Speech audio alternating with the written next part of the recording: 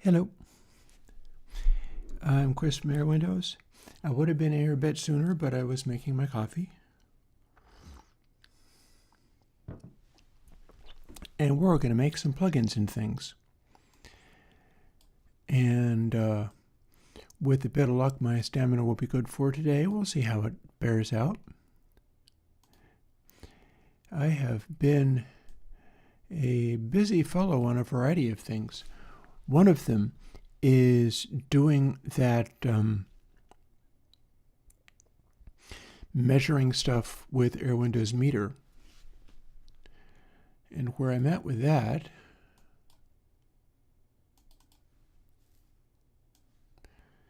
is I've got down to this big of a list of stuff yet to do. I've got a whole bunch of Captain Beefheart, a bunch of Devo, first couple albums, that mostly is. I think might be some from, like soft things, I think, is maybe New Traditionalists or something like that. A little tiny bit of Genesis, some Jethro Tull, a bunch of Steely Dan's, and then I've caught up until I go and do more records. But here is the new top scorers of the craziest cult hits measured by Airwindows meter. And that's fairly interesting. I'm going to fool with the chat to make sure I can see it.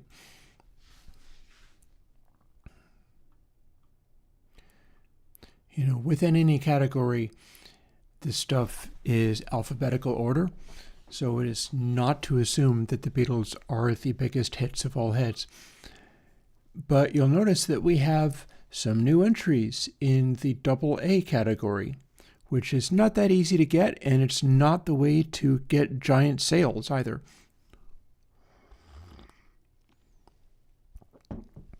But it is at least an interesting thing in its own right. And Dead Kennedys stealing people's mail turns out to be their most aggressive and exhausting song. And then we've also got Yes's Astral Traveler, The Prophet, and Time in a Word, all off of the Time in a Word album. So that was quite interesting as well, because the thing I was noticing about Time in a Word was that it's a very rhythmically ambitious record. And by that I mean it's Bruford and Squire as the rhythm section, but rather than Howe and Wakeman, it's Peter Banks and Tony Kaye, and they are simply not as rhythmically good. Either that or they are intentionally, like there's sections of some of the songs where they snap back and forth between bass and drums, and now guitar and keyboard section, and now full band, and now bass and drums, and they'd bounce back and forth between that kind of stuff. And when you switched into the guitar and keyboard section, the energy just fell out of the track and wouldn't come back again until bass and drums came back in.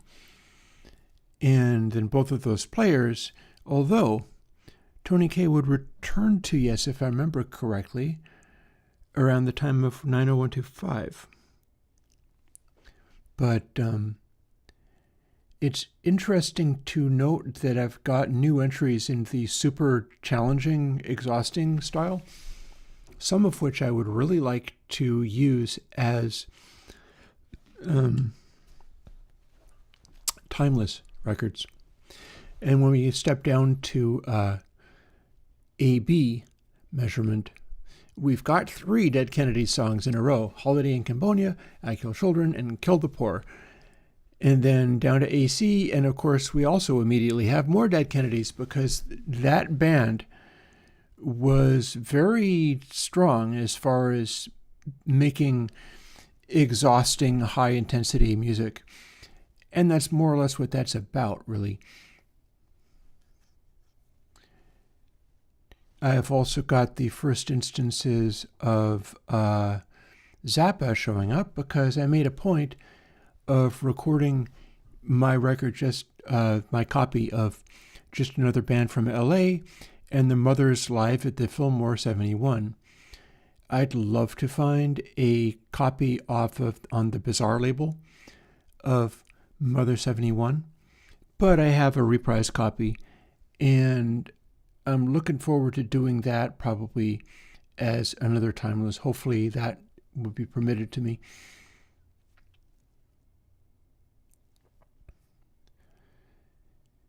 And I'm thinking in terms of like Little House I Used to Live In into the Mud Shark. And there's a lot of that album, like Dog Breath and Magdalena are actually off of side B of Just Another Band from LA. Magdalena is a scandalous freaking song. And there's Call It a Vegetable, and the version of Happy Together is off of Mother 71.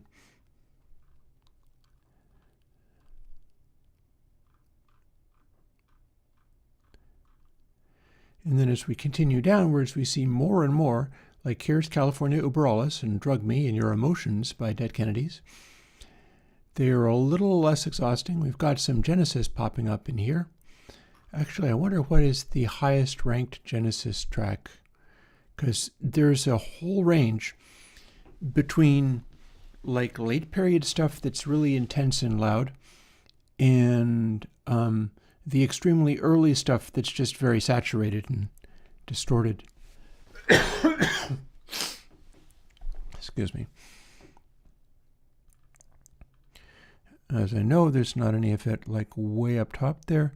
Yeah, the musical box turns out to be the first we see, and that is off of, if I'm not mistaken, Nursery Crime. So that was a breakthrough album for them.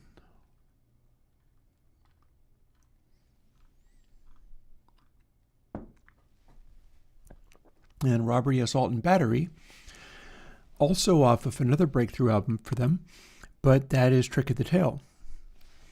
So there's this quality when people make the musical density this intense. It's either because they're the Beatles or the Dead Kennedys or something, or because they really have something to prove. And that's worth noting and paying attention to. Like here's a Styx track that is also, good morning, Gazelbert Tunes. Some of this stuff, the Blue Oyster Cult up here, some of the BOC up here is like from Sacred Treaties album, which it didn't even have any hits. It was just cult audience stuff entirely. And we sort of keep going. And there's just a whole bunch of stuff in A tier now that I've gone through. And now I have 1,067 items in this list. I got more than 1,000 individual tracks, or somewhat combined tracks. Like I'm looking forward to doing Timeless for Elton John, Funeral for a Friend, and Love Lies Bleeding are actually both that and Saturday Night It's All Right for Fighting are both AF rated. And yeah, well, I'm happy to. Boy, have you got a lot to discover. Well, have fun with that. The plugin Consolidated is a pretty decent introduction to stuff that you can try out. It's mostly about the plugins. I've actually had a interesting internet sassing this morning on one of my videos, in that the meter video, which all of this stuff is designed, and I'm talking about it in the context of I'm looking at what's the most high energy tracks, which is this A tier. And I've worked out that to actually do record sales, you don't want to be up here. It's not a high score in terms of being successful. It is getting people's attention by being able to do this. Yeah. Whereas when you get down to like B tier, C tier, or whatever. Mid B tier is where we've got like Eagles. That is interestingly also where the Devo track that I posted shows up. You can see the little green spot there. I put a track in there. And Born in the Bayou, there's a Christopher Cross track, enormous Bruce Springsteen tracks, Bowie tracks that are huge, Blue Oyster Cult tracks that are favorites of mine, even if they're not huge, Benny Goodman.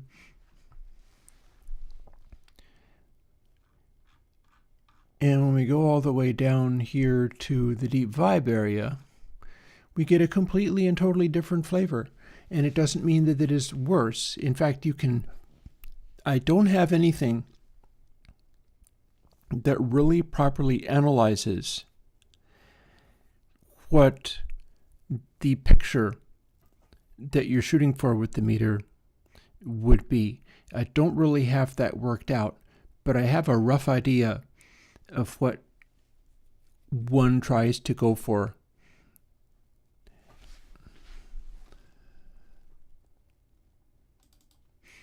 In fact, I can quickly demo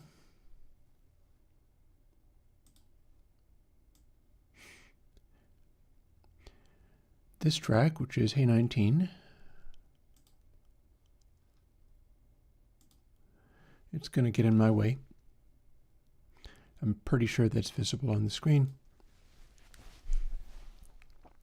So if I was to analyze what is a good texture, this has nothing to do with getting itself to an A rating. And the guy that was sassing me on the internet over meter was like, I played my stuff back at different volumes and it gave it different settings, and that contradicts everything that you're doing and you're worthless. Good day, sir. And it was fun, but I didn't say anything, but I wanted to say, yeah, it'll give you different numbers in LUFS too if you play your music back at wildly different volumes.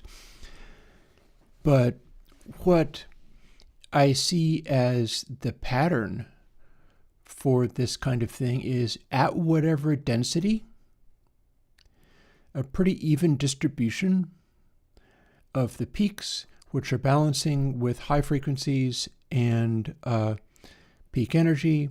Yeah, probably want your high frequencies, the red spots that are beyond high frequencies, to fill up this entire range without wrapping around at the bottom. That seems to be always there, and that is certainly here in this case. The zero cross meter will also be a fairly even distribution without anything poking out too much, and with the ability to make some noises poking out in the mid-range rather than just only in the bass. And there's just stuff to observe way beyond just assigning things a letter and being like, okay, this letter is the end thing, and therefore ZZ Top's Lagrange can never be a hit because it's rated dB. It's like, no, that's not how any of this works. And I don't really have any time for people who aren't interested in exploring how this stuff works. My whole process here is trying to learn how music and how hit songs work based on what I'm able to observe. And I see a lot of really consistent behaviors. And then we go all the way down to the very lowest, where we've got like Neil Young, Tangerine Dream, a fairly powerful Marvin Gaye track. Marvin Gaye's Inner City Blues came in at ED because it's extremely sparse. And it's balanced in such a way where it doesn't really give you any, like, it's powerful bass, it's a powerful groove. You would swear that it would have to register higher than that. But it's entirely earnestness, and there isn't any hollering. There isn't any belting. It's not bursting out of anything. It's just very chill and soulful. And that qualifies as far as being, it's like mellower than James Taylor's Fire and Rain, which is quite something. Oh, by the way, I also have a neat thing to either demonstrate or talk about, or both, assuming I can deal with the way it's set up here. Give me a minute while I wrestle with this dumb thing.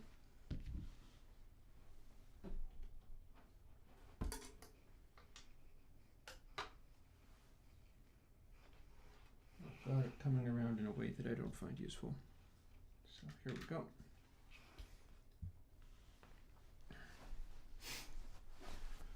Oh, goodness. So you remember a while back I was talking about a Venus theory video? Well, I have the thing and I can show you what the Venus theory video was about.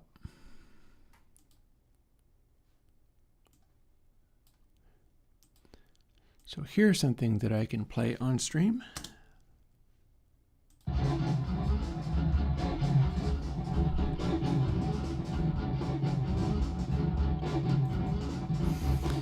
So that's over my main speakers. But this is a little portable speaker, which is getting stuck in my computer in various places. So this is the thing that Venus theory was talking about.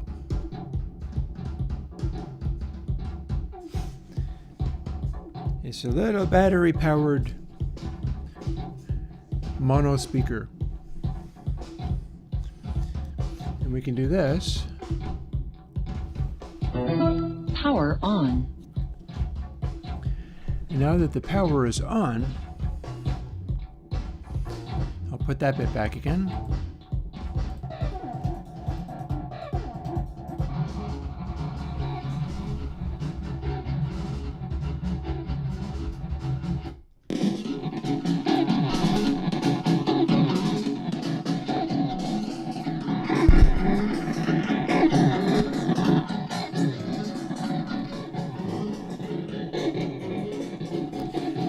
So that's now a thing I can do.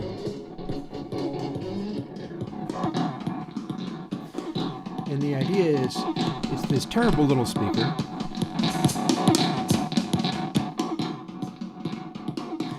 But it does give you a sense of what the extremely band-limited version is, strictly in mono. That's kind of the idea. And so I decided that Venus theory was very smart about that, and so I got one. And I intend to be using it with some of my mixing and so on, figuring out how to use that. See, I've got my little cable here.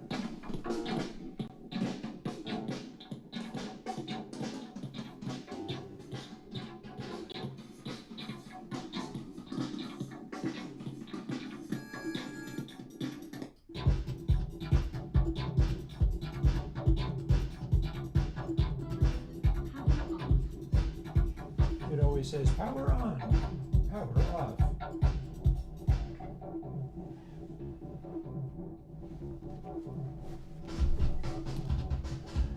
So I can just sit it there or whatever.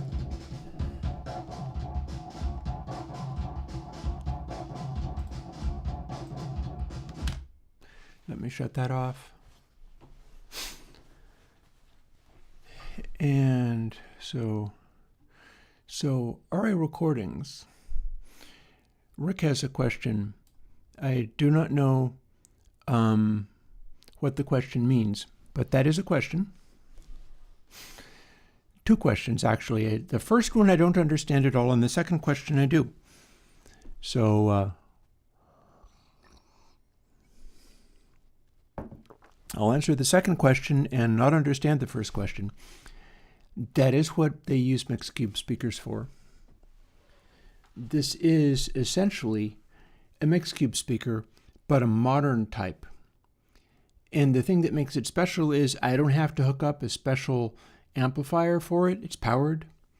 It runs off a little battery. I can charge it off a USB. I'm not likely to use it often enough that it's going to run out of battery very much. And it's not necessarily as like your Aventone kind of thing is actually almost a little better fidelity than that. But it's very serviceable for that sort of kind of garbage tone, only mid-range, only one driver kind of thing. And the only one driver part is important. That's part of why it's a sound that's able to tell you anything useful, is that having it be only one driver does have a significance. Don't mind me, I'm just fooling with this and trying to figure out where I want it to sit.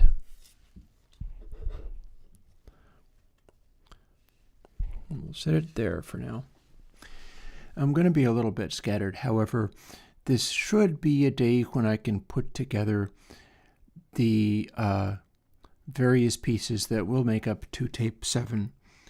And I'm going to want to make that, and I'm going to want to try to incorporate it into some of my mixing probably on Thursday. And then it'll come out probably in about 2 weeks, because I still want to put out the 2 or 3 weeks, because I still want to put out the bias control separately.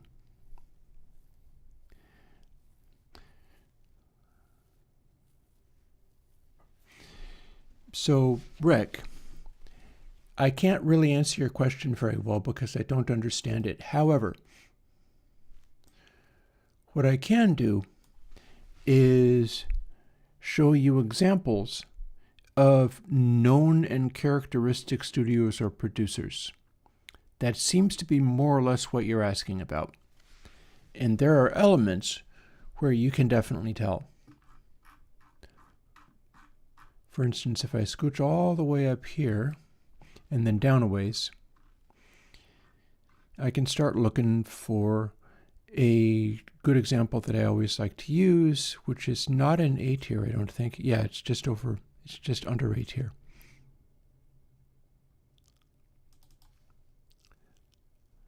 So I can show this song.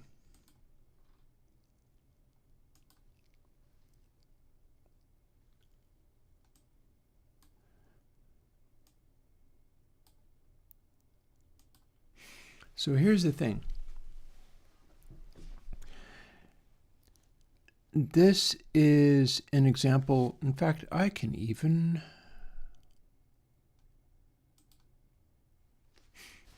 let bits of it poke out. Use the content hiding so that I don't get zinged off the internet for unauthorized playing of music. This is a good example of mutt-lange production. So what you will usually find, if you have a producer who is this good at getting a sound, they're going to do certain things and tailor them in certain ways. So what we know about this song, Photograph of Def Leppard's Pyromania album, is that mutt-lange is controlling all of the sounds very carefully, and it has certain energies that are recognizable. One of them is that we are seeing the red dots here as part of the high frequency sparkliness. We don't see much in the way of green dots because it's always like that brighter. And we see a lot of the blue dots that are loudness and sonority because everything is made to be loud and exciting. And the cloud here is very mutt-lange. It is this dense cloud of always interesting things happening in the peak energy, with the percussion being always a solid 6 dB over the rest of the music. You don't end up having like big bass notes coming through and being equally loud to the drums. The drums are always louder than the bass notes, and the drums are always like the the spikes that we see there, that's still RMS volume. The density of the volume will always spike up about 6 dB. That's a very normal hit record sound. Is having the density spike up about 6 dB for the drum heads over the texture of the rest of the sound. That's very normal. Having the zero cross stuff in the very bottom be distributed in this way is also very normal. That would be a mutt-lange sound. However, we don't have to only show a mutt-lange sound. We can go well down to, it's going to be a lot farther down. We're going to find a Trevor Horn sound. And I'll keep going until I do.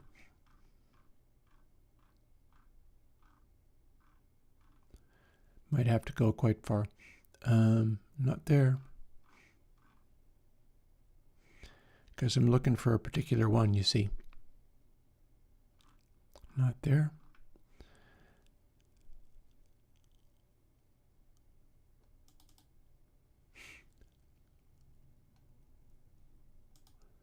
If I reset this,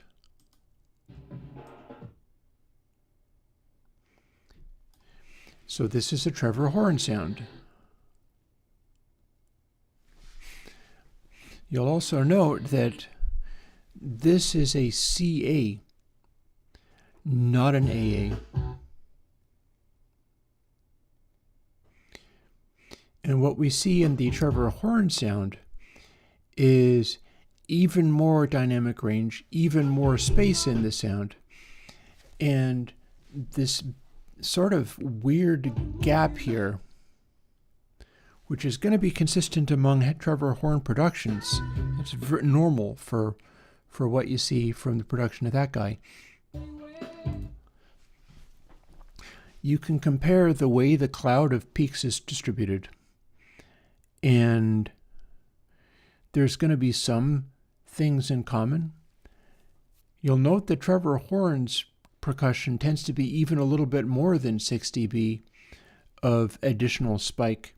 This is a very 80s kind of sound. And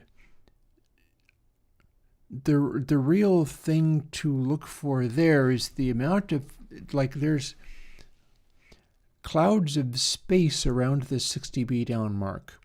We've always got something happening right up at the loudest area, and it always counts. But then we have these big gaps between there and this quieter stuff in here.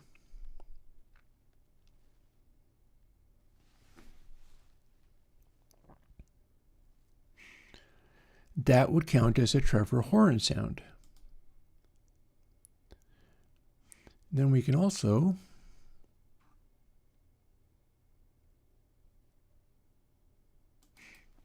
this is probably as good as any other. When you have known tracks where, like, this is Chic production this time.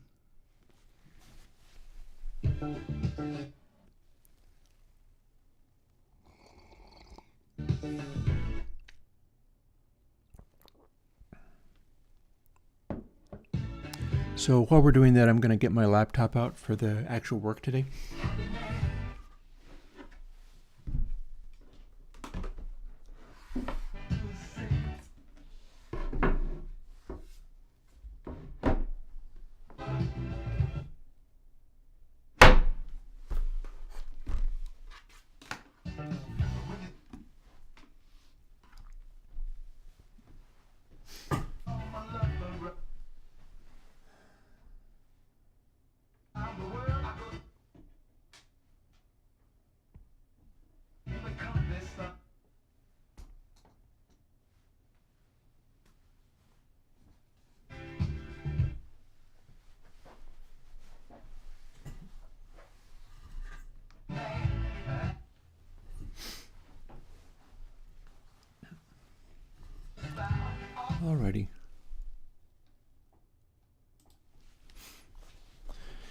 So that would be a chic pattern. When we say, do you have a grade that correlates with certain studios or producers? No, absolutely not. But this shows you a whole pattern of things. And this is a consistent chic production, i.e. Nile Rodgers, Bernard Edwards. And what we see is our peak energy is also distributed differently. But since it's a disco track, we've got even spikier. The spikes are so spiky that they're almost not even consistent, but then the bass pokes through more. Unlike the Trevor horn, unlike the Muttlange. Chic production, you have to have a deep bass guitar in there driving the song. And the elements combine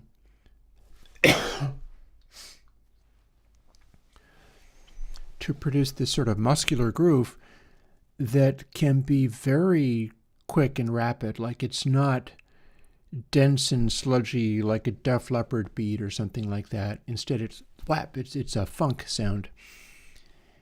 And that can be seen on these measurements, where the drums almost don't even contribute. Like here is a peak coming from the drums, and you almost don't even see a spike associated with it. My mouse is over here. That's a peak. It's a drum head, but you almost don't see a spike associated with it because it is so skinny and it drops down so far to like 6, 12, 18 to 24 dB almost immediately. So that's a very brief drum head, that, and there's lots of them like it. There's another one right over here. And there's just a whole pile of these things popping up. You can hear how dead in 70s the drums are, and that's what's causing that to happen. And you've also got high frequencies filling up this area, but not super densely. If you want super densely, we can go to like Wham or something. Blue Baggins, the lines going across at the positions that I'm showing, that one is 6 dB down, this one is 12 dB down, this one is 18, then there's 24, 30, and 36, which you usually get covered up by audio, and the very top is, of course, 0 dB or clipping. Yeah, absolutely very dry drum room.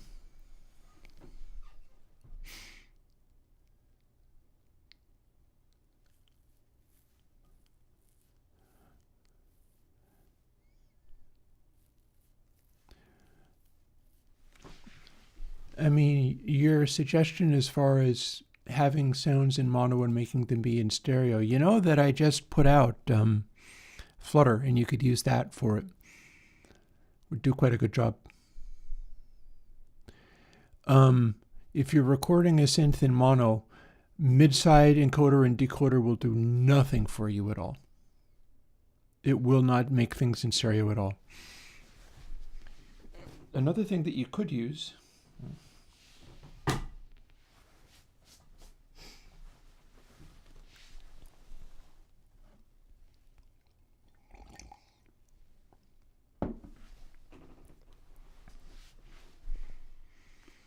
I wonder if I have something I could use.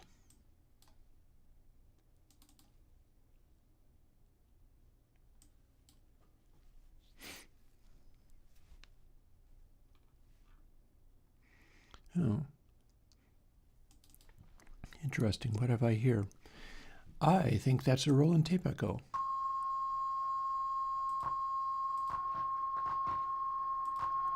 Absolutely.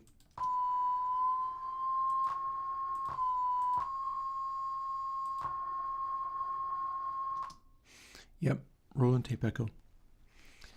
That is actually mono, so if I wanted to make that be in stereo, here's how I might go about doing it.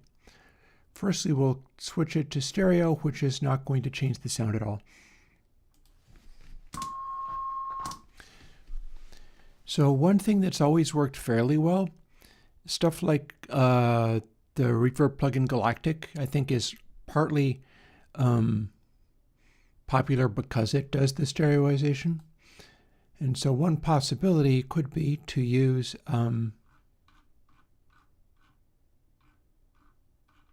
see, G, if I can find G. Can I spell or think? We'll find out.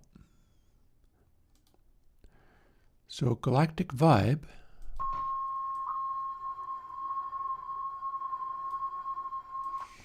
is going to produce a stereo-y-like effect.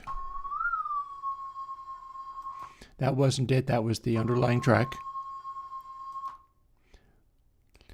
But remembering, of course, that I've also got the recent plugin, which is not showing up in my list. If I'm lucky, it will show up here, and I'll have installed it, but maybe not. No, it looks like I have.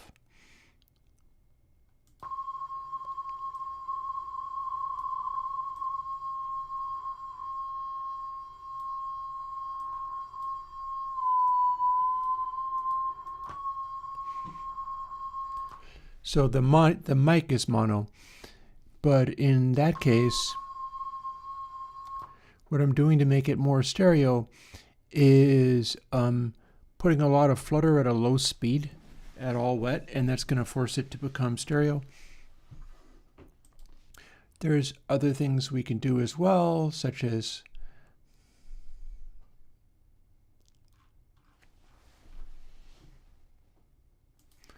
this one's kind of fun.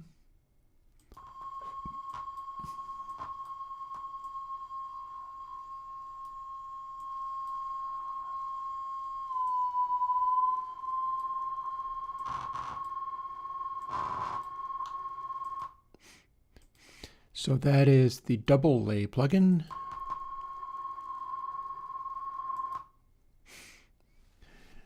These are all things that you can do. You can't just put a mid-side plugin on something that doesn't have any stereo content. It won't give you anything. You also can't put seriously on a mono signal and make it produce stereo, because it doesn't produce anything that isn't already there. Let's move on.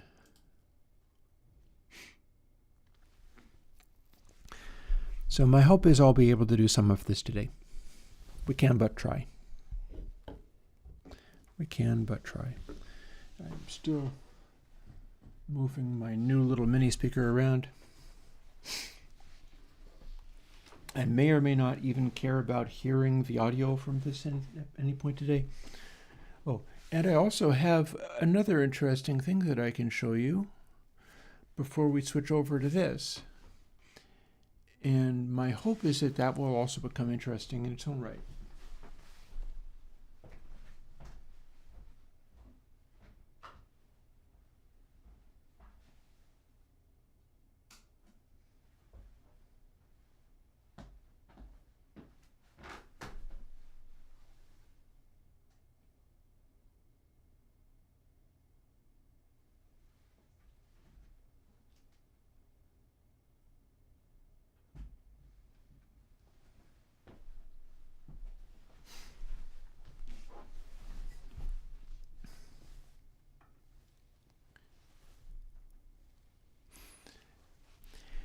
I've got a new setup for keyboards.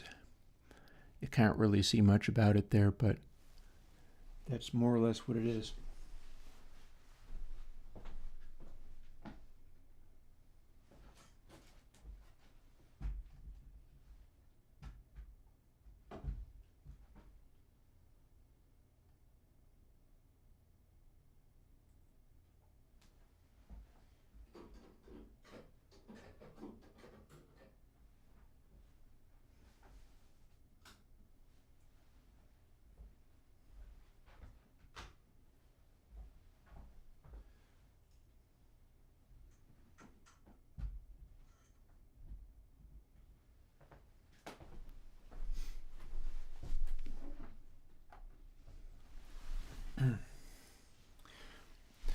So the thing with that is I'm hoping to be able to go back into the studio someday, like make music and stuff.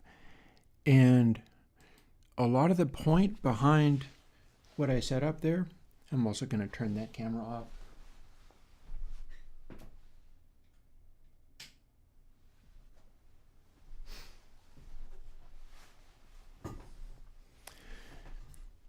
A lot of what I've set that up with, it's because I have that itty bitty controller keyboard. It's not that itty bitty, it kind of is. The X key that I'm using to run polyphonic aftertouch into Surge XT. But I've got more than one keyboard in there that can also respond to the polyphonic aftertouch. Like I am quite into Novation Summit and Novation Peak. It's a Summit I have. And there's also an old ESQ1, if I remember correctly. And that's a vintage, like half digital, half analog keyboard. It's extremely crude little digital tone generators, but then they have analog filters on them. And that's also capable of doing polyphonic aftertouch.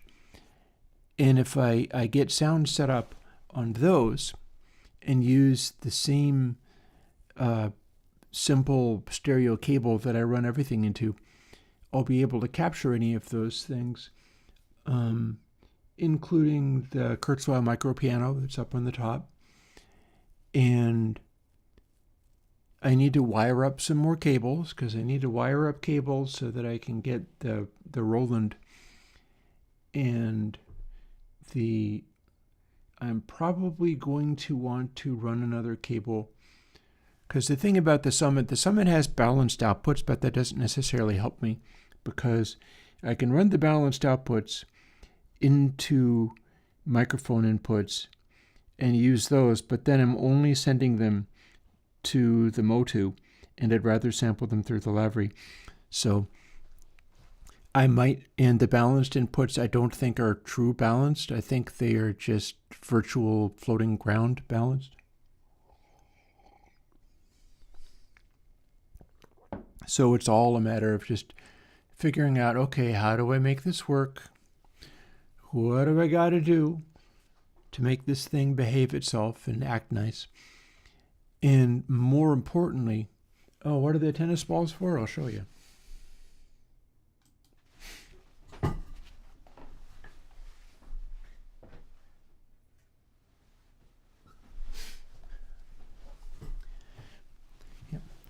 The amount of stress in doing this line of work for basically just only Patreon and depending upon that to be able to even continue to survive is extremely high. And so my neck and my back can tie themselves in knots, and I can be sitting around in excruciating pain lots of the time.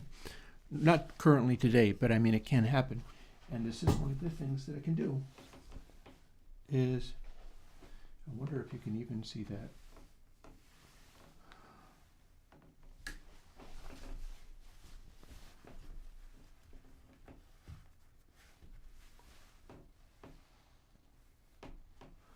Can you see where you put the tennis balls against your chair and like roll around on them?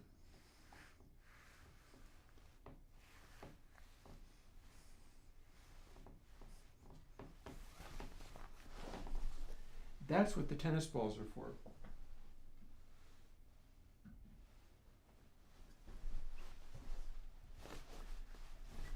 They are for attacks of back pain from being under way too much stress. Speaking of which, let's go into one of the places where I earn my way back out of stress again, namely coding stuff. And here's where we're going to be working for today.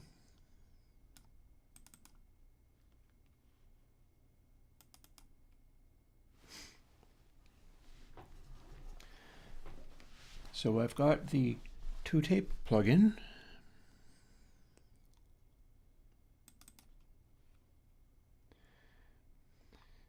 with some of my stuff there ready to be used. And 10 controls. And one of the things that I must do, besides probably turn up my microphone, I don't think I'm going to be able to raise my voice properly today.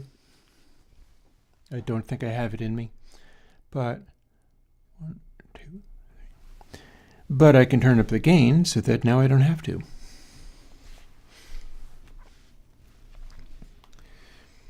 So there are various things. I probably need to go and get a piece of paper. And I will. I will go and get a piece of paper because I'm going to have to write some of this stuff down.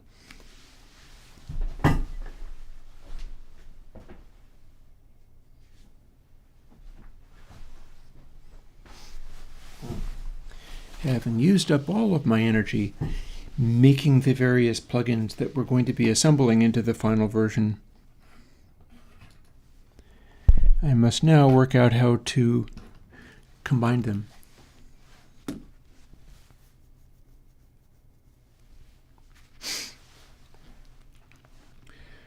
So here's the things we're going to be looking at. W2.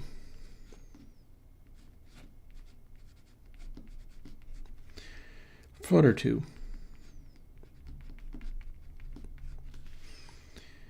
Tape bias.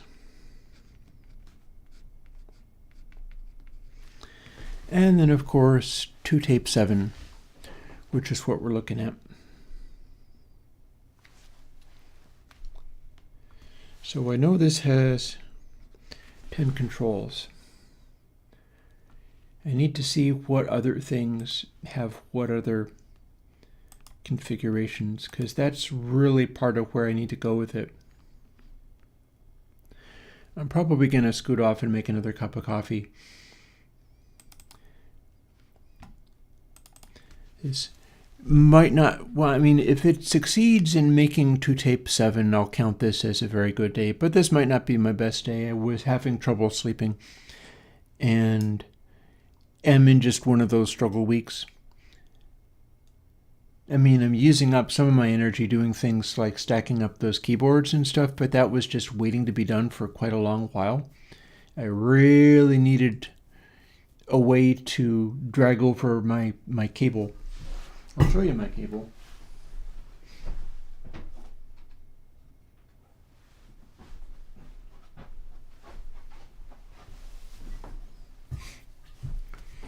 This is my cable. So this plugs into, well, for one thing, my record player, the vinyl record player. This plugs into that, and that's what I've been capturing all this music with. And it'll plug into some of my synthesizers and things. I have to set up the MIDI cables for them now also. That's going to be another, it's going to be hours of work, but it's kind of fun, so that's not a problem. It's like setting that stuff up to work. It's nice, it's not bad.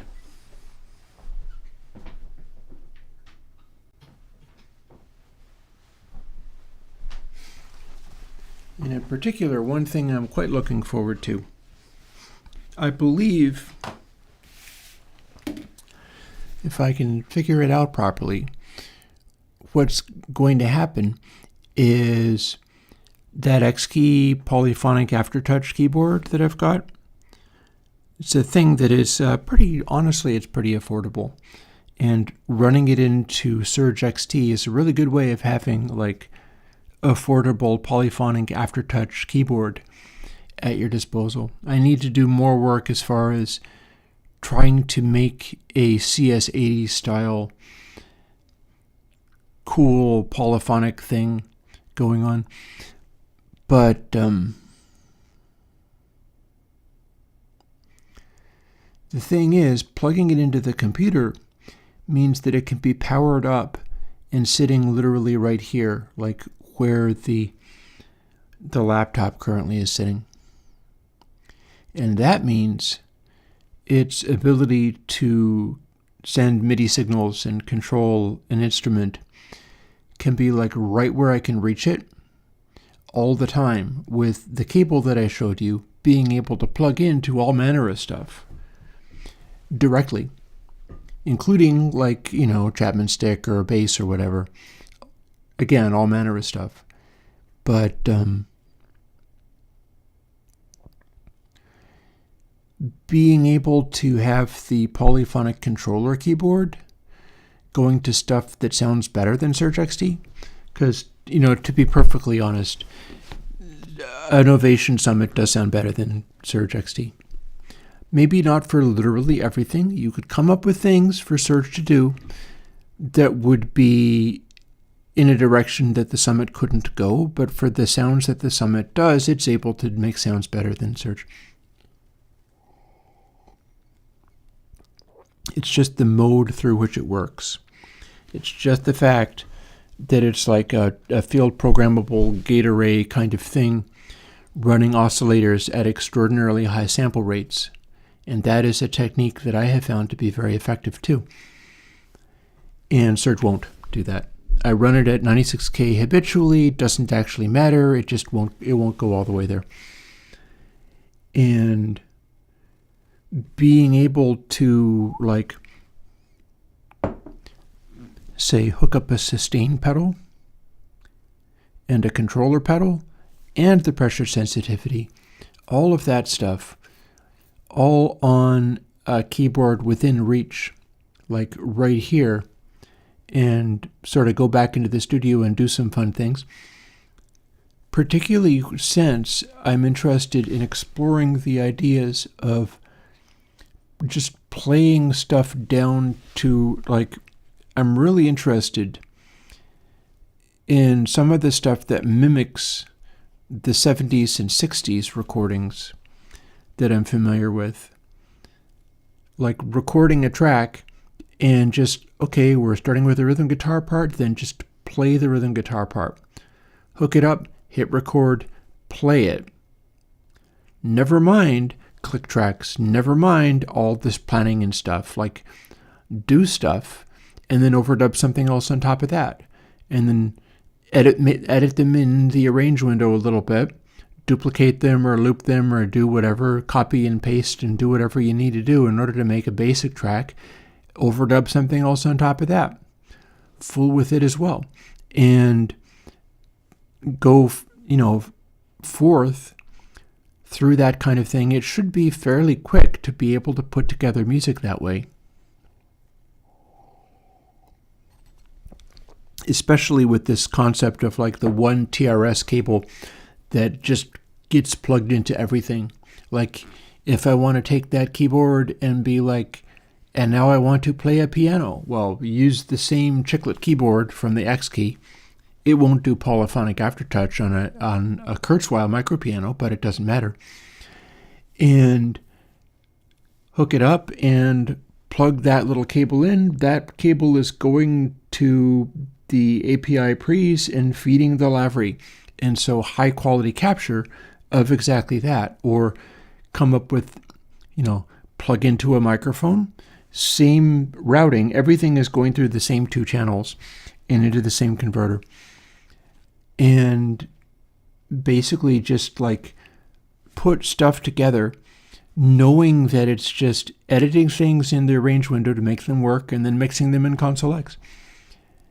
And one of the things that I'm going to be doing once today's work of making making to tape 6, I need to go and revisit some of the mixes that I've been fooling with and see whether I can throw to tape 6 on the end of those to sculpt the sound a little bit further. I feel like maybe I could be able to do that.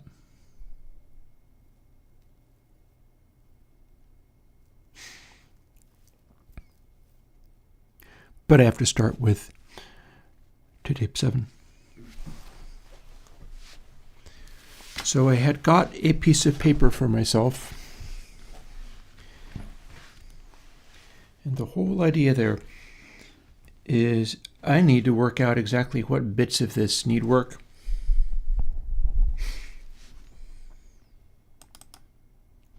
We're going to try to go there. Oh, but yeah, and dub sub, how could I forget?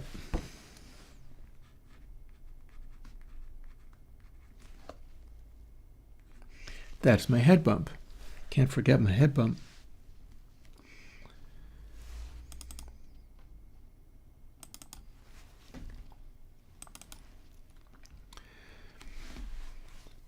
So doubly 2, I need encode amount.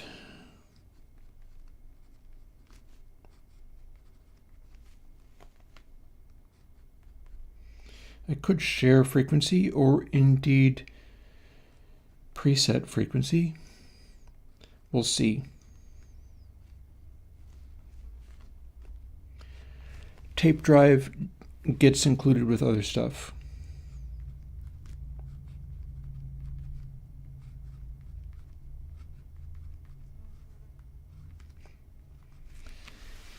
As does things like Outpad. I'm not sure if we're gonna have room for dry web. People will be mad at me if we don't, but people are always mad at me no matter what, so it doesn't matter. No matter what I do, people will be mad. So let's see, Flutter 2. Flutter 2. That's going to be under F if I haven't lost my mind completely. There we are.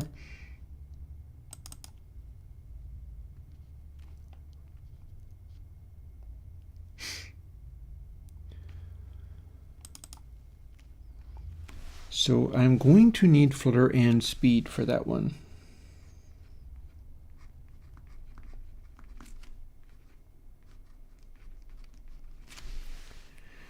That's already 6 controls out of a total of 10.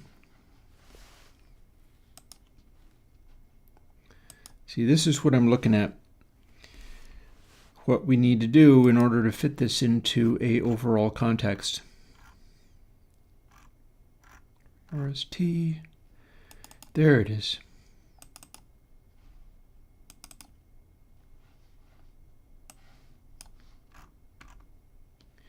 Ah.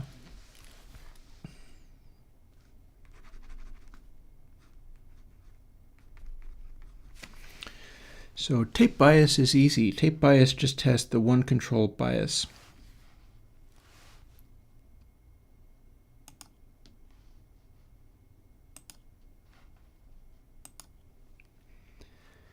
Now I got to go back and look up dub sub 2.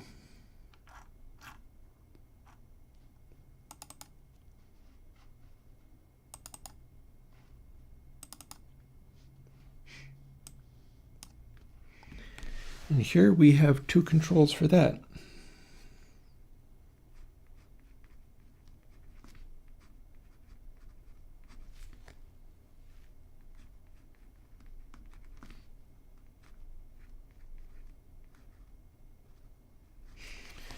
So 1, 2, 3, 4, 5, 6, 7, 8, 9. That's not counting input or output gains.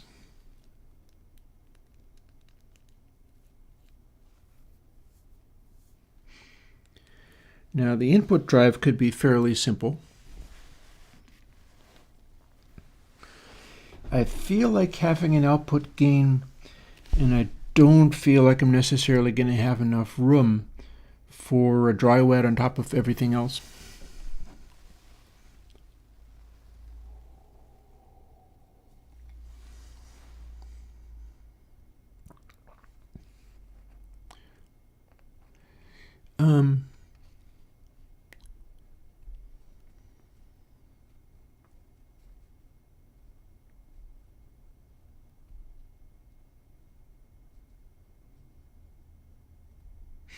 I'm not having a stroke.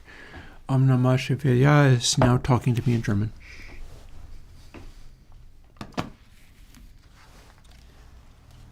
Because today just wasn't difficult enough. So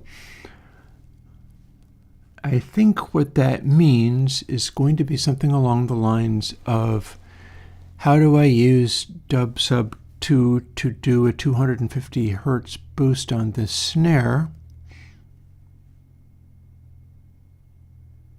Or should I just use parametric to do that?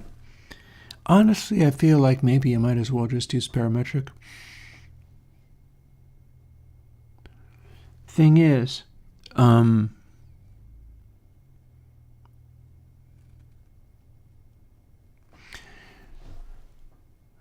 Dub-Sub 2 really isn't designed to raise the bump all the way up.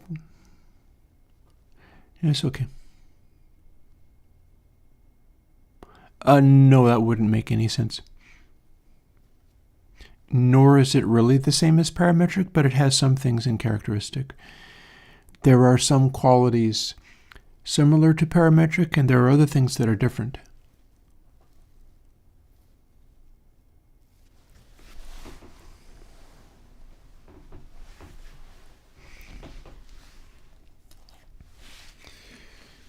So I have a thought.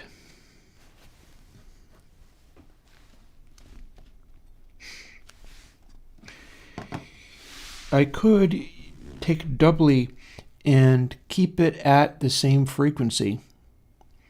I could simply use doubly and make the frequencies always match.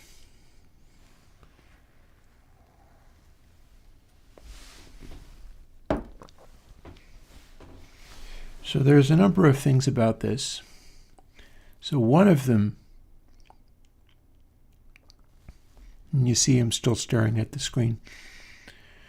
One of the things about, not this, but doubly, I'll move away from this now. I've written down what I needed to know.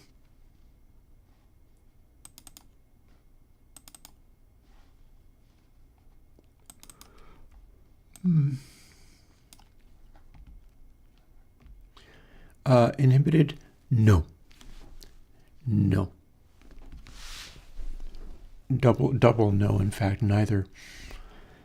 So one of the things that I have in doubly as its standalone thing is that we have distinct frequency controls. Now I could do something like that with a limit, and I'm speculating about that right now.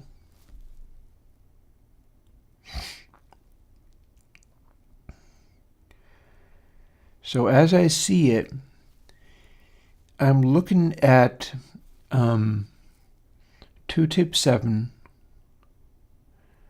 to essentially do the job of a final clip. Like I would use this instead of 80 clip. I would use this instead of clip only 2.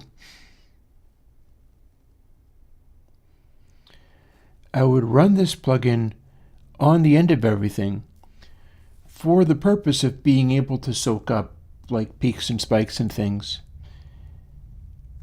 I kind of have to work out whether that's actually true and whether that's going to be correct. Nothing is really stopping me from doing that and just treating it as like, okay, it is set up with a fixed output level. The output level is going to be stepped down just a tiny bit. All of the controls give you all of the possible control over all these little details of the tape algorithm, but not an output level control.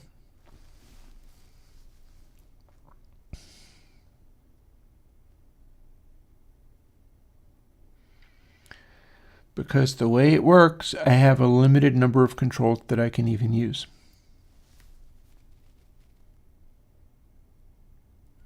In particular, and I'm going to pause a moment and make another cup of coffee. I do think we're going to be able to get through all of this. It's just going to be like, this is where the rubber hits the road. I can't make a plugin with like 12 controls without it not being able to include it in Airwindows Consolidated. So I have to keep it to under 10 controls, and it's the question of which do you choose? So yeah, it's going to be, well, firstly, let's set up the SWB audio capture so that I can play music through. I have a routine for doing that. It should work.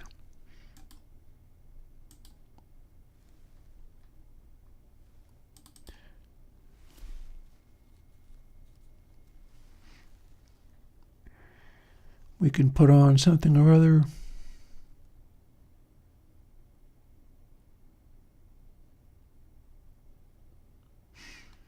I don't know, let's get this playing.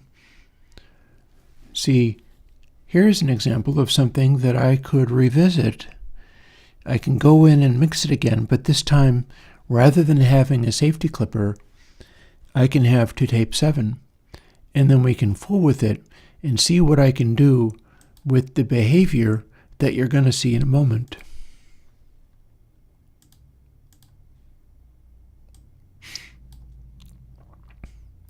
And then I'll monitor it with the hit record meter and see what it does.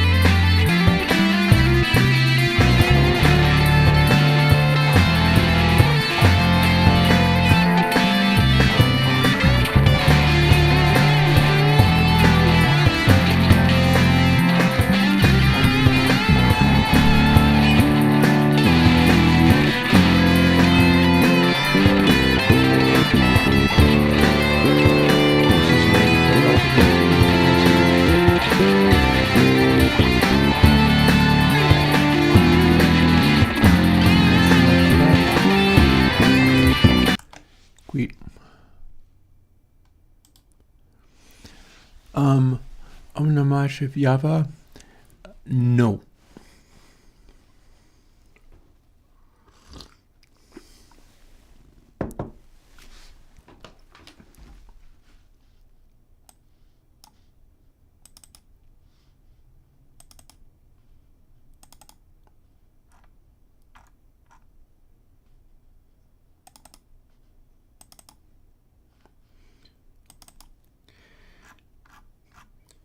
So this is what lives inside Debugging. Oh, no, the mic's on. That mic's on.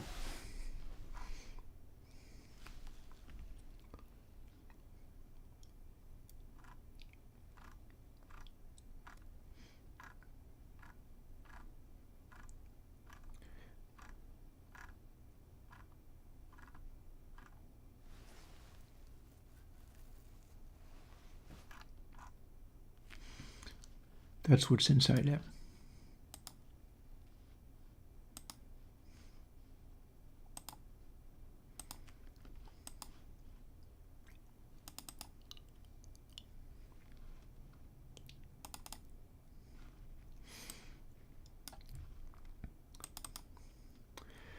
So we can start work by figuring out how to deal with all this. All these are getting reassigned. And again, the reason I went and got a cup of coffee is because I have some command decisions to make in order to assemble all these plugins into one place. And there's going to be stuff I don't get to include. So I'm kind of really wondering like crazy about exactly how to go about all this.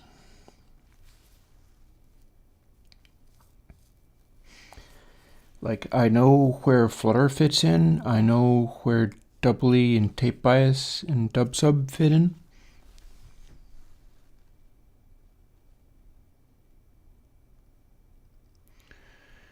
We could make it so that just a 0.5 setting of everything is basically normal.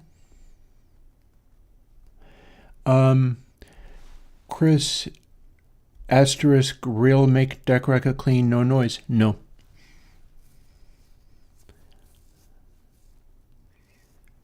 So I think 0.5 on input boost would be, because that's going to be real key for managing how it handles its stuff.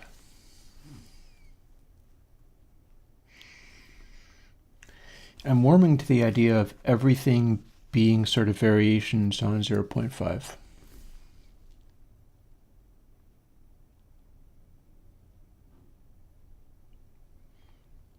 I'm not completely sure. And if I include everything,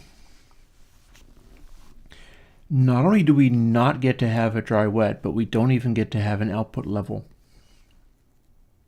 And yet, the heart of 2tape7 is the ability to use literally all of the aspects of this. Not that you're looking at, but what I'm proposing to do.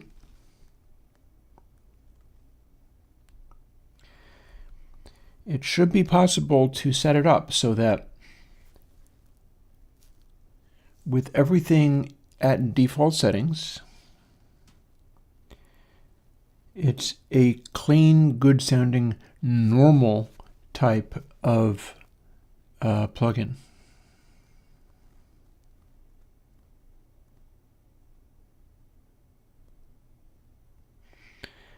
And the fact that we're calling it 2tape does go along with the idea of giving all the possibilities for control, but no output. You'd be putting something else on. Like you could pad the output of it down to an extent after it's done its distorty thing. But the way you do that would be by throwing another plugin on afterwards.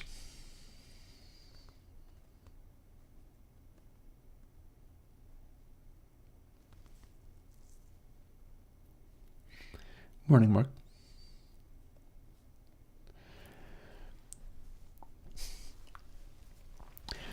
I should come up with a nickname for you, Onamashiaba. Or maybe I'll just learn how to say it. I'm assuming Onamashiaba.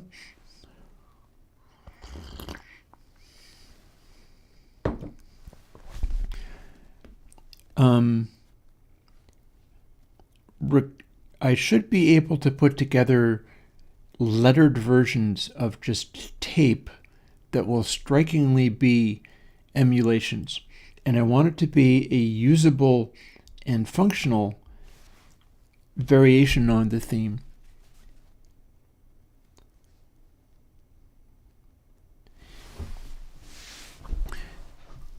If there was to be an aspect of revolution in what 2Tape7 will represent, it will be in the concept of using these processes to do the very characteristic, all these little alterations that one does and that used to come naturally with just using recording to tape.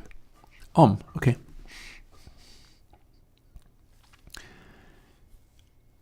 But dialing everything in to suit the song, because you don't actually get to do that with real tape machines. But nothing is stopping you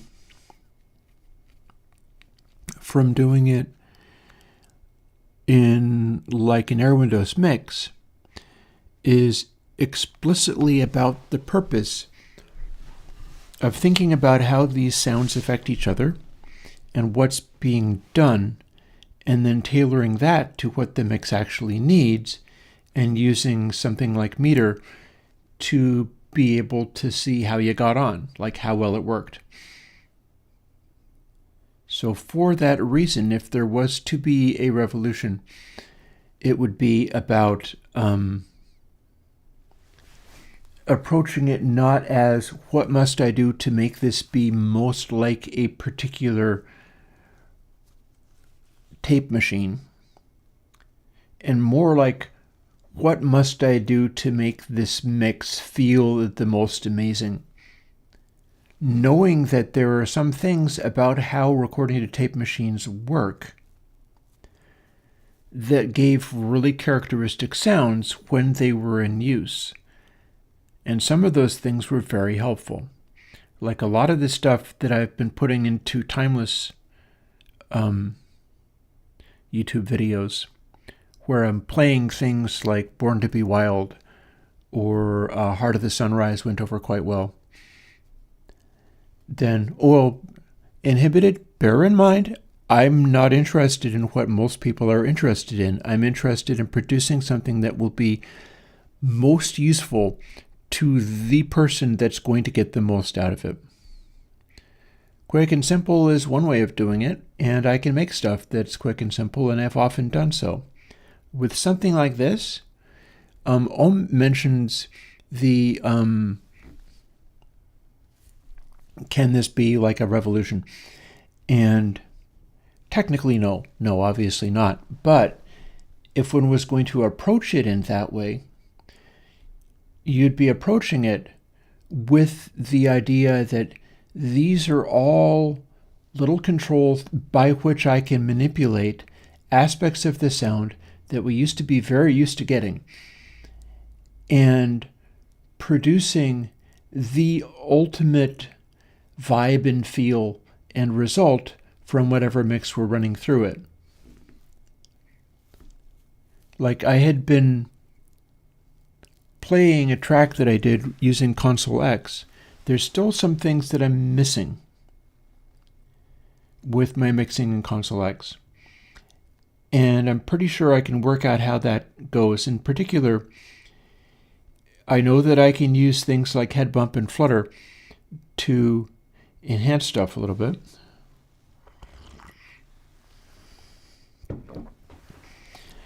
And the way that my high frequencies and peaks hit can be strikingly manipulated by mixing to 2Tape instead of mixing to 80 clip 2 or something like that.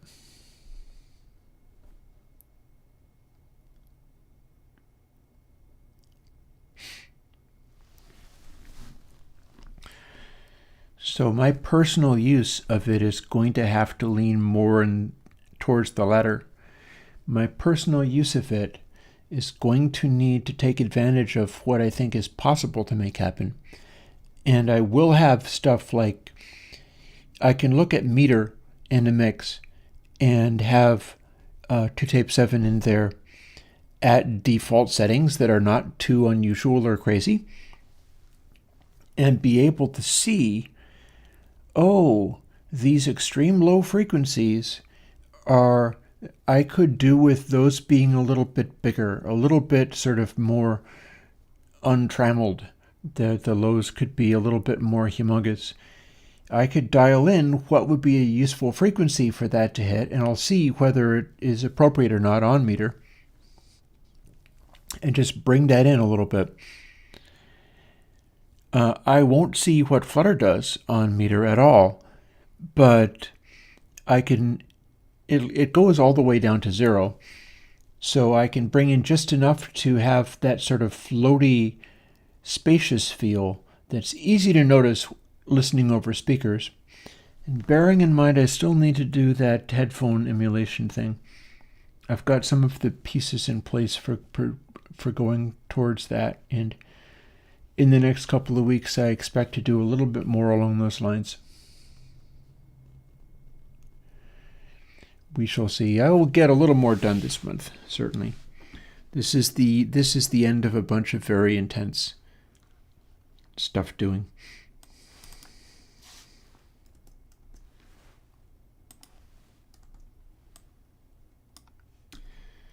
So let's make everything be 0.5.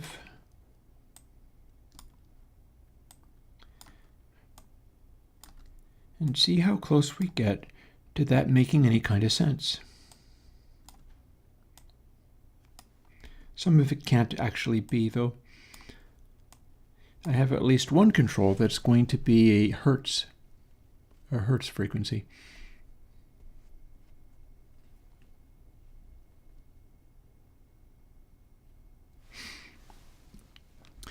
So the thing that's taking away our ability to do, and note, I haven't actually done these things. I've got a control in here that could do with being experimented with, and I'm not really quite sure what to do with it.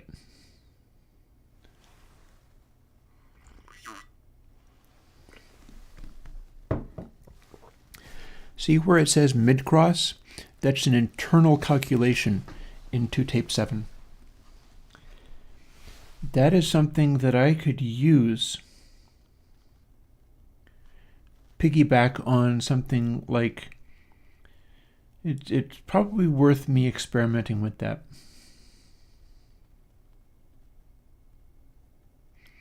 Right now, we're not looking at that, though.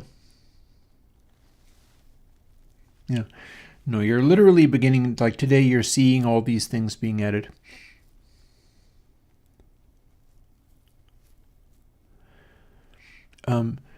There was never a client so much as that was work I was doing for Chad Clark of Beauty Pill, which I'm very proud of. Oh wait, I would rate him right up there with being able to do work for Terry Manning of, Led Zeppelin and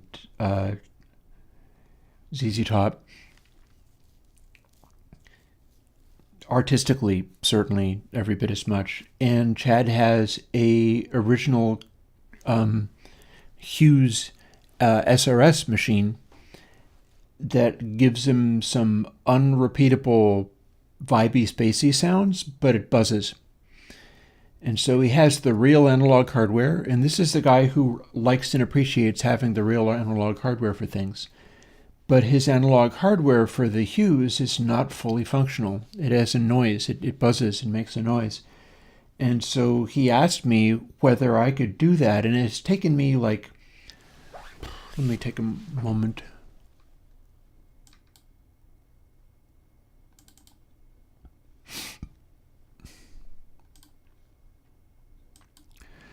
We're not done with it. Seriously. I have a Seriously coming out. I've got an update coming out.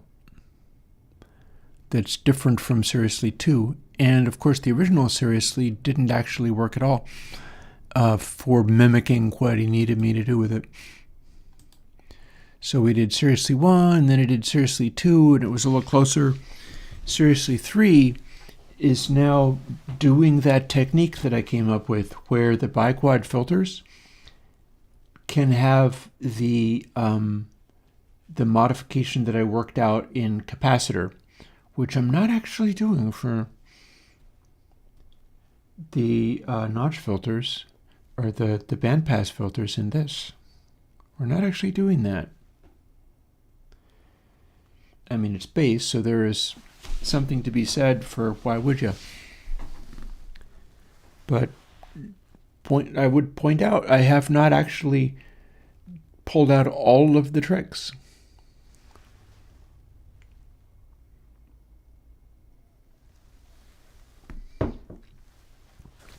Right now, we're stuck even coming up with names for controls.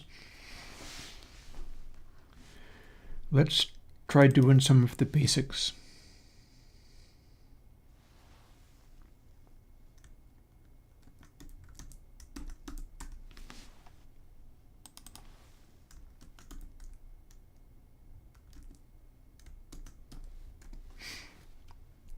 So I know that's going to need to be there. What comes in the beginning? How about Flutter?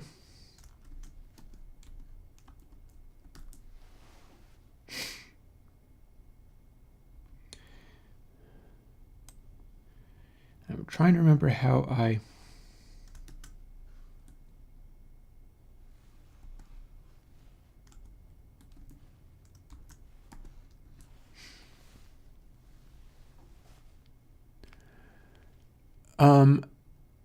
I couldn't tell you, Jonas. I couldn't tell you. That's I mean, there's two things there. One, that's for Trad to tell me, because that's the man I was doing that stuff for. However, it is also whether it does the thing he needs the hardware to do with it. I do not give a crap if I exactly mimic a hardware unit and all the little qualities of it if it can't get the vibe that the person was shooting for. If I can get the vibe of the person that's shooting for making something happen, and I can leave out things like background noise or obnoxious hum or something like that, I'll absolutely do it. Regarding to tape 7, no such thing as a slider to emulate vibe, nor will 2Tape 7 have presets. But there can be individual plugins called like Tape S, Tape T, Tape C. When I showed the visual of the stack of keyboards I had set up, then if you looked real close, you would see that the analog cassette deck is up there. And I should be able to run my little test file through that. I don't think that's the thing that's happening today. I'm not sure I would recommend a console plugin for 48K. That is not the kind of question, like, that's not console 0, maybe, unless it works for you.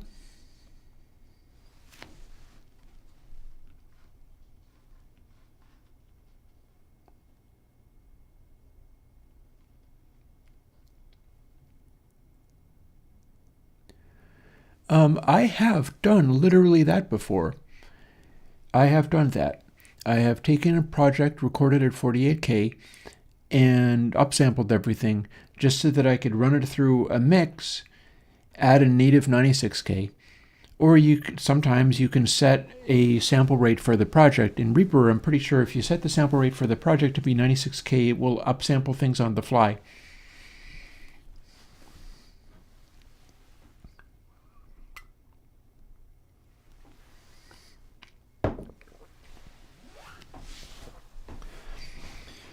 So let's see now.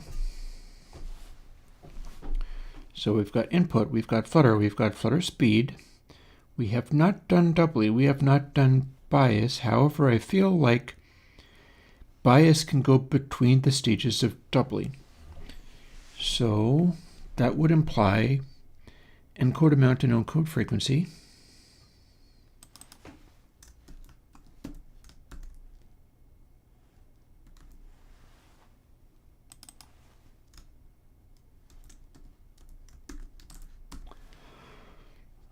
And then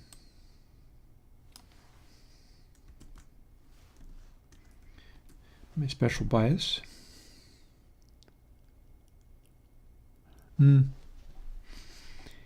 Yeah, I have become a fan of Reaper pretty much over the years. When I started out, I was doing things in Logic, but and pretty much every time I post a video, I have to go in and go to the tags for the video and manually remove a tag that says Logic because it's built into my defaults, and I have forgotten how to disable that default.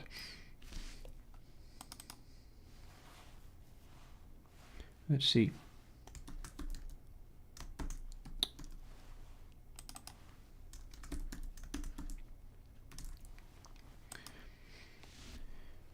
Okay, so that would be the basic gist, with the exception of head frequency needs to be a different way, but I'll get to that.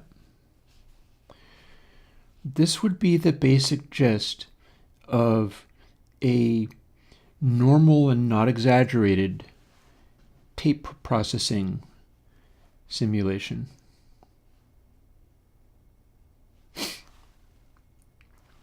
With everything set to 0.5, it should give you something very normal. I would like to have it boost things way more intensely and give you a lot more range for making things even more subtle. What with the flutter being there, I think it might also produce concerns.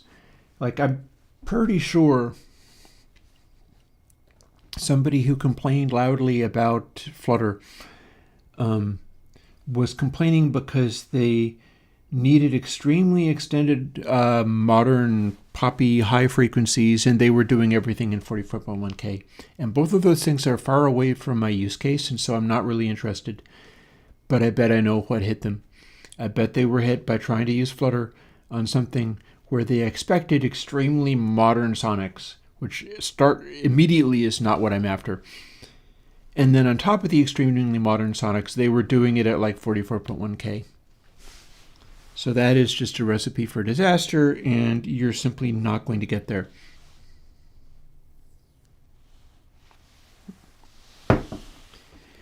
I have taken a tiny sticker off the bottom of my coffee cup. How long has that been there?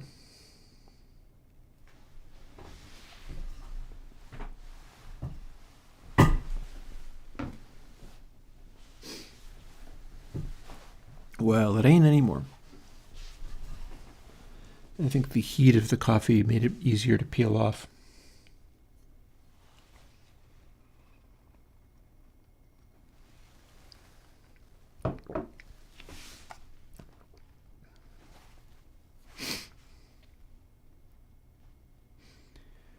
So yeah, the idea is everything gets to be 0.5 by default, and if you run it with everything set to exactly the middle, nothing weird happens, and nothing is particularly challenging in any way. I'm probably going to have input be a simple, value times 2. Possibly value times 2 multiplied in case people really enjoy slamming the heck out of their tape. After all, that will be one of the available options.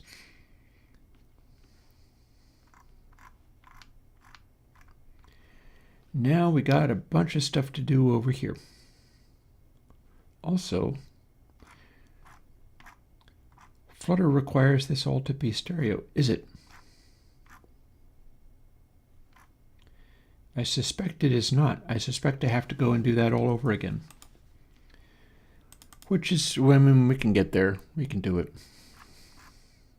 Just because something is an enormous pain in the butt doesn't mean I can't do it.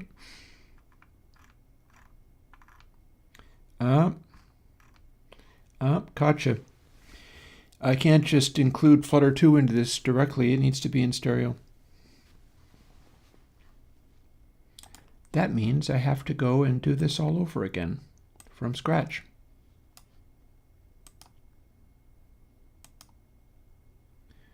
Stranger things have happened. Watch me slowly clicking on this, trying to make it do something.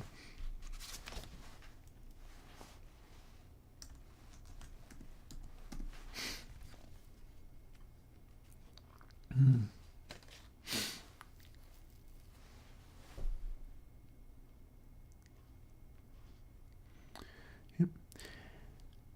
Gazebo Tunes, I'm sorry that's so much of a pain in the butt, but I'm glad that it's working out for you.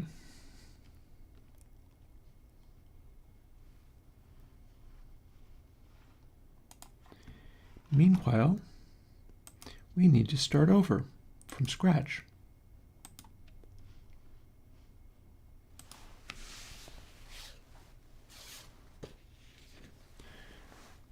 Paper.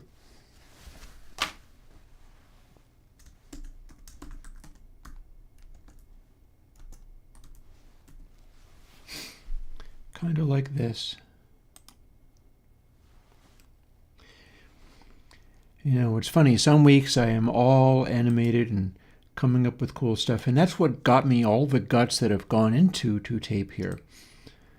And then some weeks it's just like, well, I can barely manage, but whatever, we'll get through.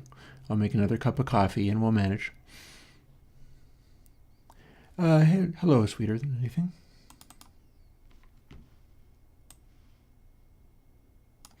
If it's really bad, I'll finish all of this and then shut off early. Probably it won't be, though. I mean, I started a little bit early, so I'm not really enthusiastic about the idea of also stopping early. But if I have to, I will.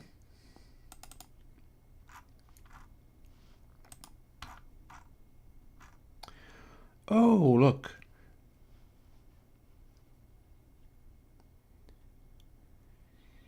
I have to use this in letter form rather than number form, so I can't actually copy and paste everything. But I'll tell you what I can do. I have a little dance that I can do with my fingers, and it looks a little bit like this.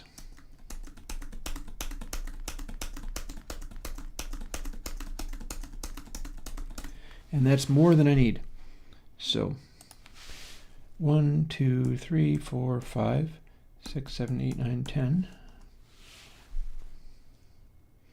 That's the number of controls I have available. Yeah, well, gazebo tuning, I am not a bad person to turn to as far as learning the very beginnings of coding, because I often can make it seem gruelingly simple.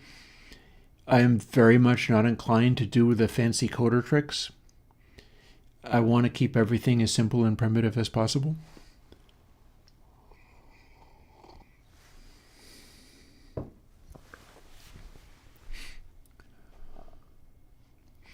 I'm glad that people find it inspiring.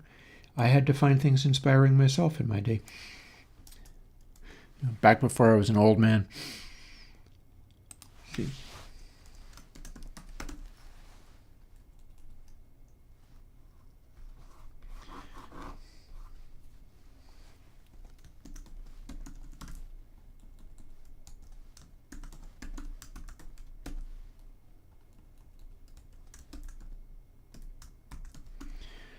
Technically, I'm not really an old man, closing in on 60. Compared to a lot of people, I think that counts.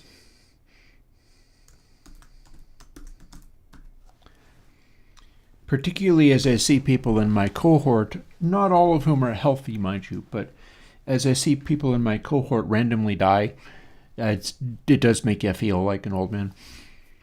Yeah, like back in the day, a little while ago, Fife Dog of Tribe Called Quest passed away, but he suffered from diabetes quite a bit. There were problems there, so that was challenging. And then the one that was a big unpleasant surprise was, of course, Steve Albini, which I think we all quite miss. The fact that Steve Albini is not at Electrical Audio making unreasonably strong coffee and recording noisy rock bands. is an enormous shame.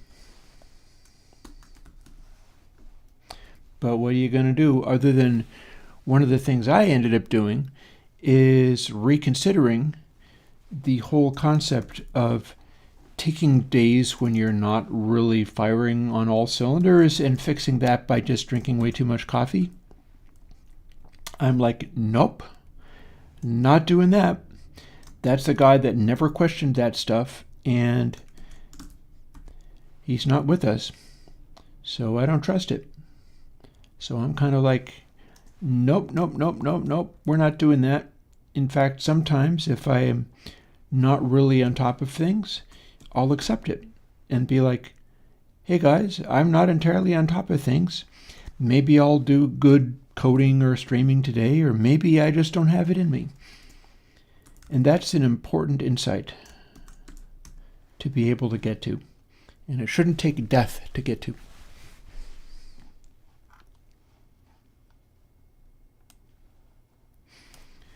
And it's one of the reasons that I was moving those keyboards around and setting them up in the way that I was. So I'm really trying very hard to be able to get into a space where I can sit down and like make up some music again. It's been like close to 2 years or more since I've really done anything, and I've been trying to remix some of the stuff that I did 2 years ago. And yeah. As much as I like being able to do this and offer it to people, I would also like to be able to make music and stuff. That's always what I wanted to do, although honestly, sometimes part of what drives you is just, I want to be the guy able to do the thing. You know, I want to be there, sitting there with the possibility of, if I felt super inspired, blah, blah, blah, I could turn on these synthesizers and all these cool noises would be at my fingertips. And the sort of feeling of power from that is often enough. Sometimes you just want to own the Les Paul. Sometimes you just want to be able to make the synthesizer sound. Whether you sit around making it is a completely separate question.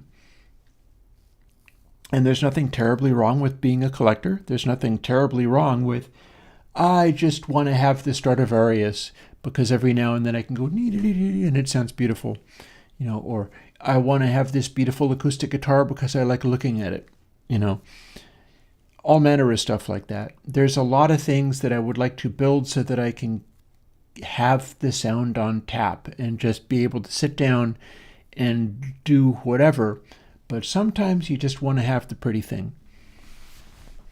And this is part of why I'm putting this together. This also counts in its own way as like one of the pretty things.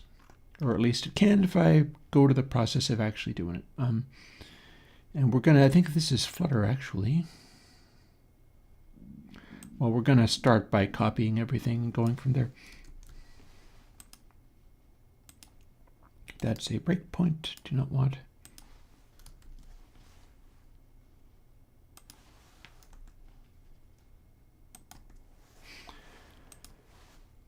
So let's see. Also, hang on. Version TOTV. You heard it right. This is to television. Not really.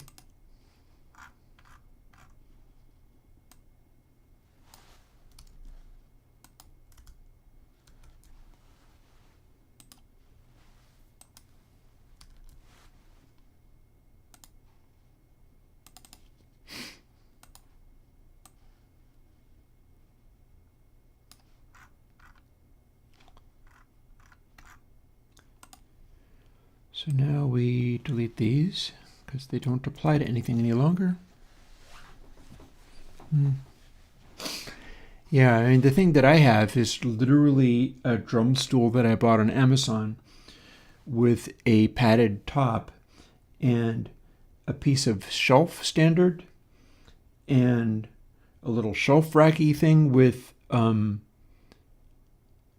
carpet and some Velcro on the top of it just to stop it from me hitting a metal shelf standard with a drumstick all the time.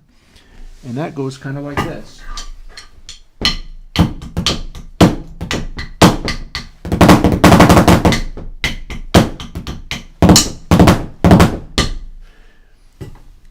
So this part would be hitting the cymbal position. That's like where a hi-hat would be. Very loud, unfortunately. Sorry about that. And then this would be hitting the surface of the drum stool, which is where a snare drum would be. And I made sure that they are exactly where the real hat and snare are when I set on my real kit.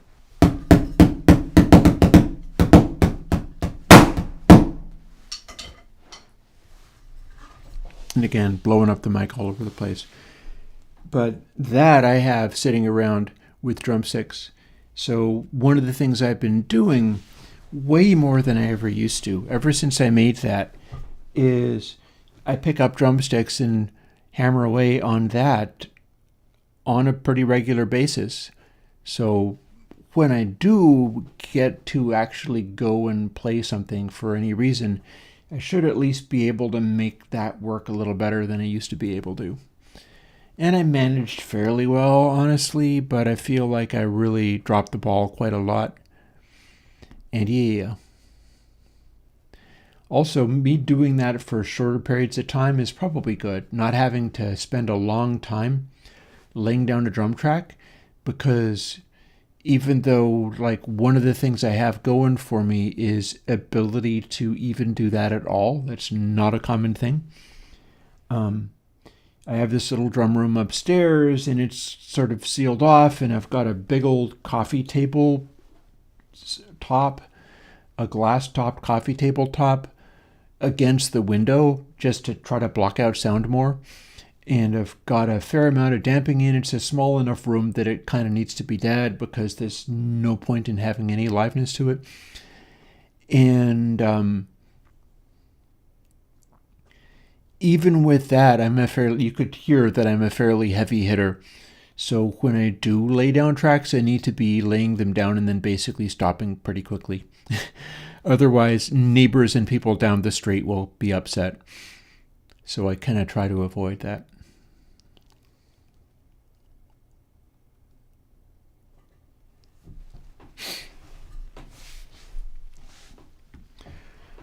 Let's continue walking through this stuff bit by bit. For instance, I have to delete this. I was also seeing some questions around, should I use console LA or should I use console 0? Well, console 0 is really for if you can do extremely good quality recordings and you want to retain every bit of the quality in your digital captures. If your intrinsic sounds are already not great, it's not going to give you much. Console 0 is more than anything else just really relentless in terms of everything is sacrificed to tonal purity. Everything is sacrificed to, like, if you have good converters, if you're doing stuff like, if you are thinking in terms of Steve Albini, where you're the documentarian, you're capturing magical sounds, you've got a great guitar amp or great instruments or great drums or something like that. And so you know all of the sounds that are going into the computer are phenomenal. That's when you might be interested in console 0. Especially if you know you're not going to be mixing them effectively. If you know everything is going to be just level setting and you just don't want to touch anything. You don't want to hit anything with EQ. You don't want to change anything. That's where console 0 comes in. That's not how I mix these days. That's why I came up with, and this is along the lines of what I'm doing with console X, which is learning how to do all of the elements of this is a mid-range boost, this is sweepable, this is a compression, this is a multiband style compression. And if so, how do I optimize all of those qualities and bring them to bear on whatever the song is?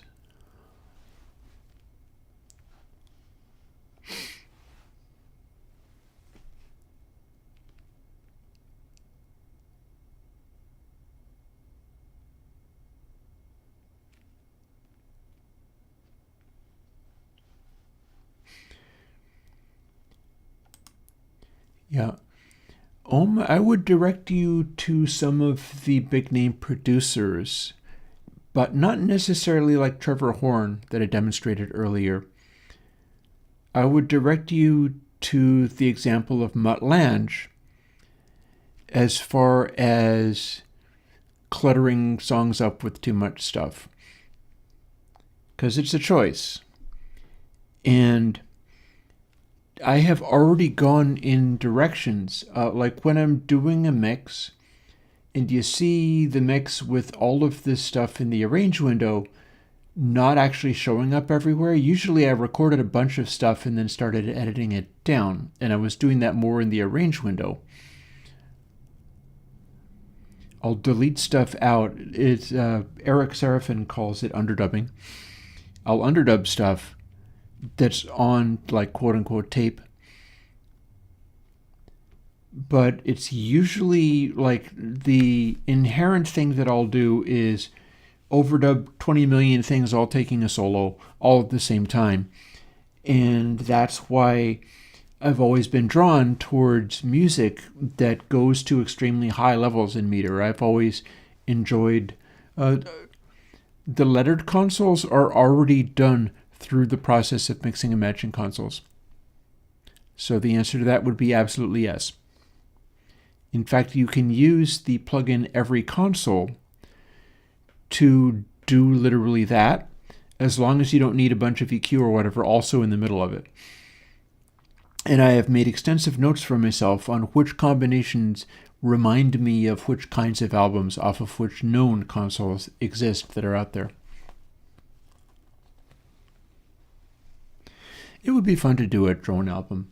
It's been so long since I've done any kind of music. I'm always doing this kind of thing.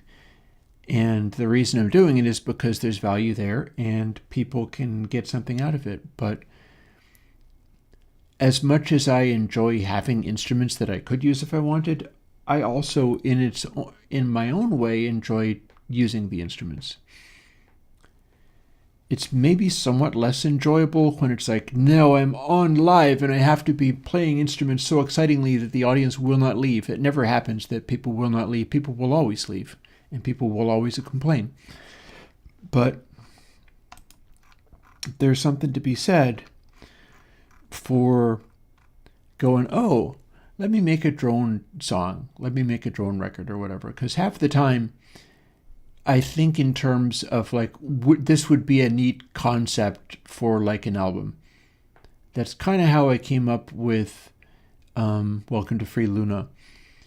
Was I want to use these instruments and have the instruments make up my chords for me and then make stuff up around that. Do a bunch of improvising, just to 2-track, and then edit that down. And I've moved beyond that to now I want to assemble stuff in the arrange window in Reaper and edit that down, which will let me do more interesting things with it and mix through reverbs and things, which will combine the edits better. But it's all along the lines of what process could I pursue, not on like how Brian Eno would do music based on the idea of coming up with a process and then pursuing that process to get to a result.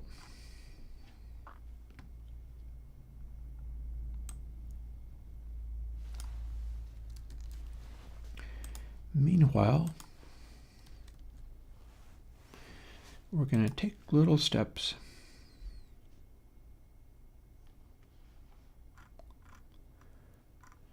Oh, hey, I know what this is going to be.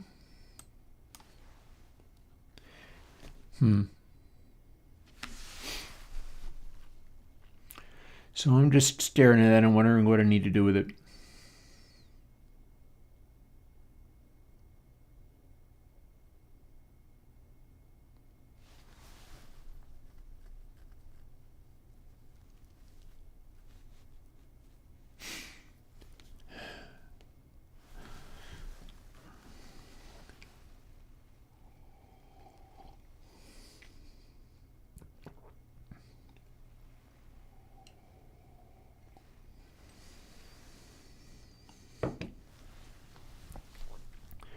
The answer might be I need to go and make another cup of coffee.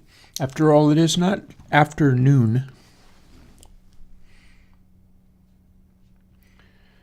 The way that I'm staring at this is a lot like knowing that I've got a bunch of plugins that all must be integrated into this one result, that I must adapt what I have here to stereo, but all the stuff I'm going to be bringing in is already stereo. And then the guts of the plugin is not. I can't simply copy this over to the new plugin and have something that will work. And that's my own fault. I made that happen. But that is still the truth of the situation.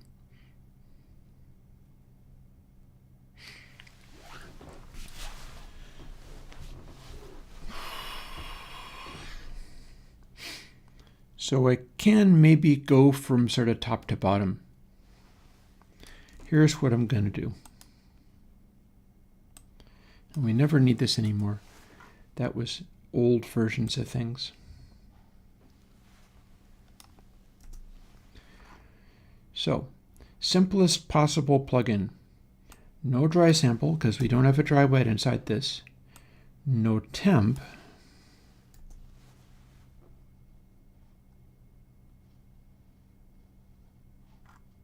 No mid-side.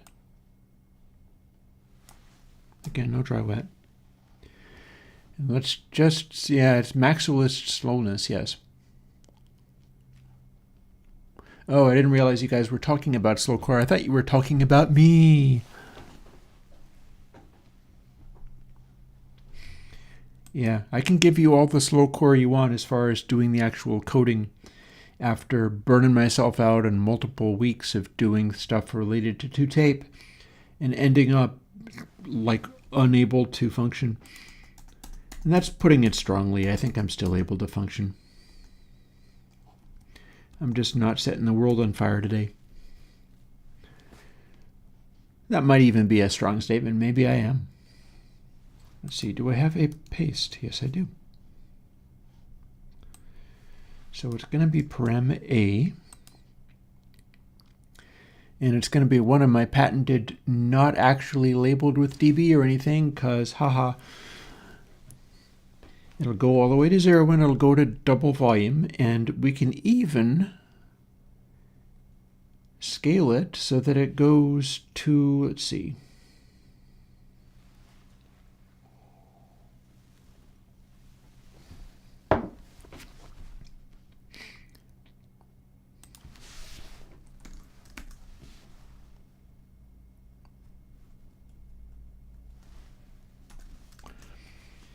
so if we do this, it will go to 4x for like a 12 dB boost. And then it will also scale more linearly for turning it back down again.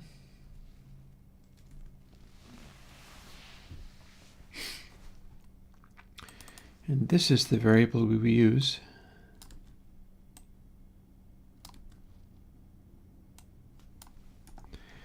So now we have our first piece of to tape 7, which is the input gain control. Yay!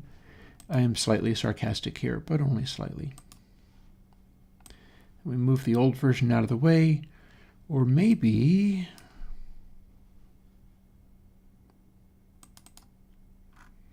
seek out and find the bit that I know isn't going to be part of anything else.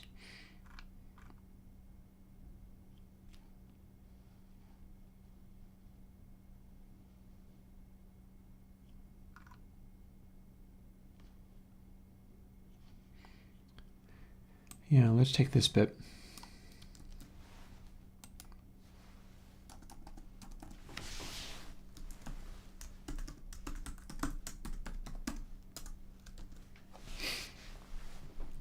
However, this, not so much.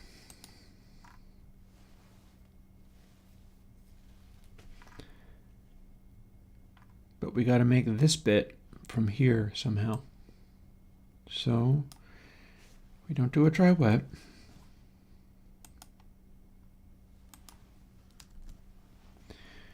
We don't keep the biquad because that's now part of a new plugin. And now we can put this away, I think.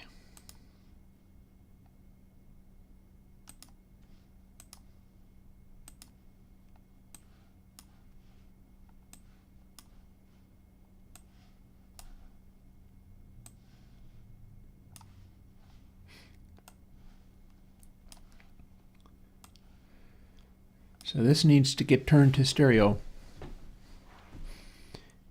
Yeah. The sarcasm of my enthusiasm over having done a simple gain plugin is because today is going very slowly.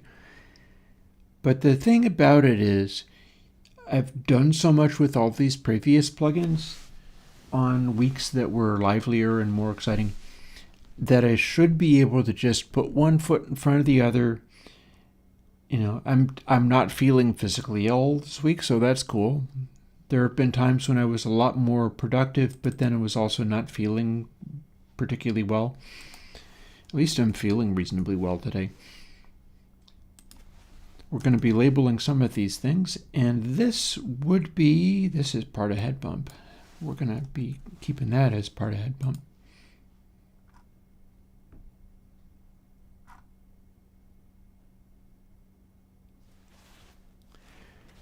And I do need to go back to that other one, don't I?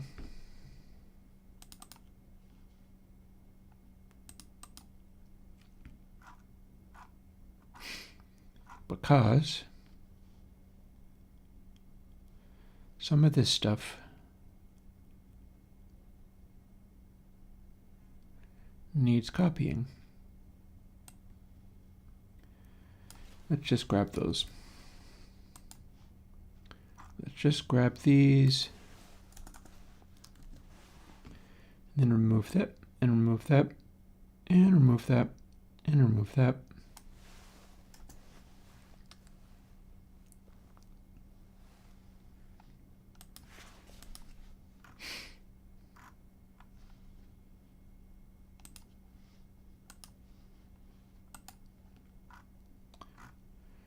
So IR amount and low amount. Those are initially separate things. In fact, they are probably going to be fixed amounts. When I say fixed amounts, I am willing to bet you if I go and look at to tape 6, there's no control for these. Let's test that assumption.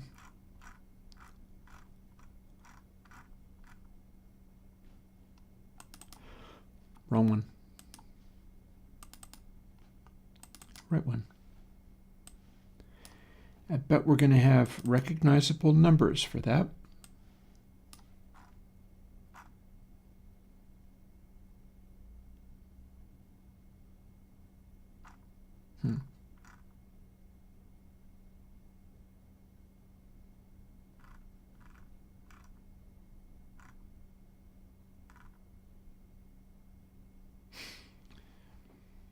So this looks a little bit like the one over here.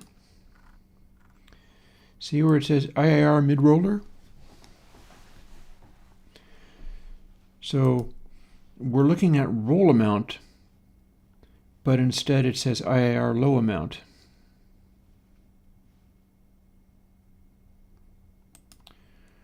Also IIR amount becomes roll amount.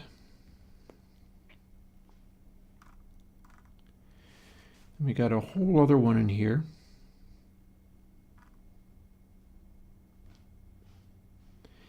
It gets more complicated than it needs to be.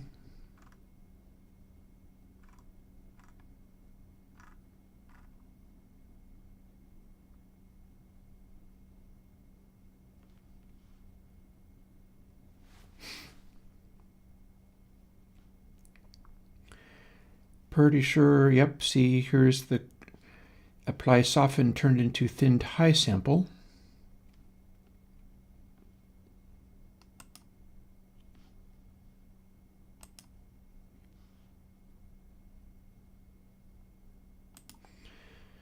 So they call this refactoring.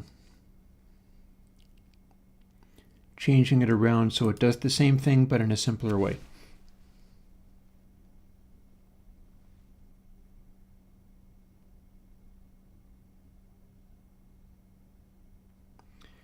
Then we got a whole bunch of other stuff that's not in use.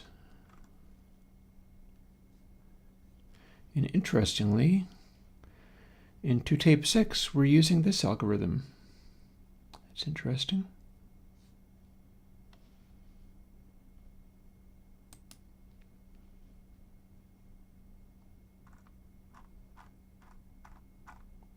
So that's cool.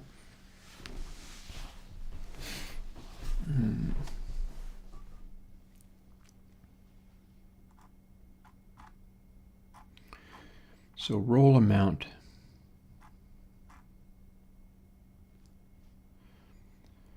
So 1 minus soften control, and that's probably having to do, yeah, that's gonna have to do, I think, with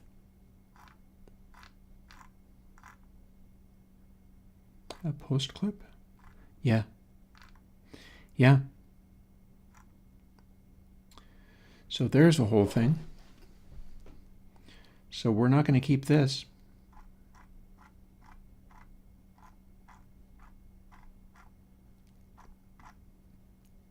But that's where the number comes from.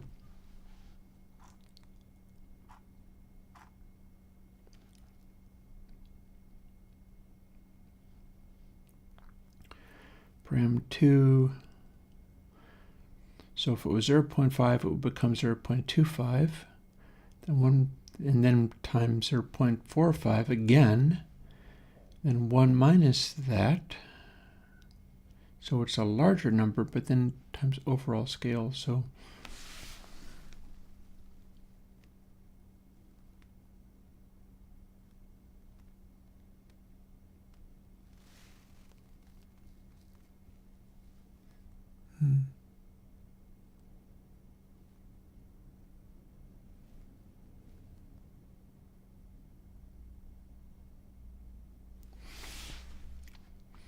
So yeah, we're looking at 2tape 6. 2tape 6 has all this. This is the guts of it.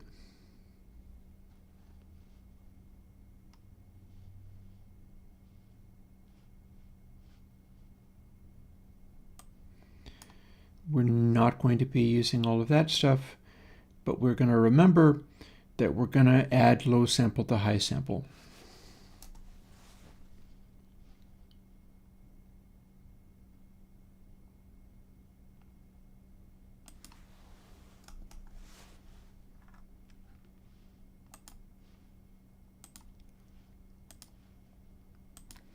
That seems like a thing worth remembering.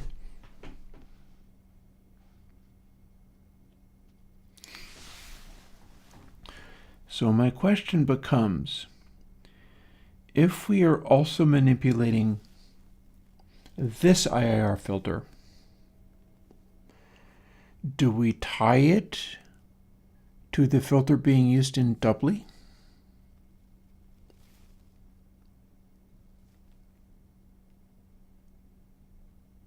If so, which one do we tie it to? Do we tie it to the encode, or do we tie it to the decode? I have a feeling that maybe tying it to the decode would be better, but we also have 2 filters to implement.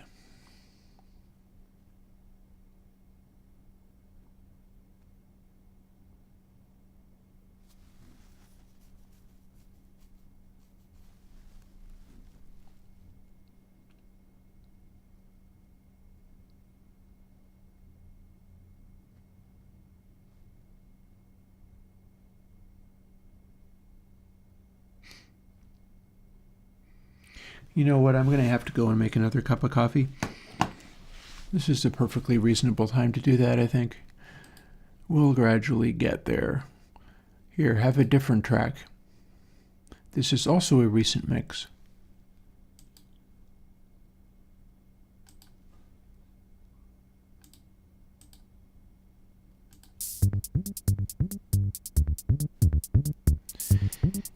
I will be back with my other cup of coffee, probably the last one for the day, and we'll get through all of this and come out with a working 2-tape 7.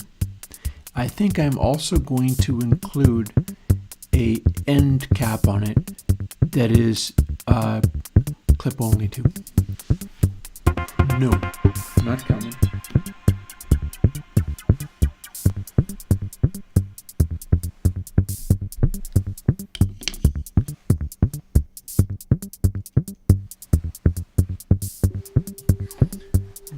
Forgot to put this on last time.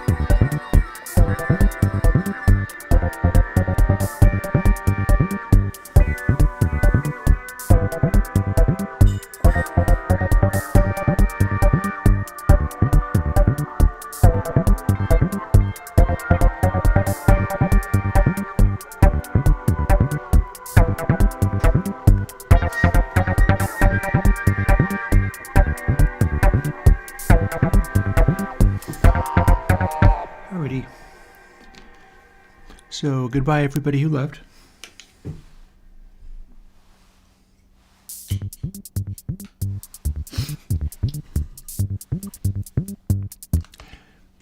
As it happens, I figured out some important things while I was away. And one of them is that I am assuming that the pieces of this need to go together in a certain order, and in fact, that's not true. The pieces of this need to go together in a different order.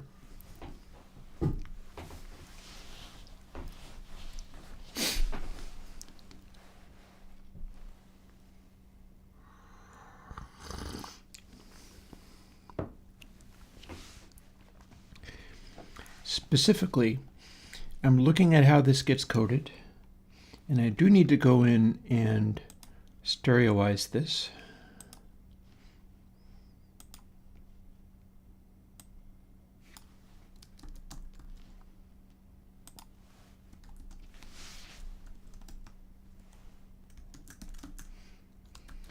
And it's going to be like that.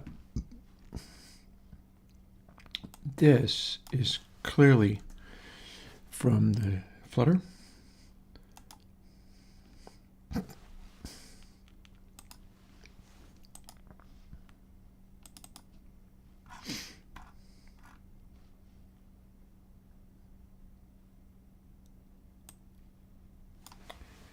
That's clearly from the Flutter.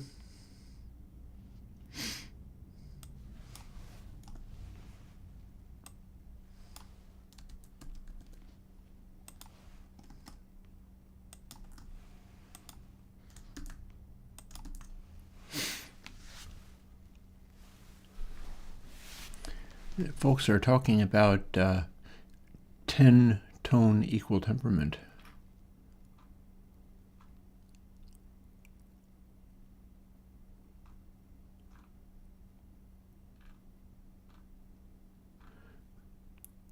Gotta love the wild chat.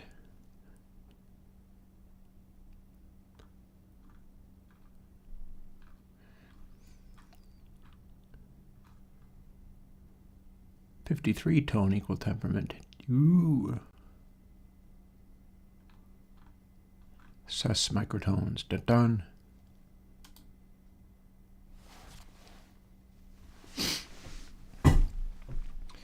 So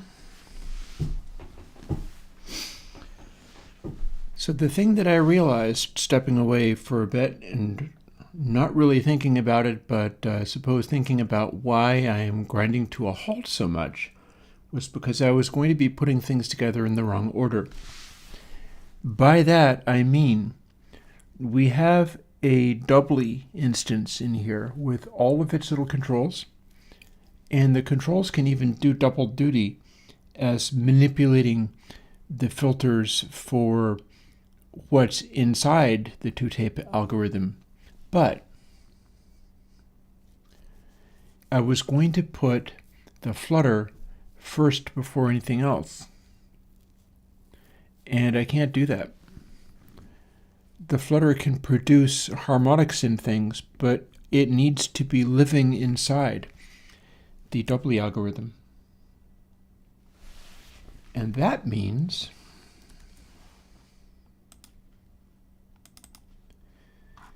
this should reflect it.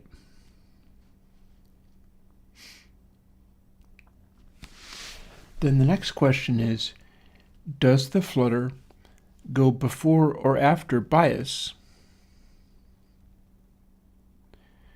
Because bias being reduced will brighten things. Bias being increased will darken things. If flutter produces artifacts of any kind, and it's a high-frequency warble, so it can,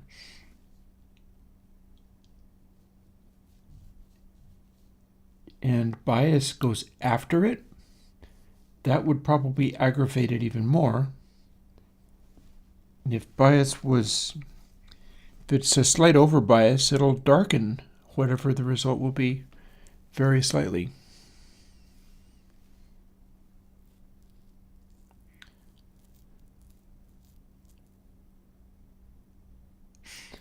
I'm also looking a little skeptically at the head bump and head frequency.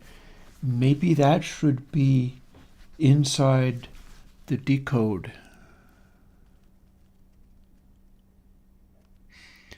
I'm now wondering what it will act like if we have the head bump, and it too is producing artifacts of some kind, but then we have the decode, and the decode always, assuming it's set correctly, always pulls back some of the overtones. So I feel like across the board here, we've got a little adjustment going on.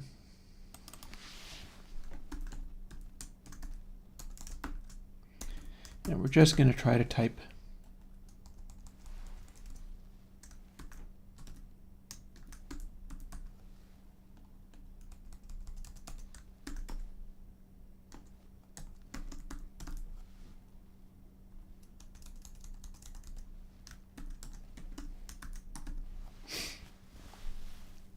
So we got that much going.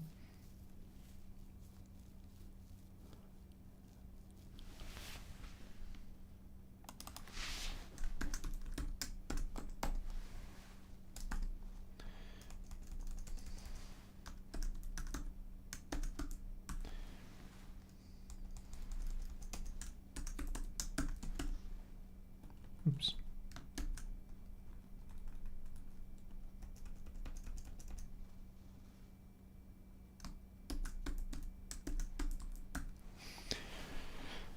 So if we do that,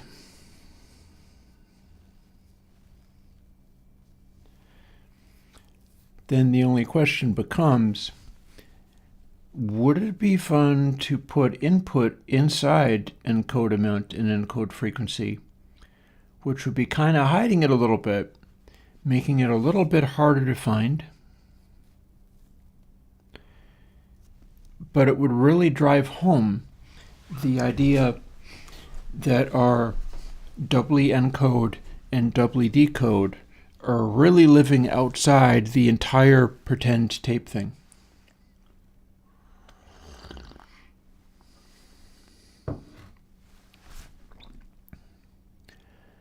That's going to be a question.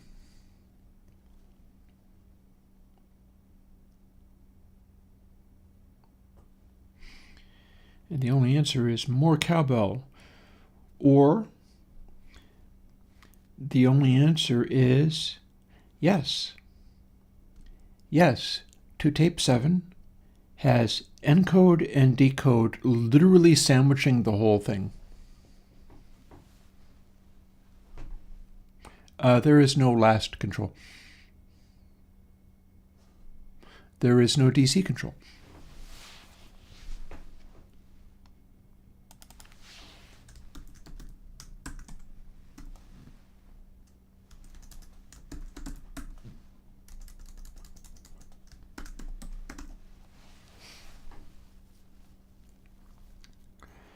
Tempted to call it drive. That's a temptation.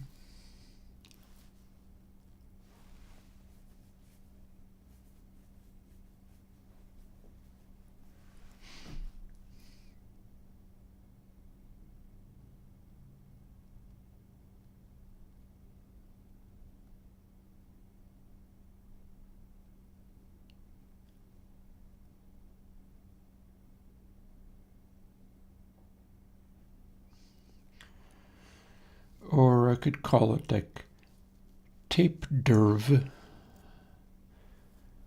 because I keep it to 7 characters. Although I'm given to understand in VSTs you are allowed to use more characters than that, but Steinberg says you shouldn't. And Steinberg lies. But it's one way of keeping things simple, isn't it? So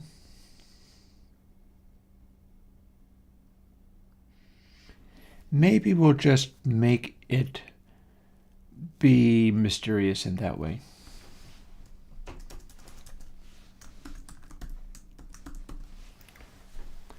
Tape drive. So that's your gain trim. And that'll probably work.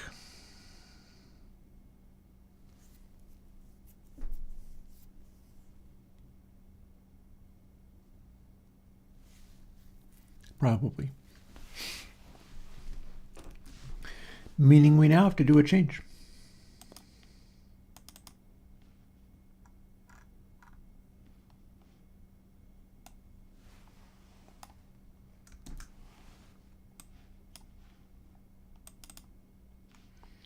See, now it's in parameter C. So I guess the next thing we could do here, none of this is actually up and running yet, but next thing we can do here is the first thing we see is doubly. So we're just kind of wandering around trying to find where to find my code. And it's going to be in here somewhere. I just saw it. There it was. There you are.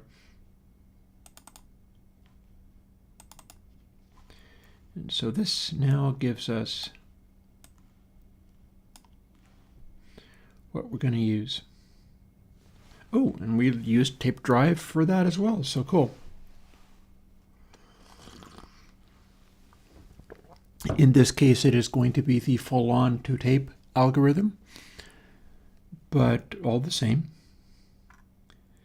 And we're going to find out what it's like doing a adjustable frequency on it and hear what that does.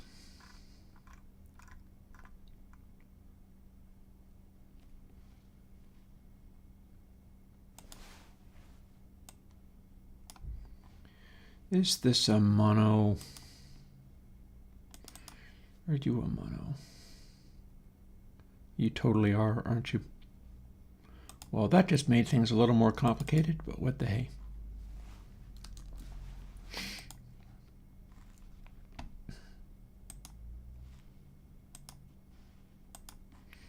We'll get there one day. Someday we'll get there. Let's have them all be roughly in order.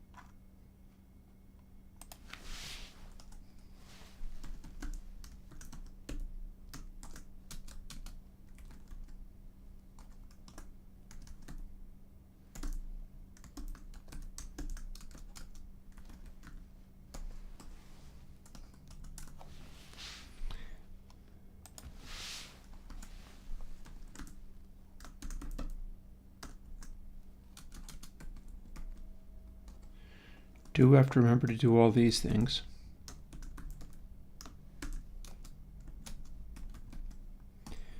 So if I forget these ones, weird, nasty bugs can happen. Ooh, also, look at this. Well, we're going to get into that. We're going to get into that later.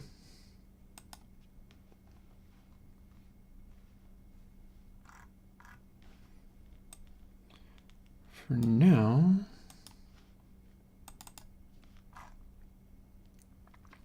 we're going to use some of this stuff exactly the way that it exists.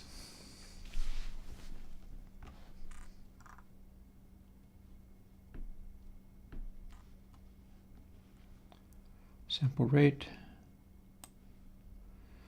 We're not going to keep all this, but there it is.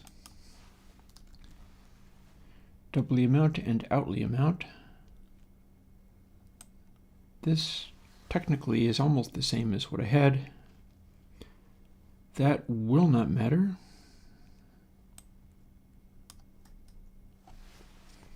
So we only need that. And then we need to move that down to here. And in fact, doubly amount and IR and freak are exactly the right way of going about it. So input gain goes next.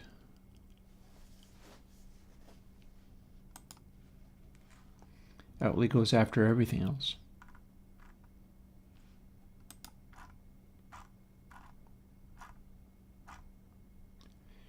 I and J.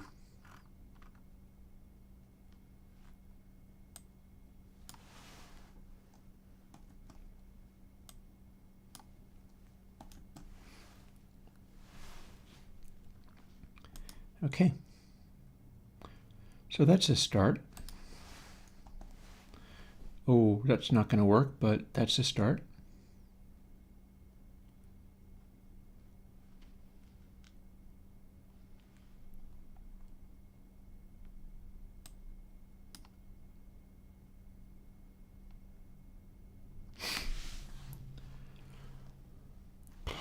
I'm still being confused and not knowing how to do this.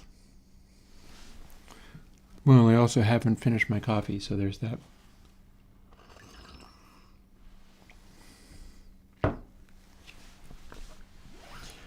Sometimes that's how that's going to go.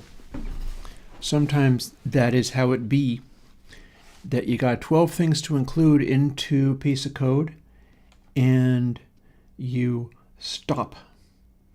Because your mental model of how the code is going to be assembled is fatally flawed and wrong. And there's a part of you that knows that, B and C actually need to be X and Y, but you haven't really consciously arrived at that yet. This, however, should be fairly simple.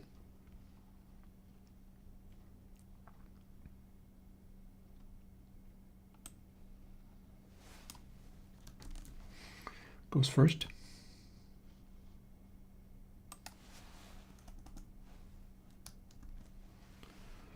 Why does that still say A?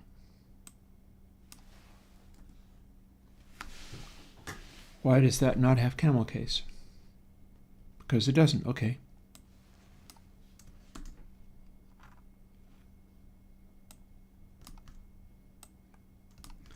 Camel case is the capital in the middle. And sometimes that works out just fine. Alrighty. This becomes the real two-tape algorithm, and then this is on the output. This is next to the last thing we're going to get.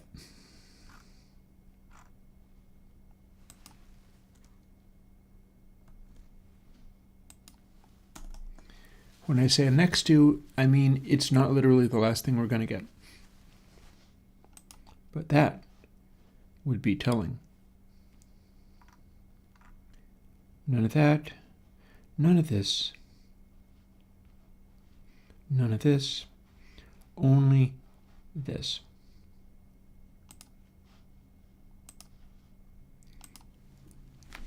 Now all we got to do is make it be stereo and we're all set.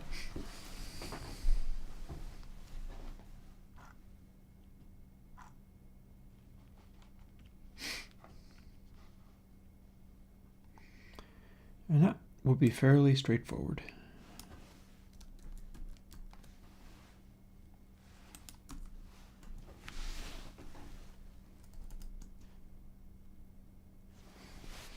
Have I included that? Yes, I have. Okay.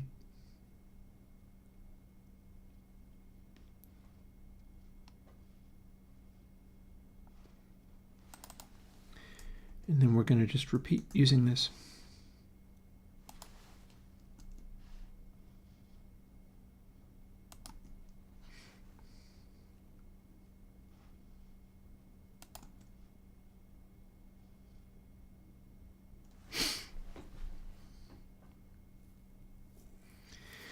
I could see tweaking this a little bit more.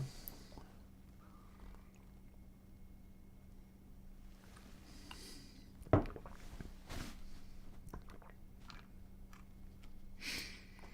think that's the only places for that, though.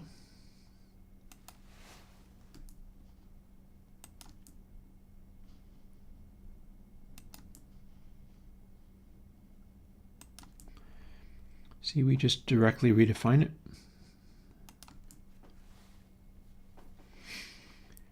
There's the encode.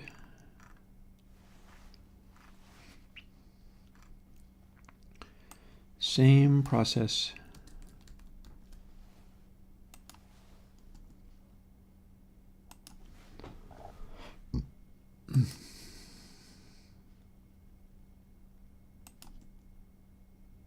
Ooh, hang on. Did I miss that? Yes.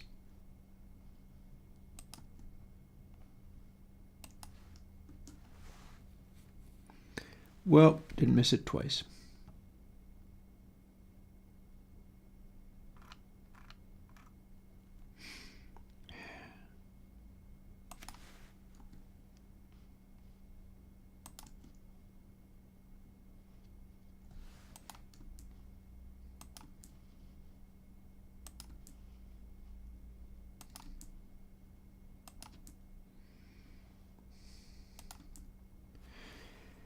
And there we are. So that should be both channels for that. Sandwiching everything just as it is in the interface.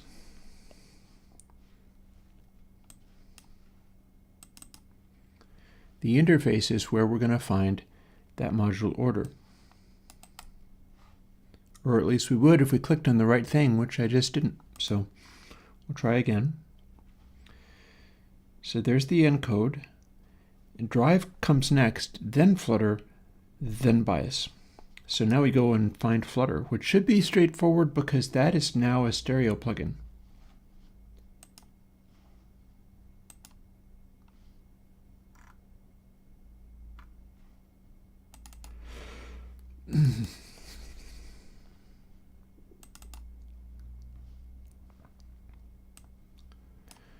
That part we can skip, but this part,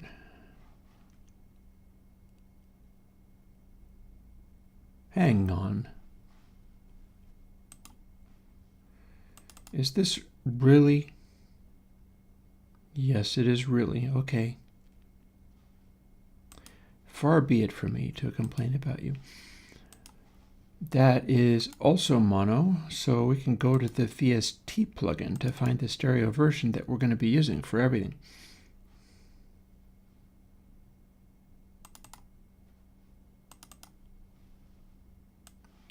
That'll give me the variables I need. They're just in different places now.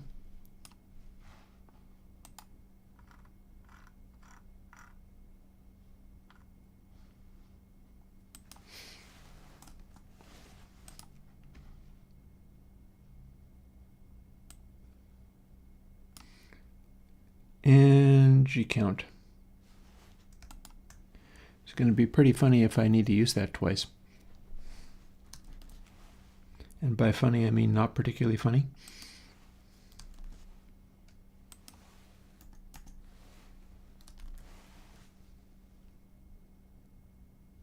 No.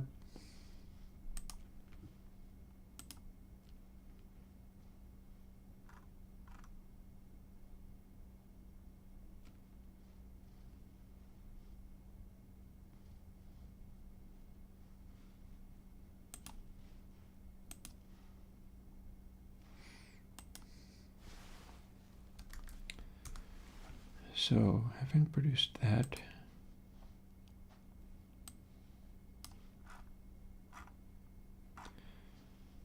gotta define the things.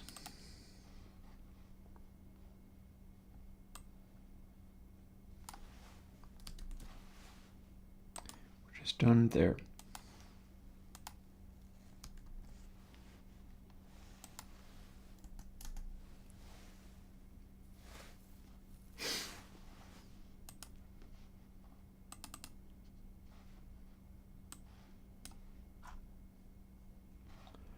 Then we need these,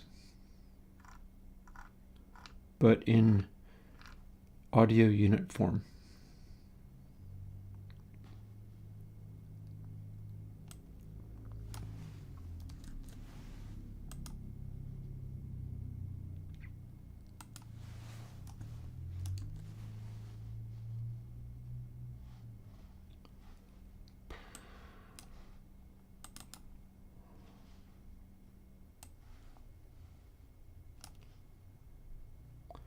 D, E.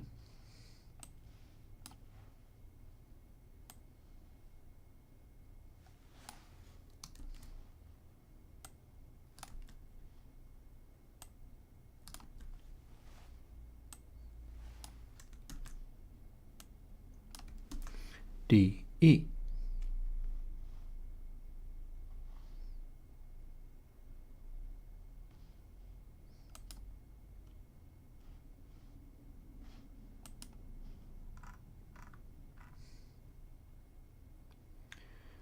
And this part is a simple cut and paste now.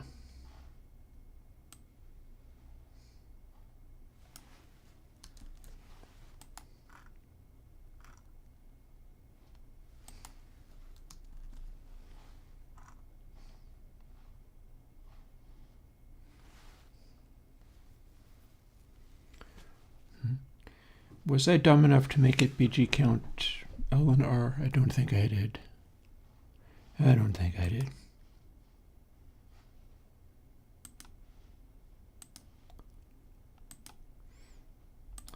So, alrighty then.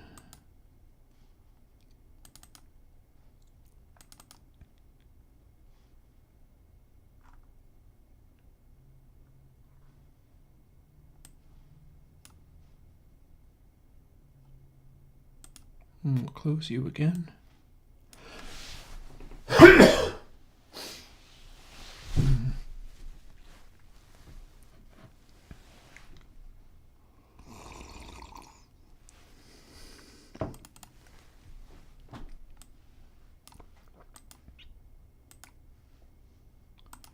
Come on, you.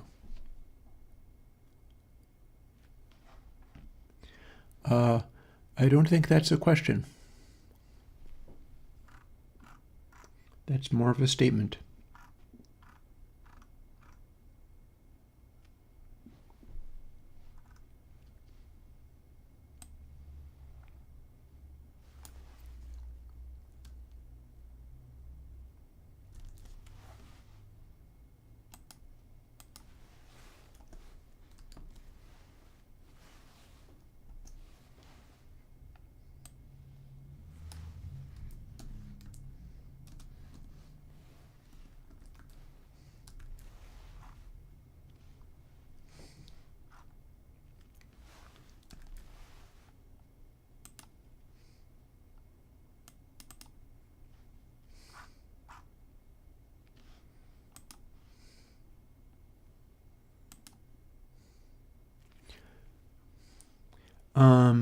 Sorry, I can't answer that.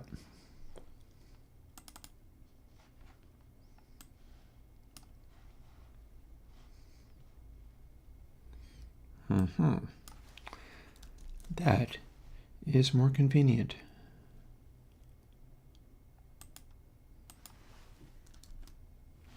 Nice.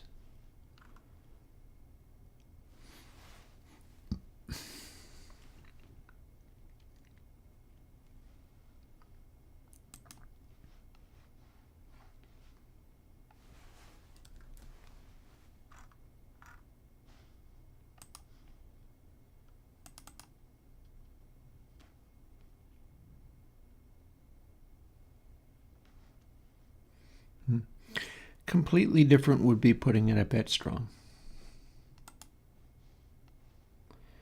Not sure if I'd go quite as far as that.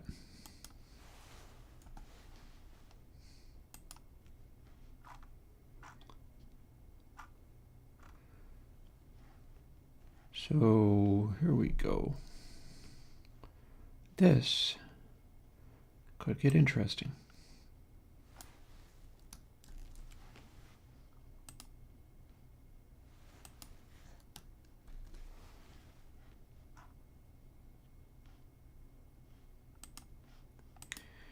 We ended up just applying a slightly reduced version of Golden Slew as our overbias. That's cool.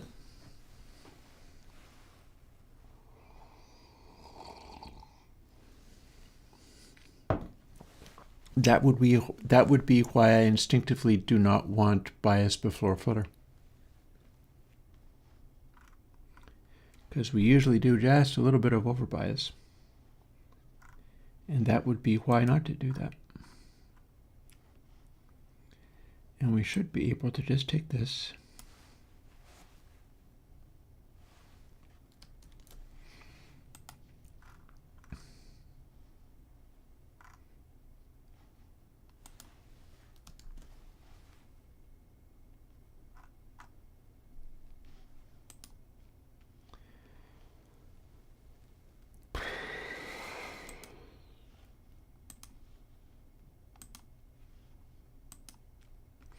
It's kind of hilarious how tired I am.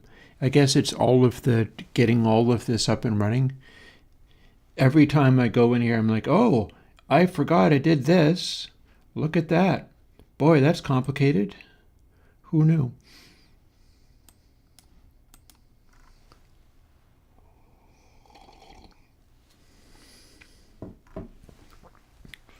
And then let's see. Oh, I bet I didn't fix this. Yeah, look at that. Yeah, that's no good.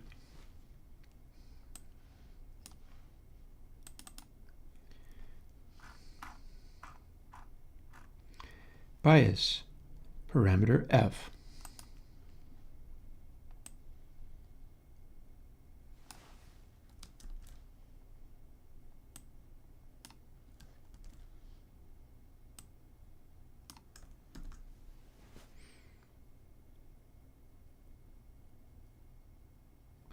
Yep. Got there.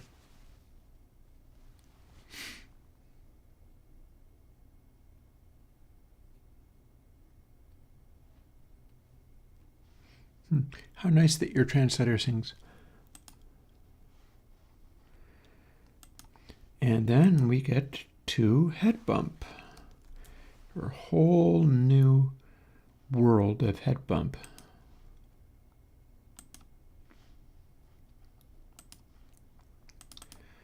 Going by the name of dubsub2.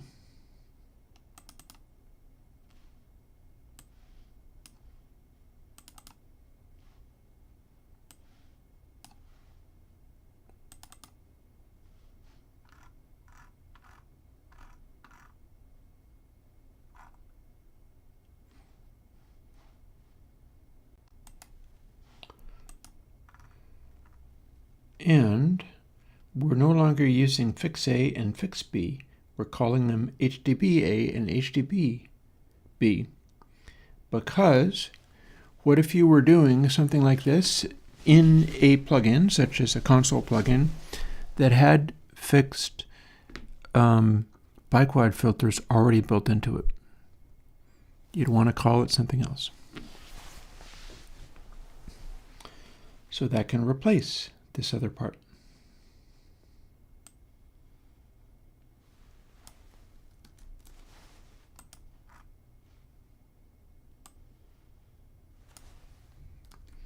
And that's just what we're going to do.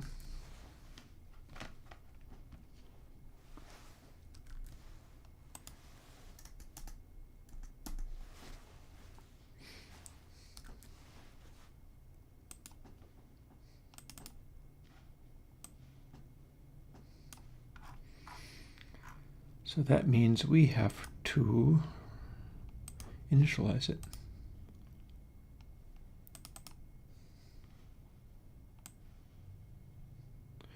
Also, this is where we start using the Hertz control, so we need to go into the audio unit version of this. And then we'll need to come back here for the VST version of this.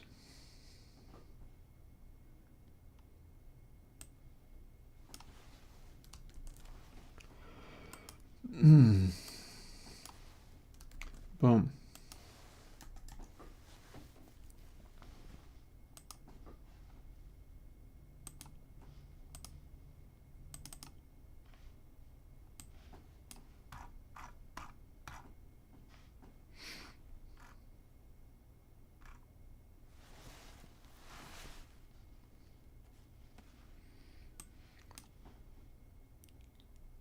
Bias gain.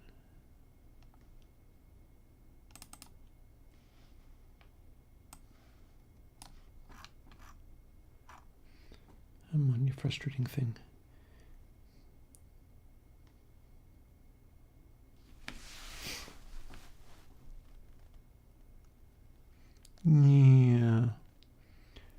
Yeah, I think that goes after.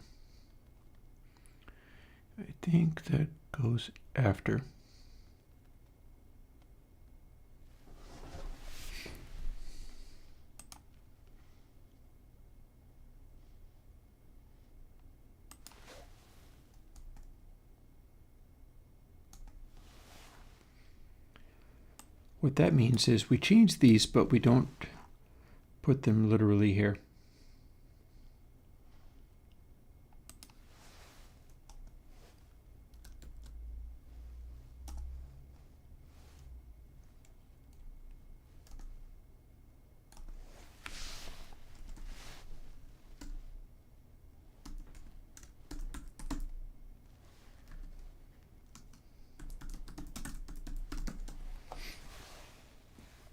Bias goes after because bias will remove some high frequencies.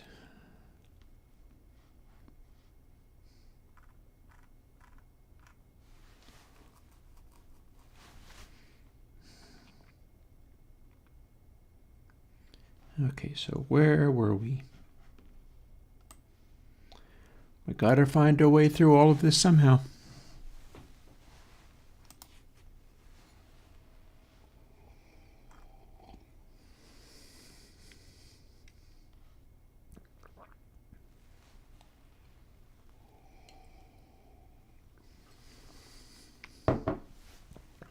Here we are.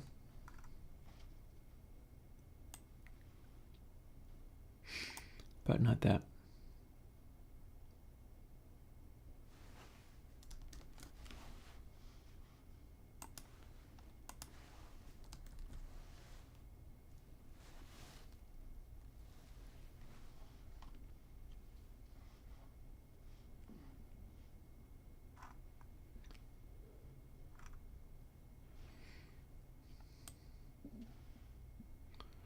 So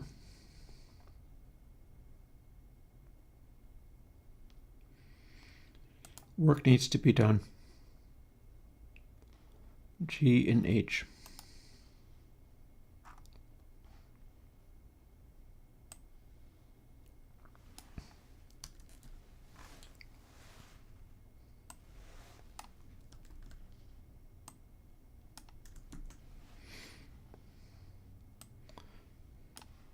So that's cool, but this needs to be significantly changed.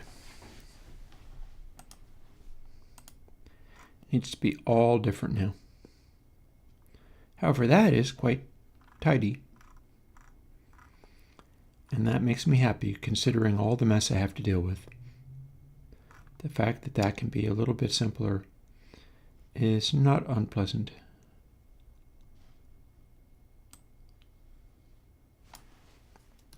Oop.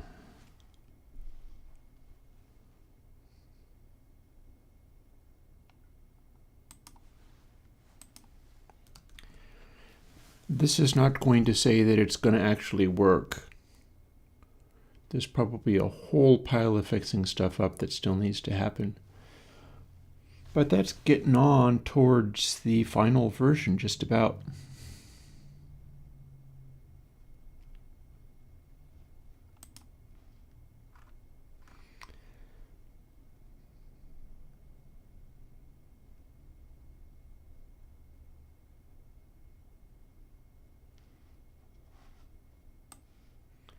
How do we go about using it?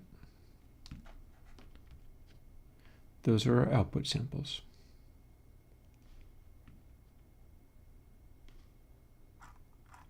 Did we use that?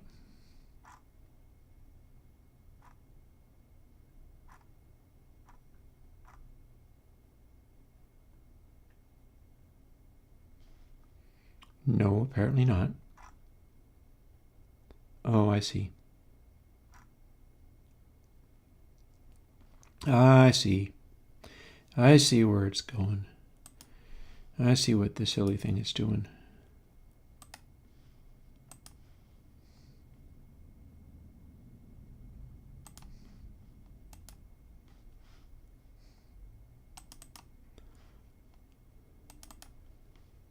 So we have to go back into the breach.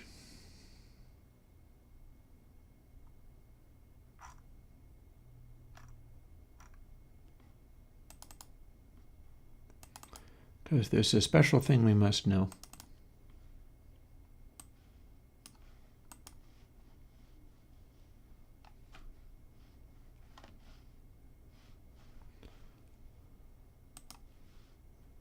Come on, you foolish thing. Save. Heaven's sake.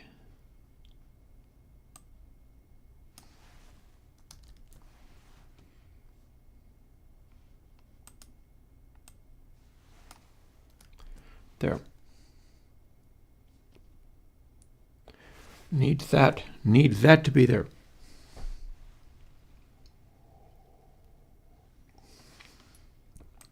And one of these.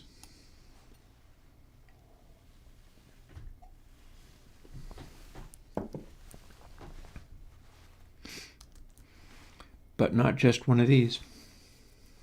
No, no.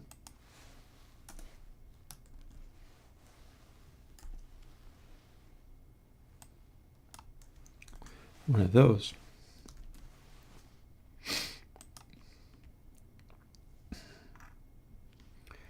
Meaning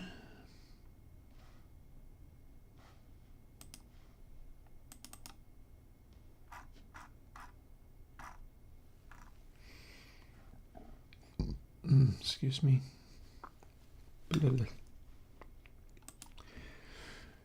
I will probably be able to get through this day. We'll find out, won't we? however slowly, however stupidly, we will try. H is what I'm thinking. There's H.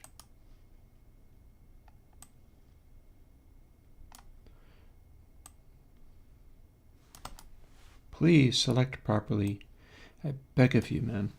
Thank you. That's a little better.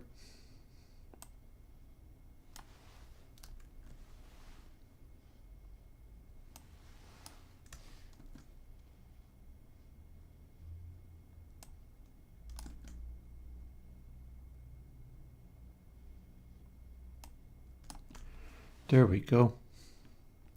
There we go.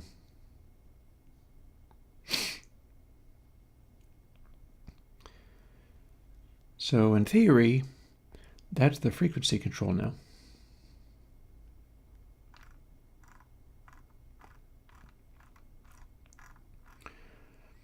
Which we use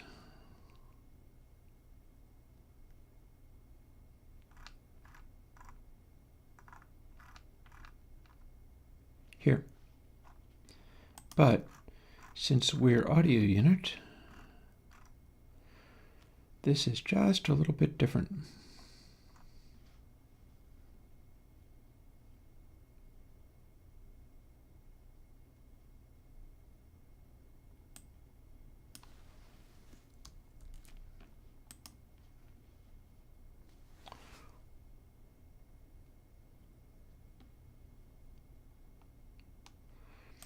See how that get sample rate, it's not in blue?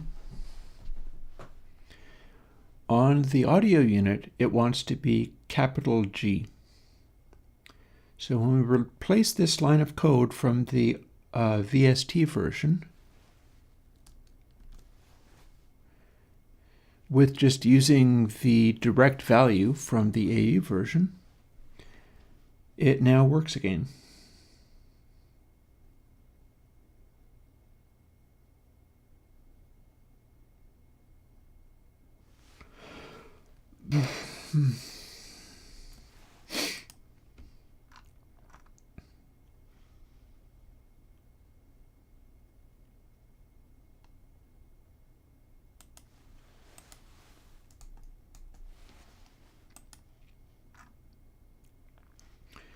We pasted that in, yes.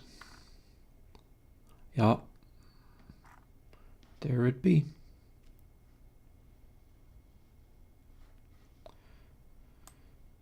So let's just grab this from here and also another one from elsewhere.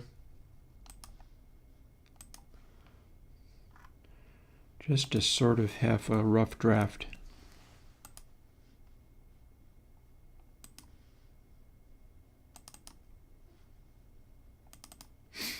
When I say rough draft, what I mean is kind of like this.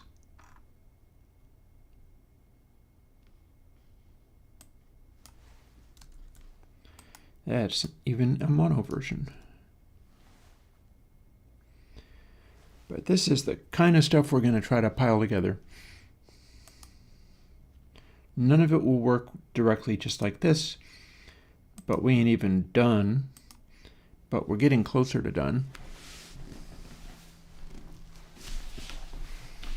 I have no further coffee to make for my country. None of this actually matters or relates to anything.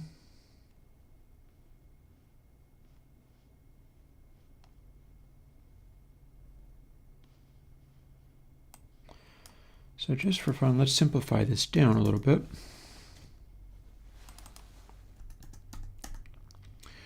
Our head bump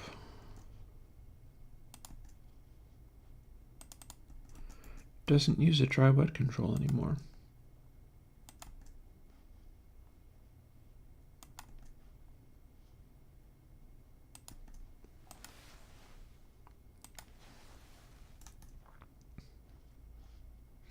Nor are we referring to it with this variable, but we're referring to it with the variable like this. We got no dry sample anywhere.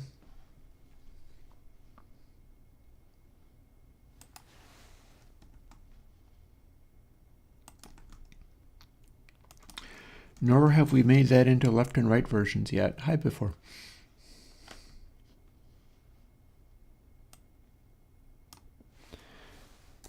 But that'll be the next thing.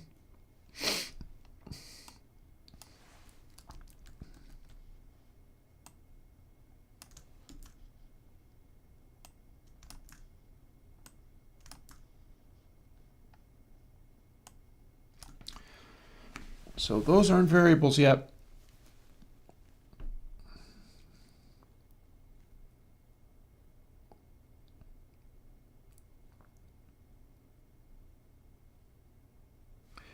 However, we define them just above.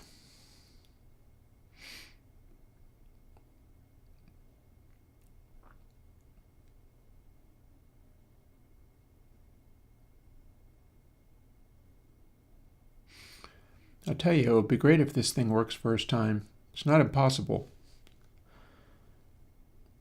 It's kind of grinding to a halt so often because I'm trying to get clear on the next bit.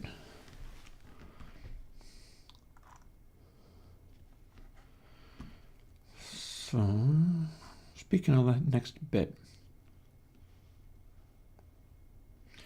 low sample is simply a clipped sign. That makes sense. And then high sample is 1 minus cosine. So it's another sort of something.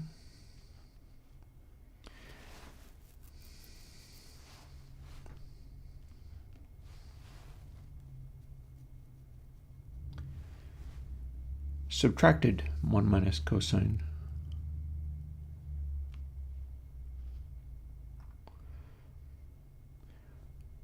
I'd be very curious to someday go through there and work out whether that's literally the same thing as just doing a sine.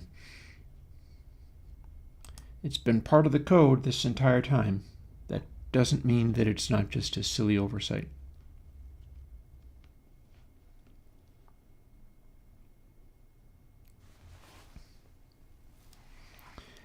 And we should have mid-roller L and R, yep. And we do.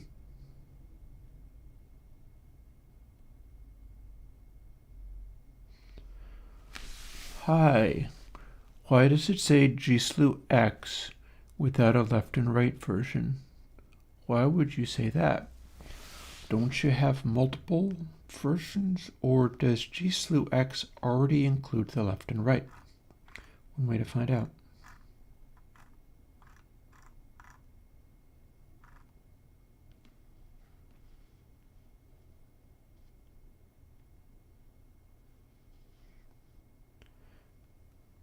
X plus 1, X plus 2. Yeah, it's fine. Bye, Om. See you later.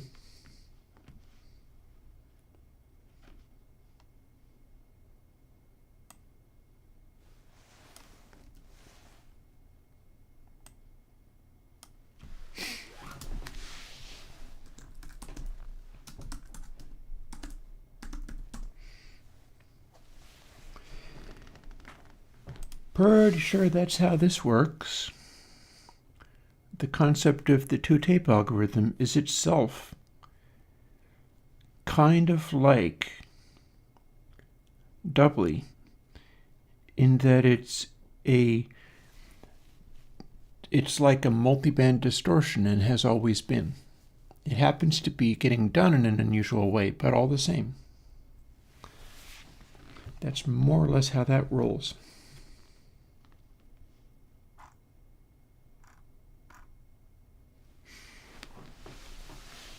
I feel like I would like to play with a calculator on the other computer for a moment. Might just be able to simplify all this down.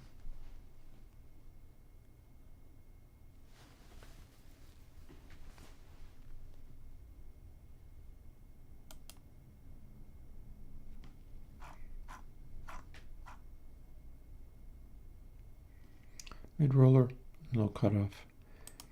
2 separate filters. That's going to do a change too.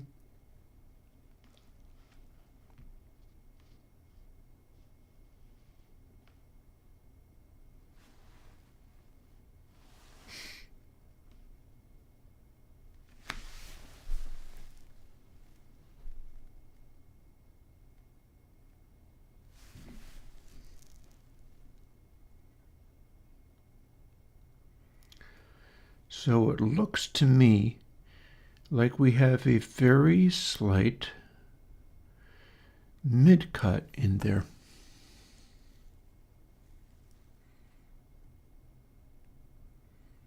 That's interesting.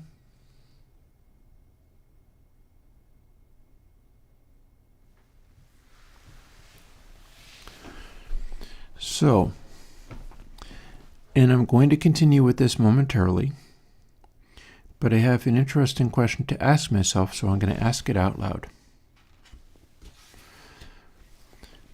Let's assume this is a process of just parallel, very simple distortion, and the 1 minus cosine thing, all of that is doing the same damn thing as a simple distortion. We're doing a multiband with multiple different levels of clipping, and we have an extra stage of filtering in the middle of it. So I said I wanted to look at a calculator thing. I do.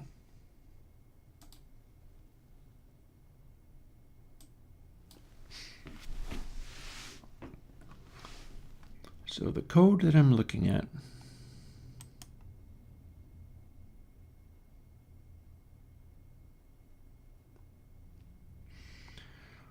also, this bit in the middle here needs to go away.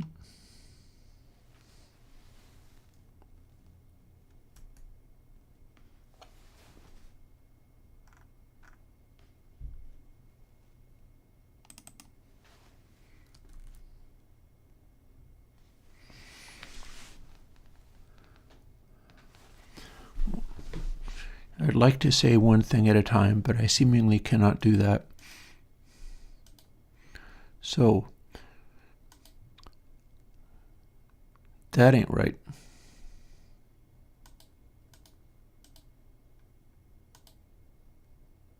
That also ain't right.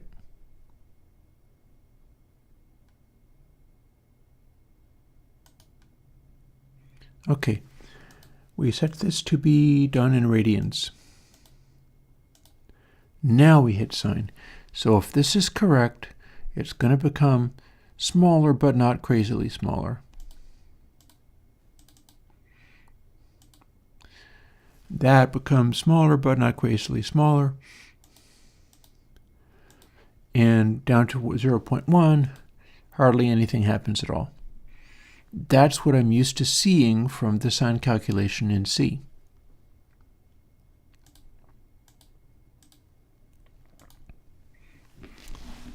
So 0.78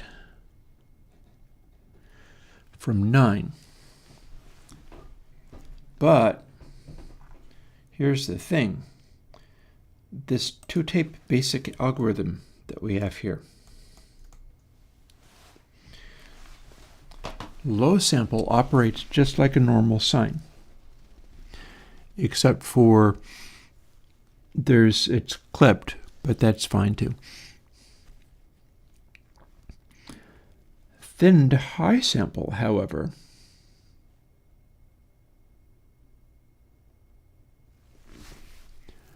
we've got complicated stuff going on here which might amount to exactly the same damn thing. So, high sample is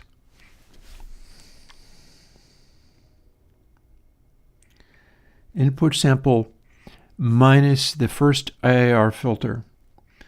So it's going to become quieter and it's going to not distort as easily. That's normal and correct. Nothing wrong with that.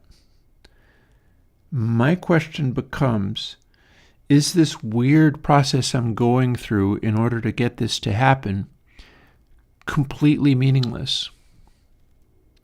I've been keeping it for ages. That doesn't mean it's not just a totally dumb process that could be done more easily in another way.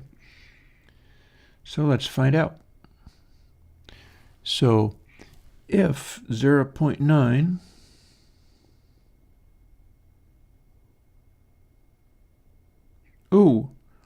Okay, hang on. I'm reading this now.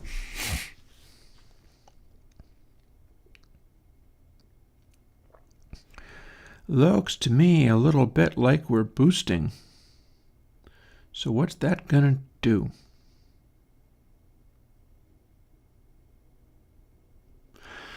Well, cosine, just like sine, is going to return a number between -1 and 1.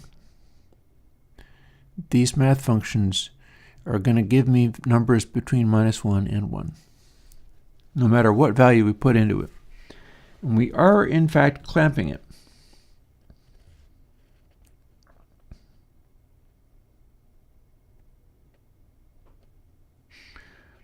And we're sort of putting it back in.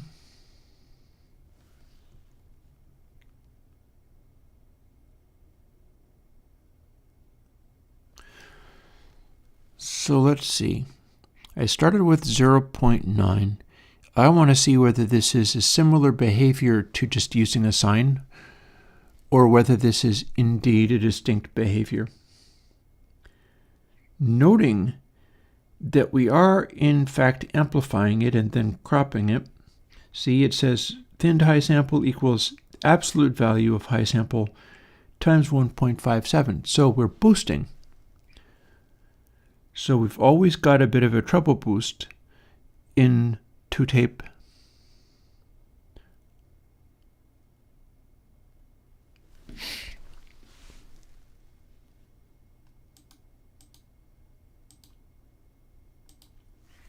.9 times 1.570,796.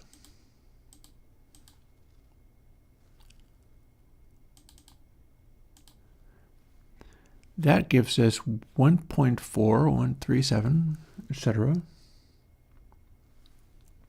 So we're going to do 1.0 minus cosine, and this is going to be in radians.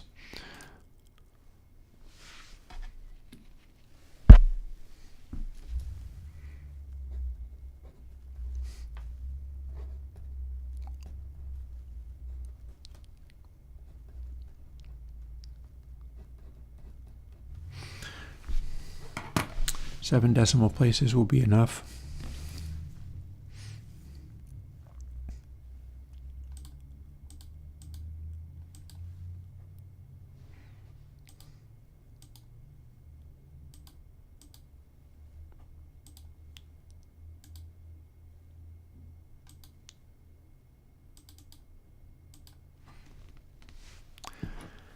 That becomes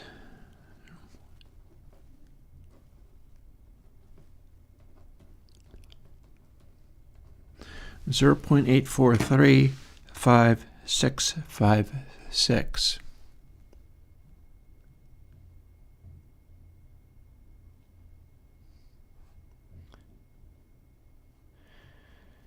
And then high sample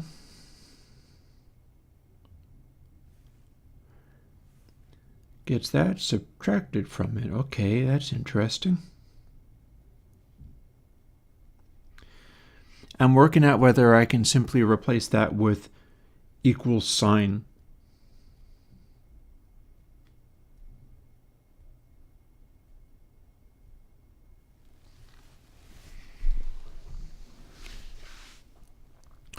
Well, let's see what happens if we do this a little differently. There's our beginning again, 0.9.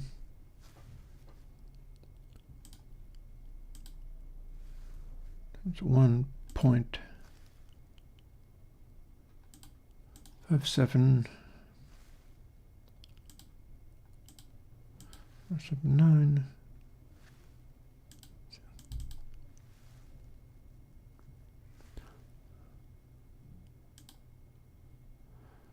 And then if I just signed that, what do we get?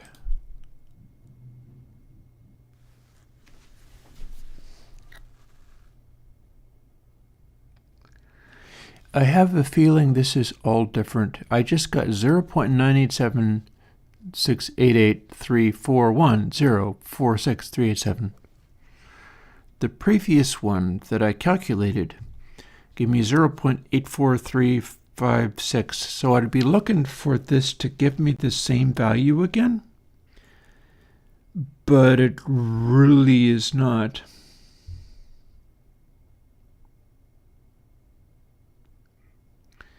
I feel like this is not going to produce the same result. I feel like I'm not going to be able to replace that with just a sign and have it produce anything remotely similar.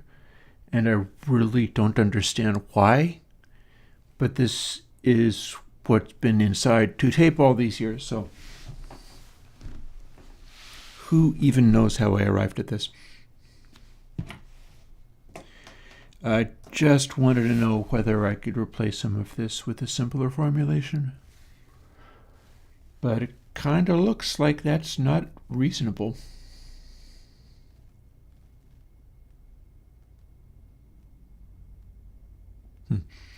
Basic algorithm, my butt. It's not very basic at all, is it? No, sir.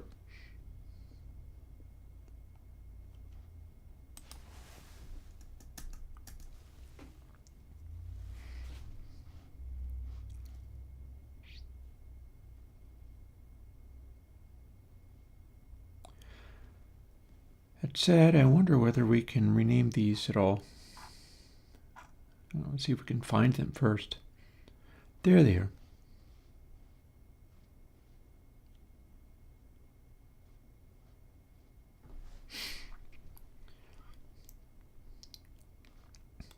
So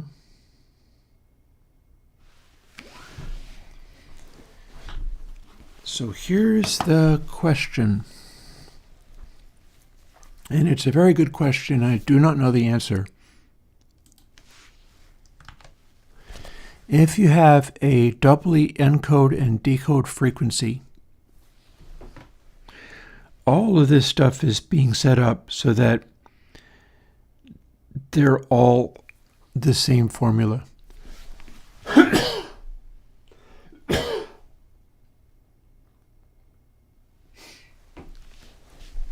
They're all the same formula.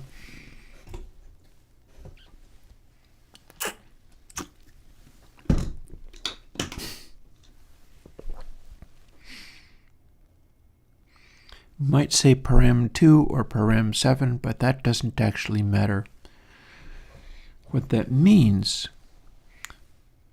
and actually I can't replace that on the fly, can I? Can I? No, I can't. We could swap in IIR Ink Freak for some of these.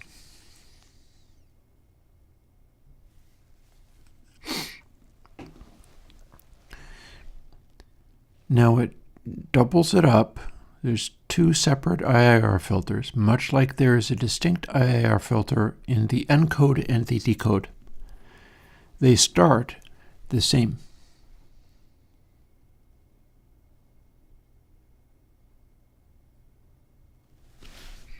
So here's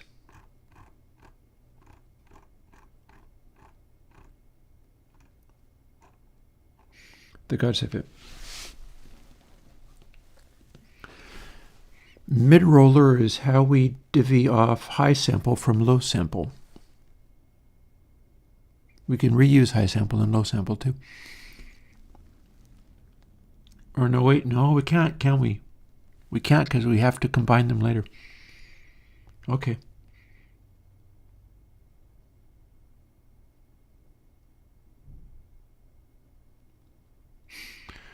But then low sample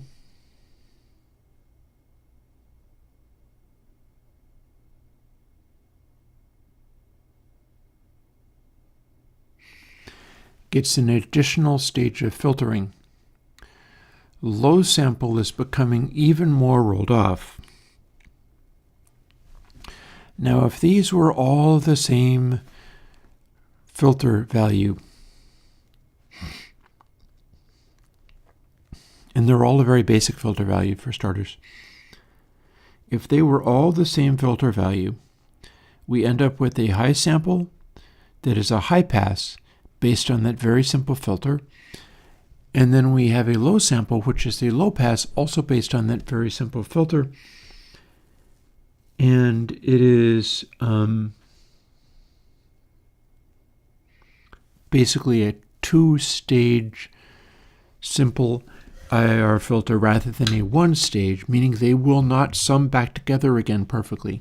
But then we're also multiplying the highs section by 1.5707 half a pi.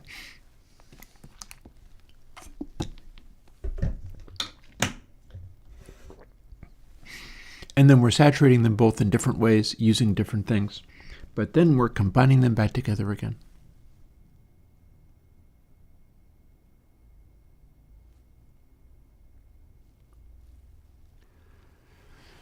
So if we used different frequencies for the doubly encode and doubly decode,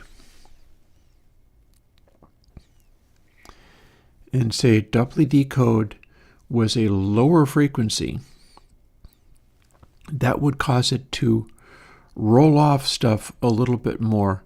What would happen if we told the two-tape algorithm to use the doubly decode IIR filter for the additional level of filtering in the guts of the algorithm? It will cause it to be darker, meaning that it will distort slightly less, and then it will also suppress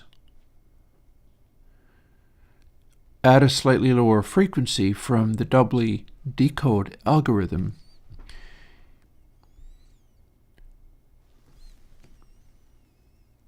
It'll kick in earlier.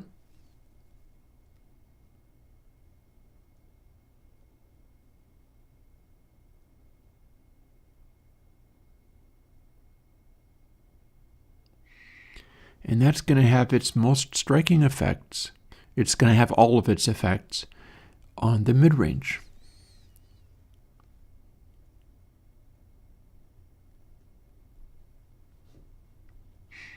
Or rolling it off higher will still give us the two-tape effect going on, but it'll roll off the doubly a little bit higher, and it will also roll off the additional layer of filtering that it gets a little bit higher.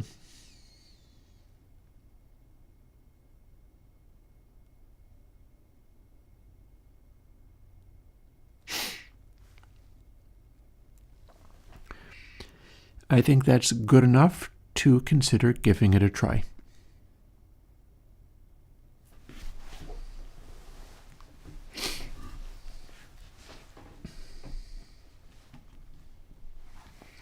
Here's what that looks like.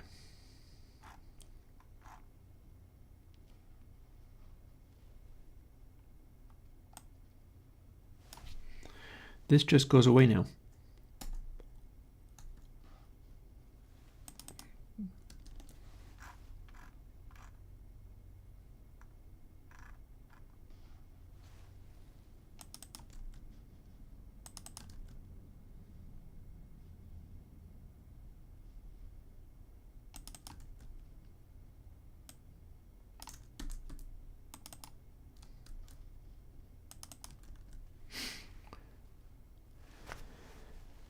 And there's our second filter. And that would be how that bit's done. Don't know why I have all this blank space in the middle of that.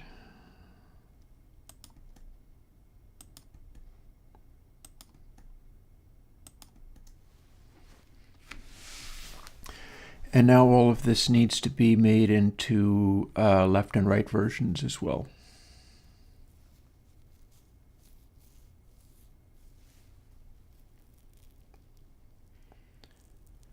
Across pretty much all of this stuff, with the exception of thin to high sample, which can be reused.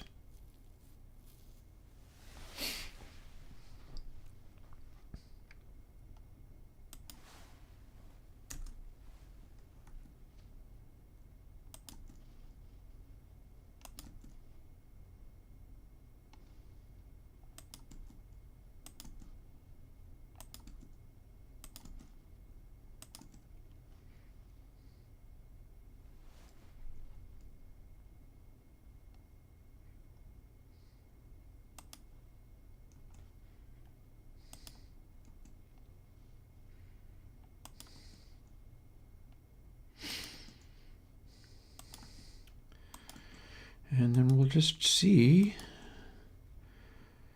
where all this takes us.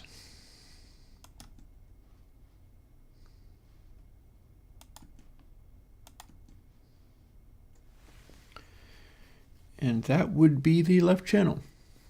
Now we got to double it.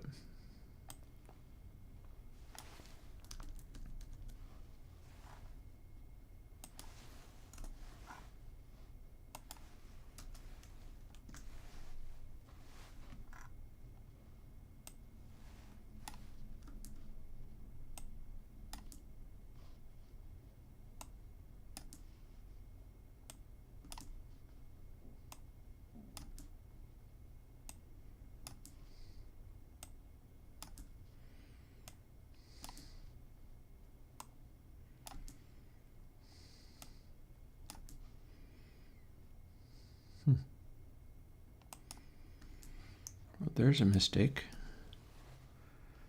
Got there.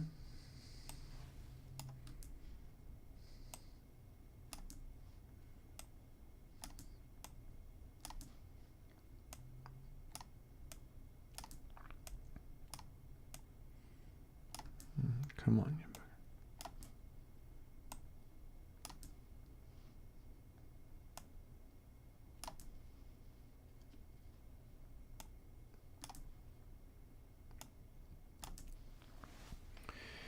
Okay. Oh, one more. There we go.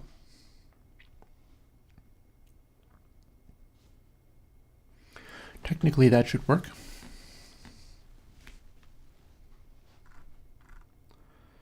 I'll have to explain that the guts of the two-tape algorithm also use the frequencies from doubly. But then better than not being able to use them at all.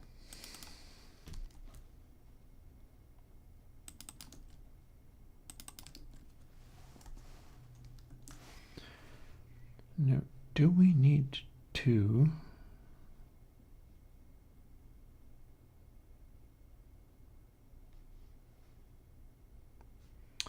No, we do not. That should be fine.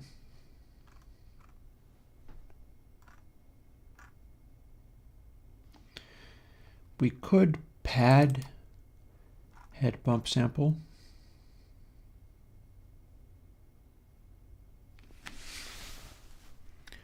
I guess that'll depend upon whether it's just too loud.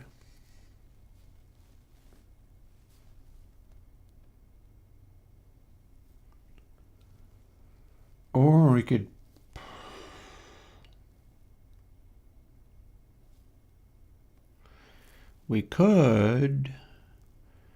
use head bump drive as a scaling factor on this, at which point it will keep the intensity of it very restricted if you have a very small amount of it being added.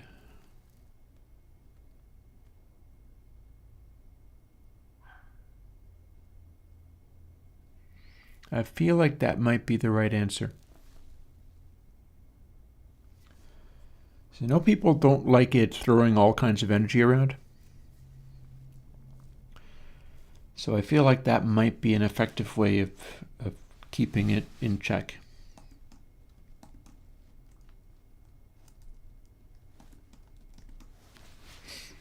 It works like this.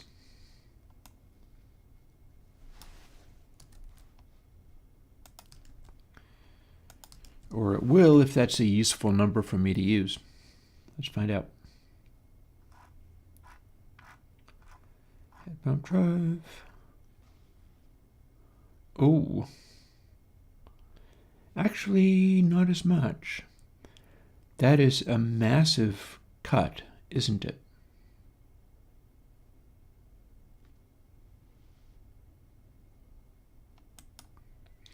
Well, we can work around that.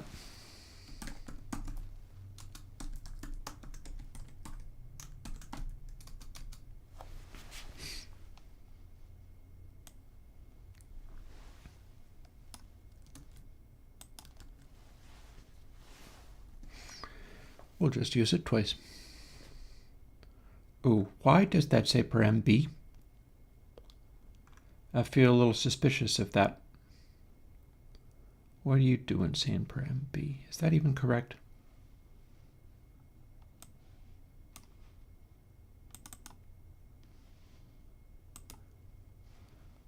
No, I don't think so. Head frequency. Yeah. G. It's going to want to be H, not B. Spotted it.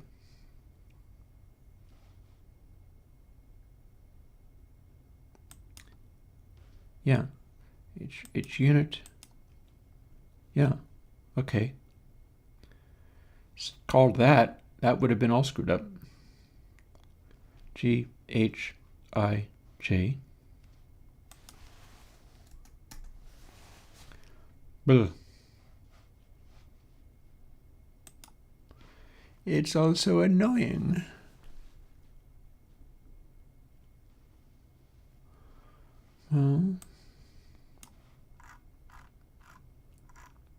Okay, what did I just do?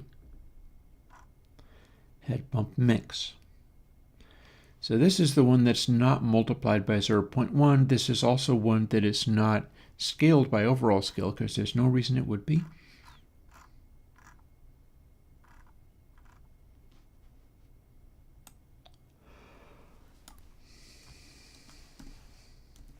Instead, it is just plain a attenuated version so that people using head bump can not get overwhelmed by it too easily, because when you start it up without driving it too hard, it's still going to be pushing a lot of extremely deep bass. And it sounds nicer when it's overdriving a little bit. So we'll see how that works out.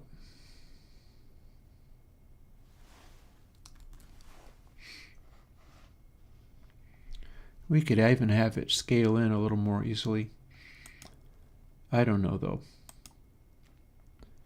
Immediate problems because we've never actually built this before. Oh, and there's a problem I'm going to have to fix.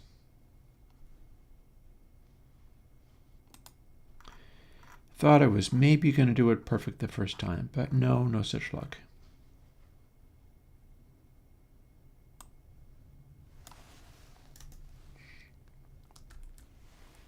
Now let's try it.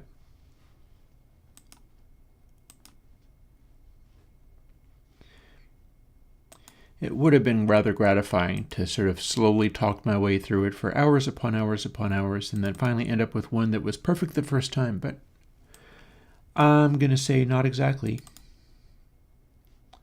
Oh, hi, what are you doing? You're the wrong one.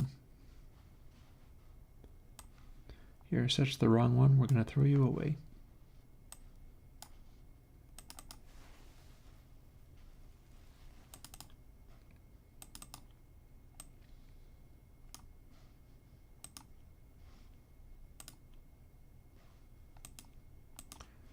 Make sure that was the one we're building. Sure enough. Now it is time to grab our optical cable and run the output of this through the big speakers.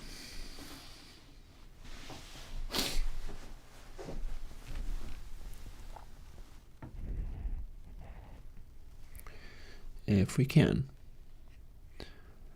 Odds are we can. Not like I haven't done that before a gajillion times. Come on, you. Give me.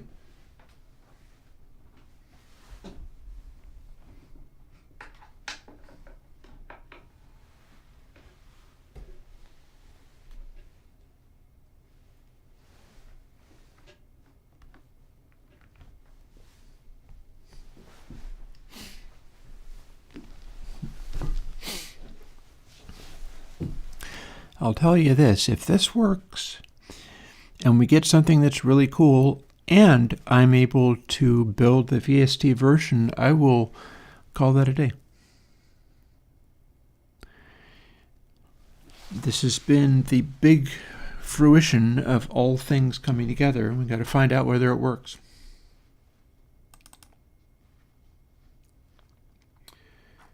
And there's a number of things we can do to try that, but here's one of them.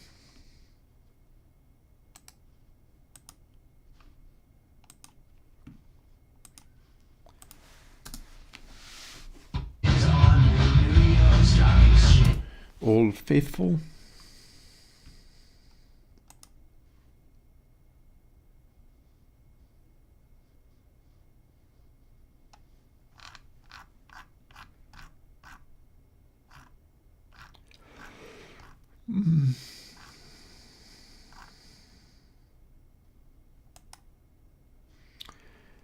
New plugin.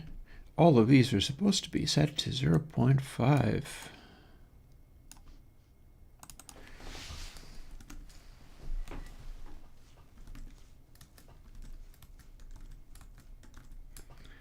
I couldn't tell you. Oh, except for that, it cannot be set to 0.5. I believe I had it defaulting to 50.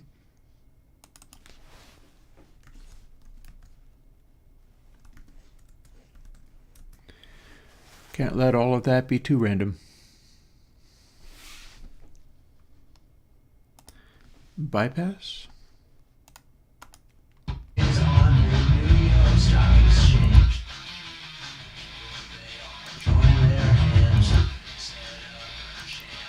Okay, we need to fix something. Something's very broken.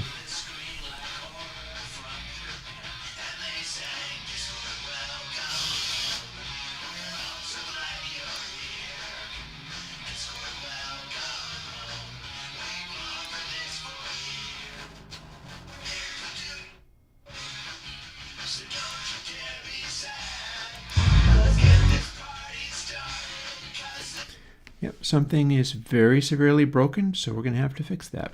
But let's see what else we can do. Looks like it's supposed to sound awesome, and it super doesn't. Okay, that works.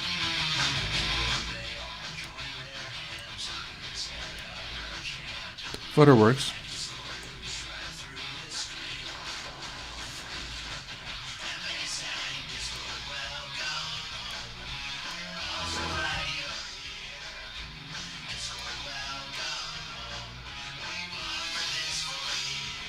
Some code.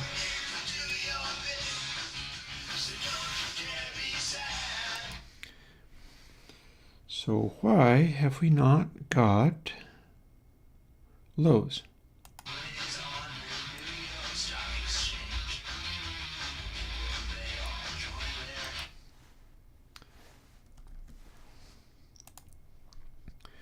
Might be very precipitate to think we're anywhere near done.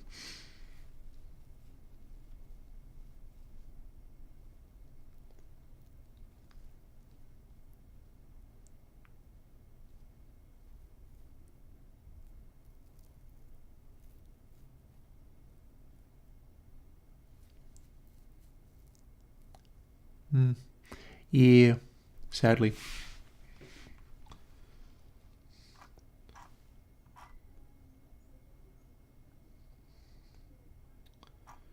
So a bunch of these things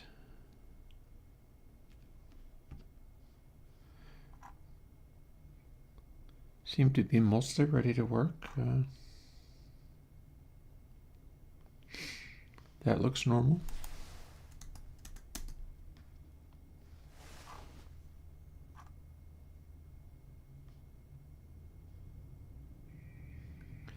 Head bump, driving next. Okay, that still looks normal.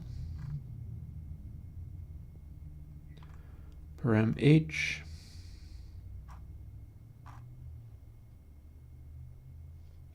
C, D, E, F. There's G.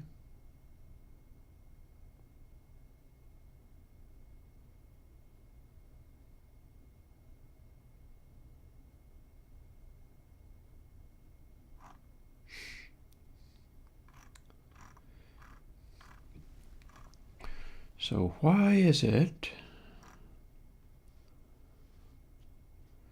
that we seem to not be able to get this up to proper volume. Are we taking it away somehow?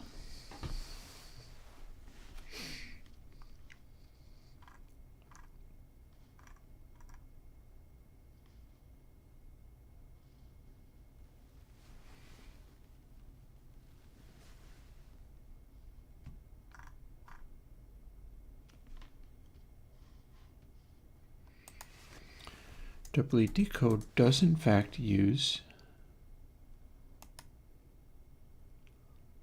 ooh, hello. No.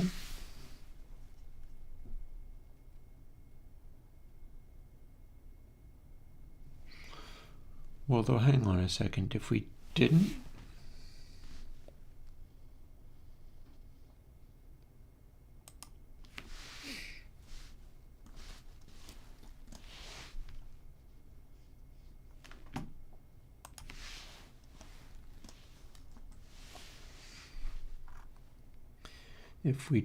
actually do the decode,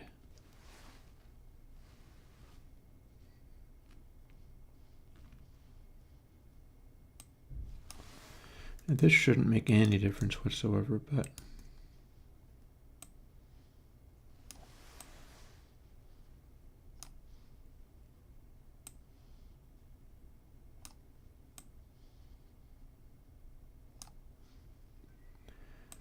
we're supposed to be able to add these together to get the other one back.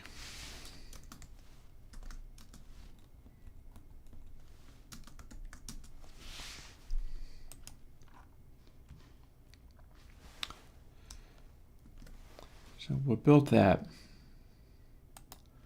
So why is low sample ending up so quiet?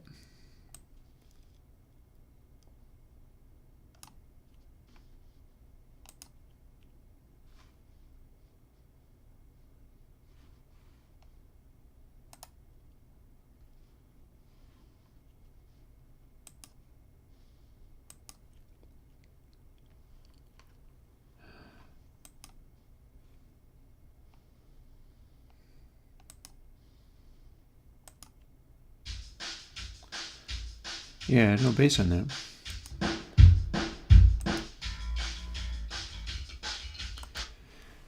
Okay, I'm going to rinse out my coffee cup, do a bit of a pit stop, and I'll be back.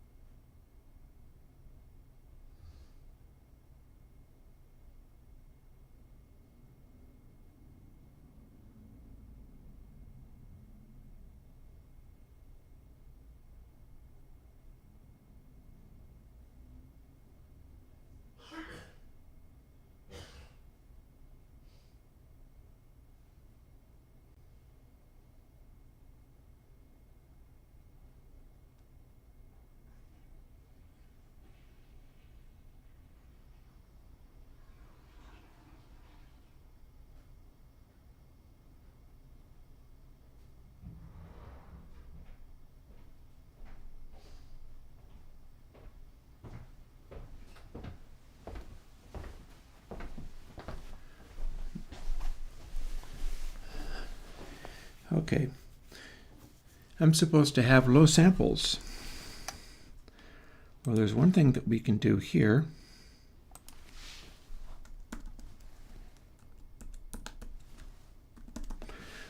That's supposed to be where my sound's coming from. If it's not, we have bigger problems.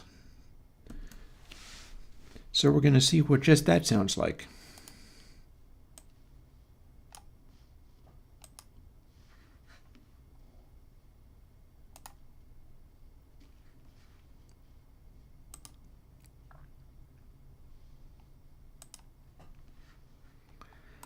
Now it's just only low sample. This is where the bass is supposed to live. It seems not very bassy to me.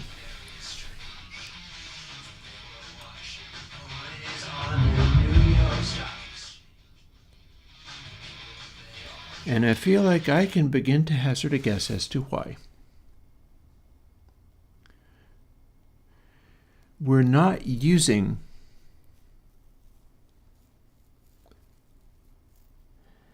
doubly decode.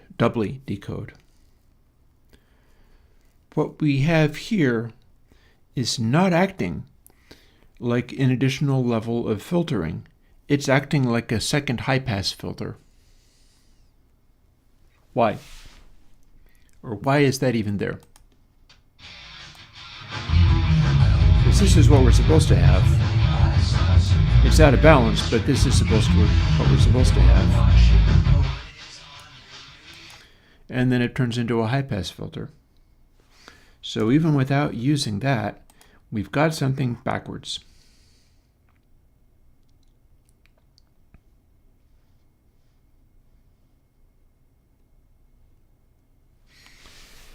And that would explain why we're seeing what we're seeing.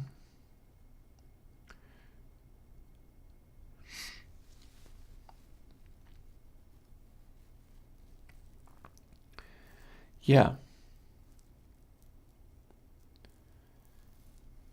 So what it looks like this is about is it was trying to do another high pass, and I would need to use a much, much lower cutoff. That said,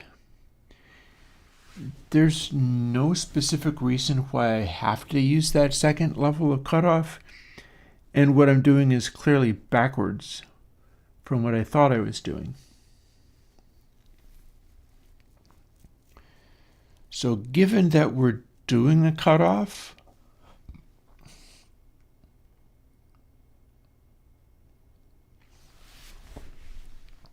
let's make it do what I thought it was going to do.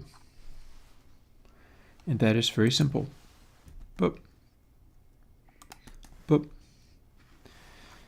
And that's such a big change, I know that I can actually put this back now. And this. I know that what I did was such an extreme modification that we can go right back to evaluating how it ended up. What I don't know is whether that cutoff played a useful role anywhere. Maybe it was just to balance out the fact that head bump tends to be such a big boost.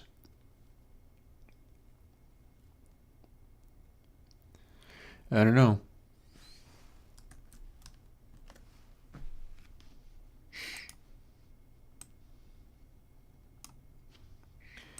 There's also a further thing I'm going to do. But first I want to see whether this bit works now. We're going to go with Alien Kittens 2 soon, but Old Faithful here is going to fire again.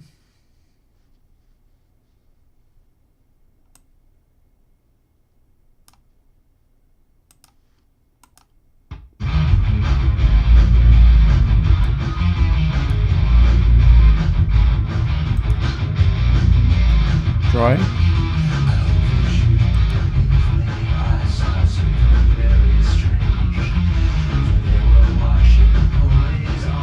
It's plausible.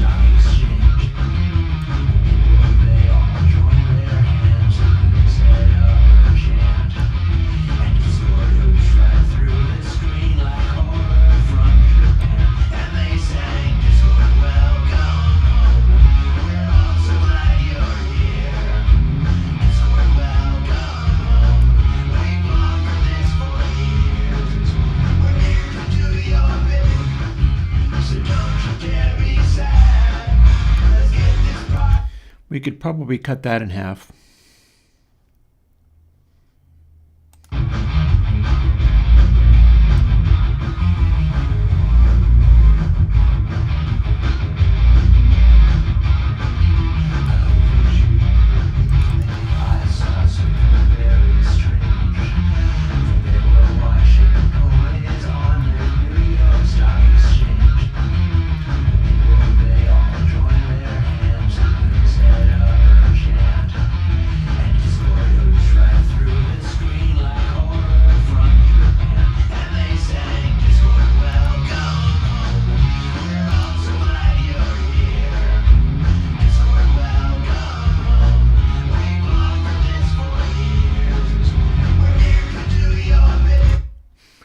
So, alrighty.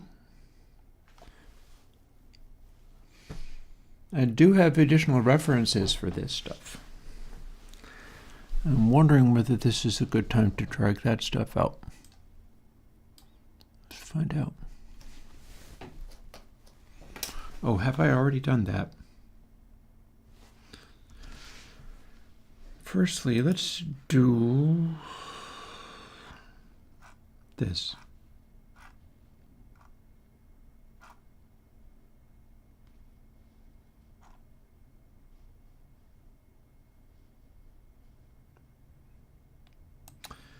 Oh, let's get extra frisky. Rather than having it be exactly 0.5, let's take head bump mix and take it down by the golden ratio, just because we've got it kicking around and it's so fun doing the mimetic stuff. It'll probably still be fine.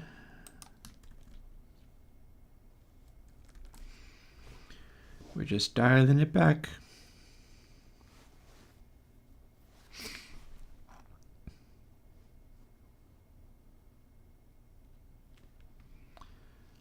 And flut depth.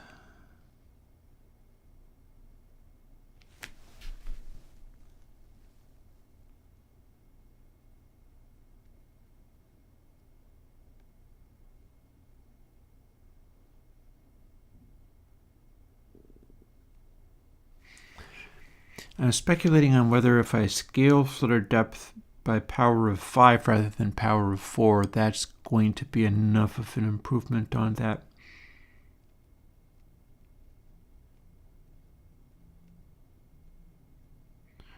I'm not really sure. However, we can but try. Let's see what we get. Will give us the same maxed out value.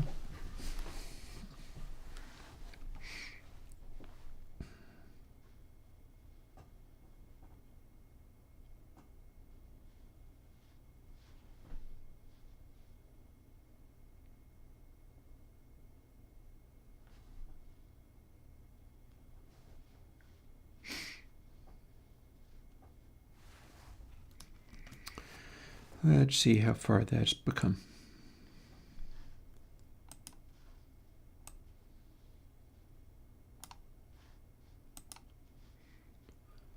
And then, like I said,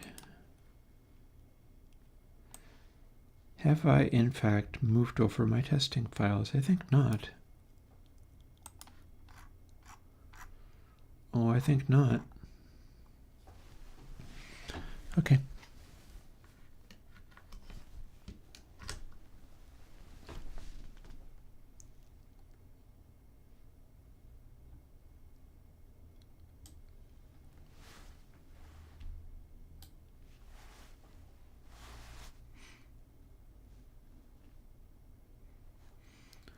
Copying nearly 2 gigabytes of audio files.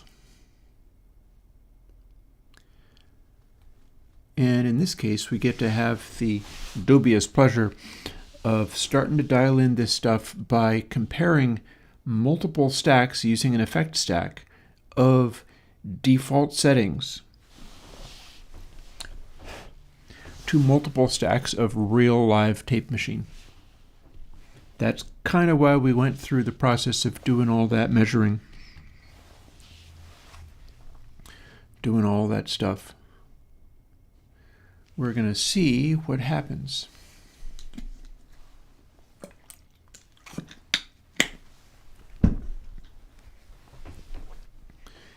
Because it should work.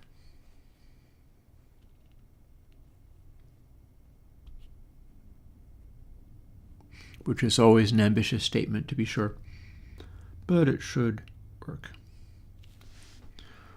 While we're waiting for it to copy, let's play with Alien Kittens a little bit. Also, there's one further thing that I was going to add, and that being post-clipping.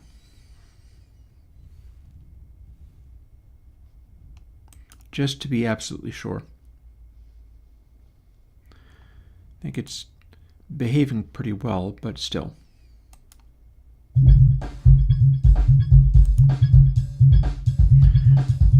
So no tape.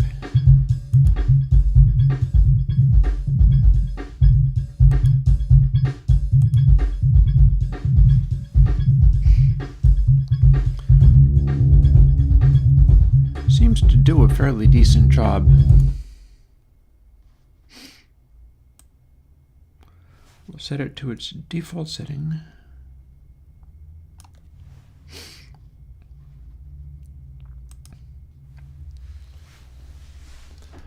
Now we can bring over what I'm calling shuttle. Shuttle is just an SD card.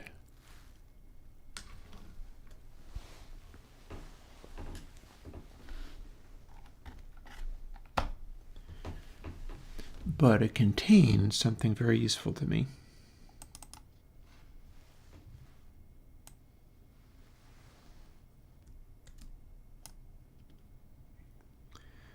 And that's going to take a little while to copy, but that is how we're going to dial in this stuff. May or may not need to save extra copies of this in different ways.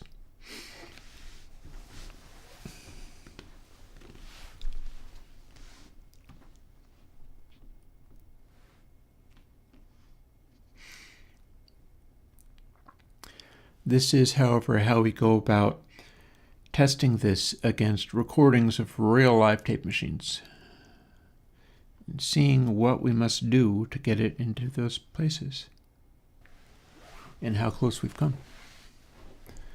And of course, it's also going to involve fooling around with the controls a little bit more.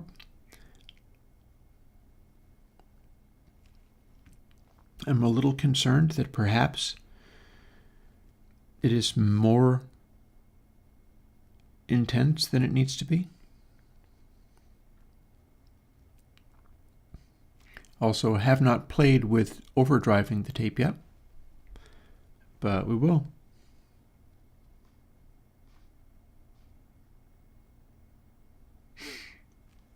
Just want to finish copying this stuff over.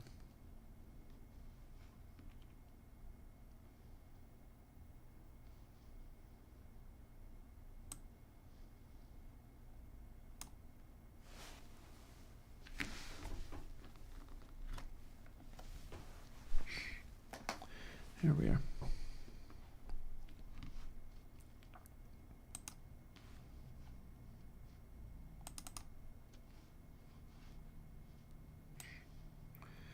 Here we are. Oh, and they are all waves, and so we can actually test that fairly easily.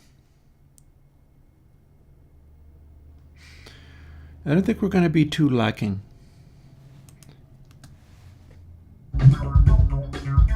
Oh, nice. It starts with that. Good.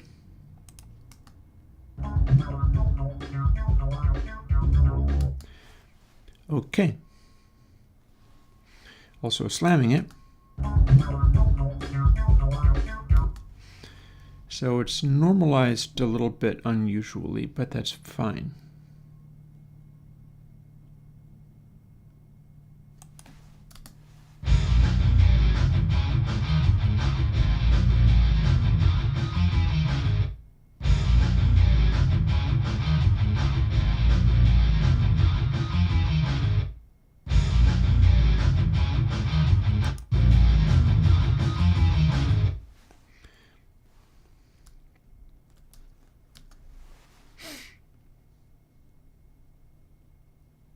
That is true. It is a true observation by Sweeter over there. Having copied this over, I can now put this back to where it was.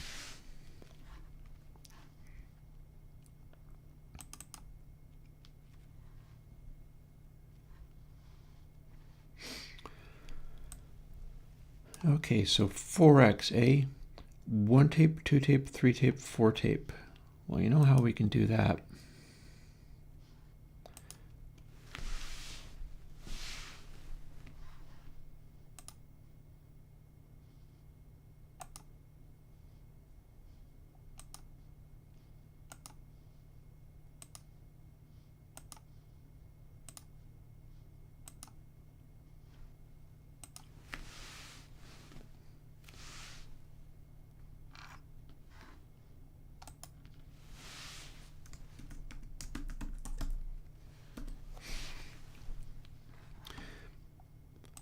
So we're probably not going to be very close.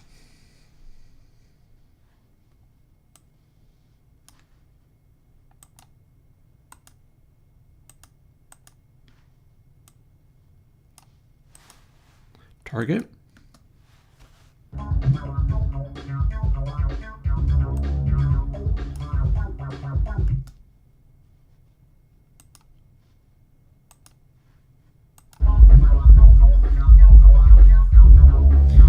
Okay, that's more lows than we need.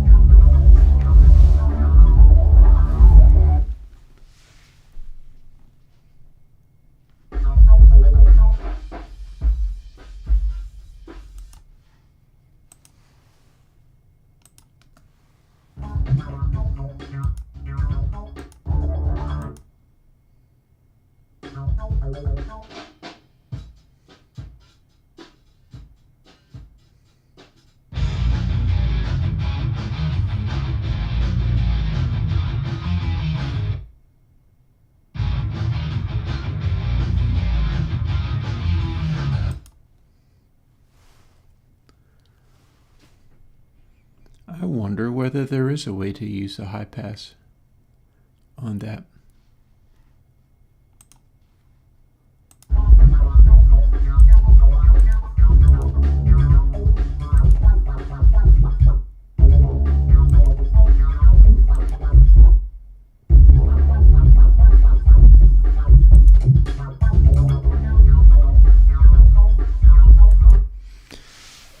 Got a kind of low frequency whooshing going on in there.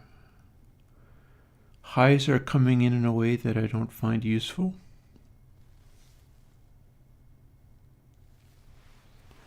A bit of a mid-range suck out.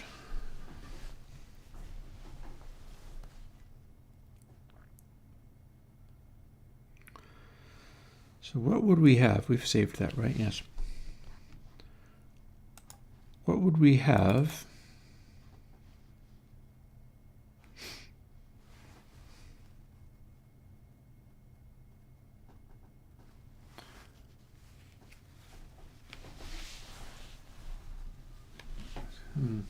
I need to sneeze and I can't.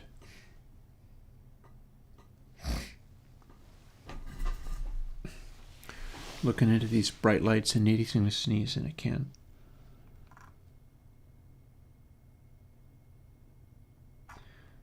Where was the thing?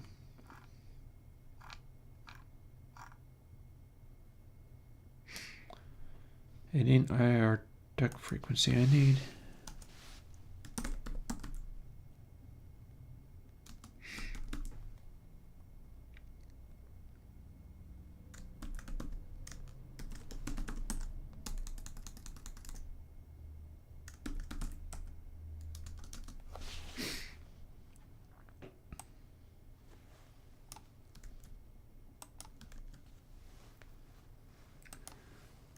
Straighten that up, please.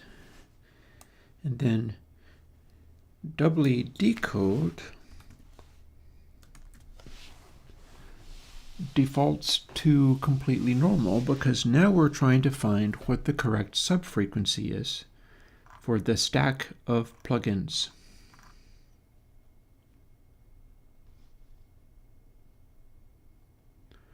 Here's our two-tape basic algorithm. And in this way, we actually make that be a high pass and leave everything else the same. Just like it was a high pass before, we just didn't need it in its extreme setting. Oh, we're not using that, are we? Time we do.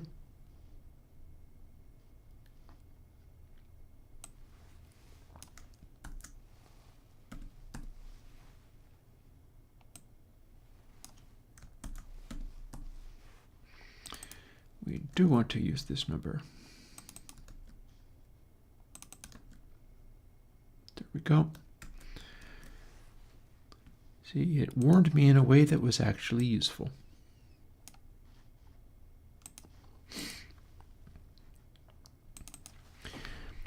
Now when we run the stack of this, actually when we run this even with just the regular plugin, it's going to be unhelpful because it's way too high, but then we can fix that. And here's how.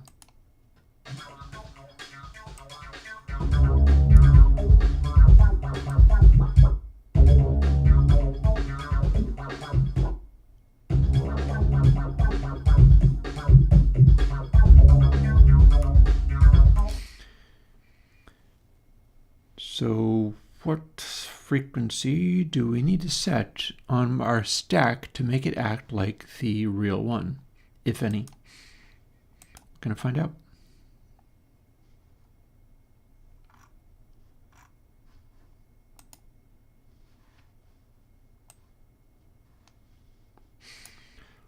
One, two, three, four.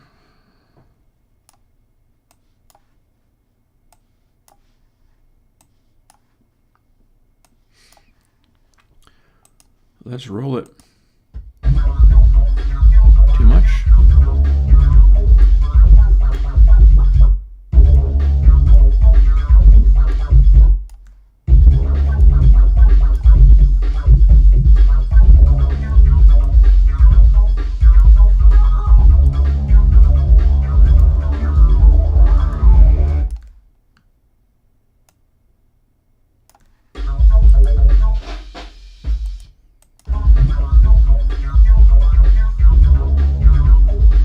Still pretty beefy. Again, our target, and it's also way too damn noisy, so that's a problem. Gonna have to figure out what to do about that.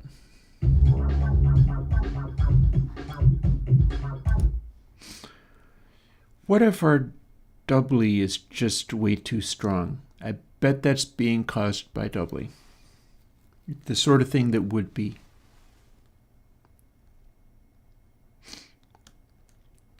However,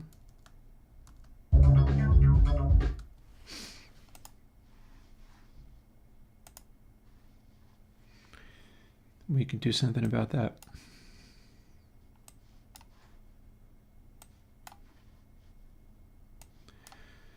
So if we have absolutely no doubly in play at all, does it then start sounding a little bit more natural, or does it still sound dumb?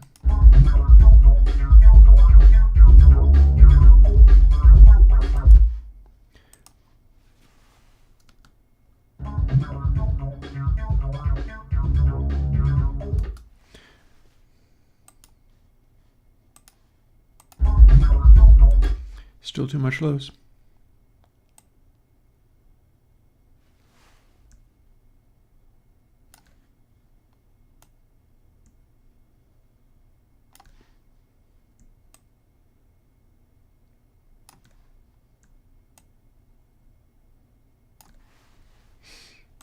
Now what?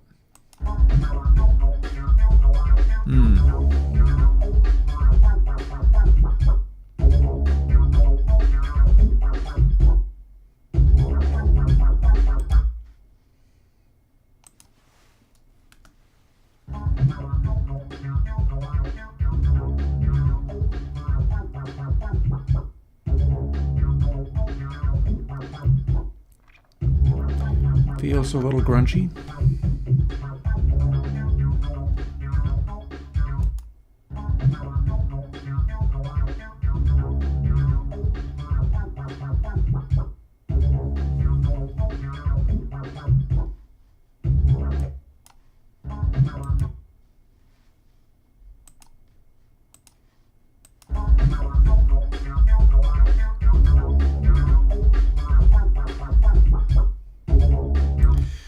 We also have more highs than we really need. Although, I've got it exactly biased to 0.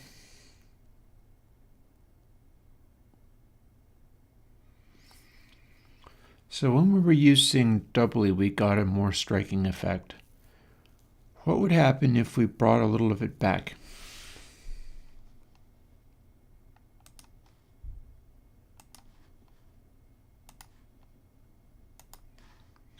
Do we get obnoxious highs? Or when we use small amounts of it, is it more like okay again?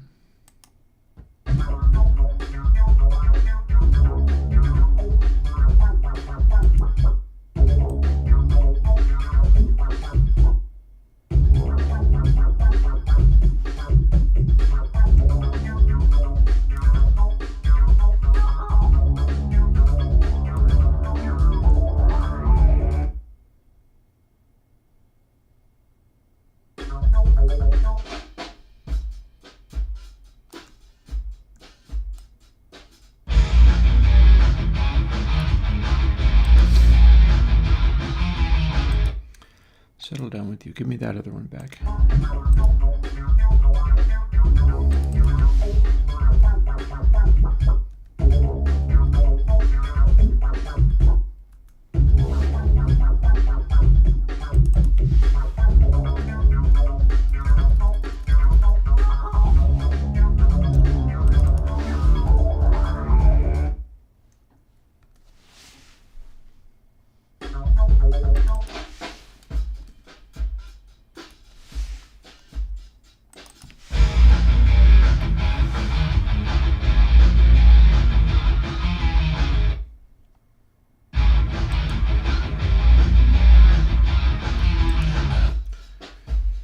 Okay, well, I hear that.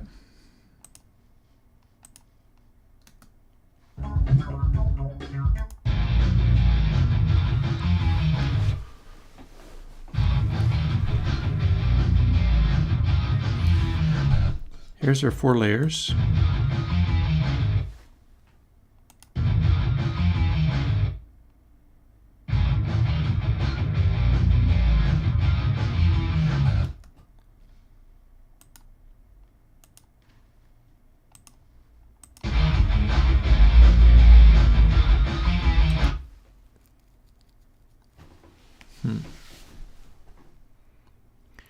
Probably if I trimmed it in different ways, that would start giving me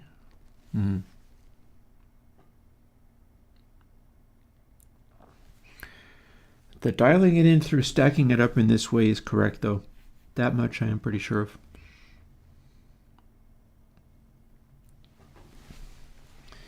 Because it's revealing things like doubly misbehaving. So let's see.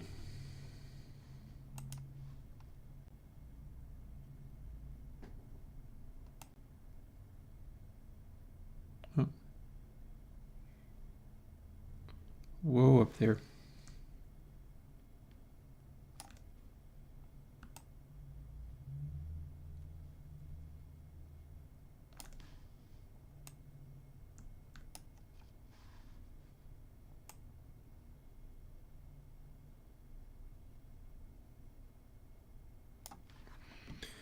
So we'll try 0.42 on the doubly decode. And let's give a little bit of that deep bass back. Go from 0.8 to 0.7.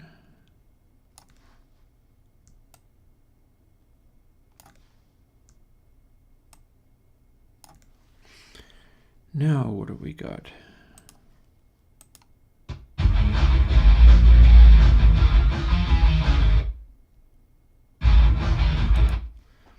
Let's go back to the beginning.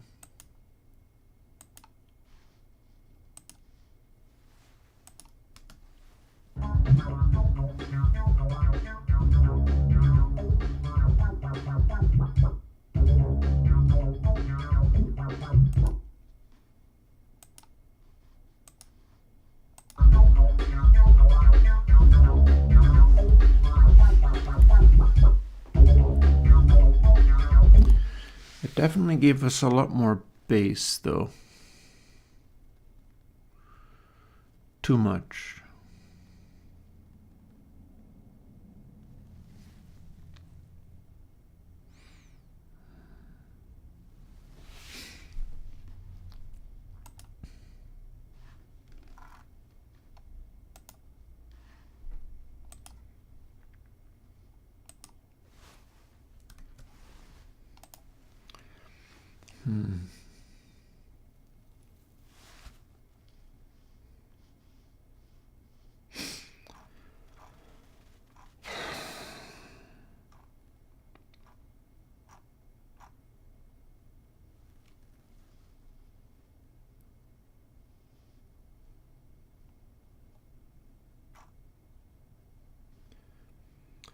So head bump mix, I was getting frisky with the golden ratio, but instead if we neatly have it,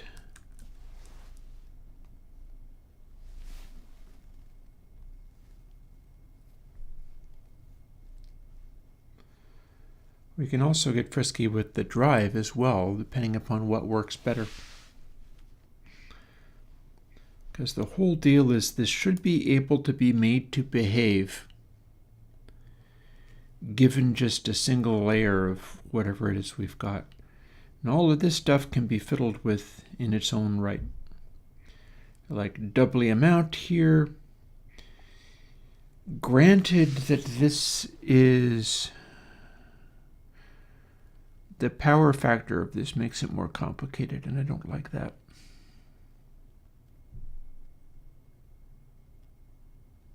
I don't like that at all. But I will be able to work it out. If I come up with the correct answer, I will be able to work it out. Perhaps not today, but there will be a day when I will be able to work it out. Also, bias is not even in question here. And that's a concern because I know that the one I'm comparing it to is slightly over-biased.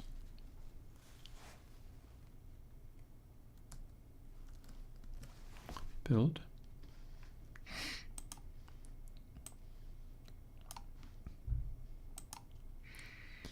And we're basically going with the Studer.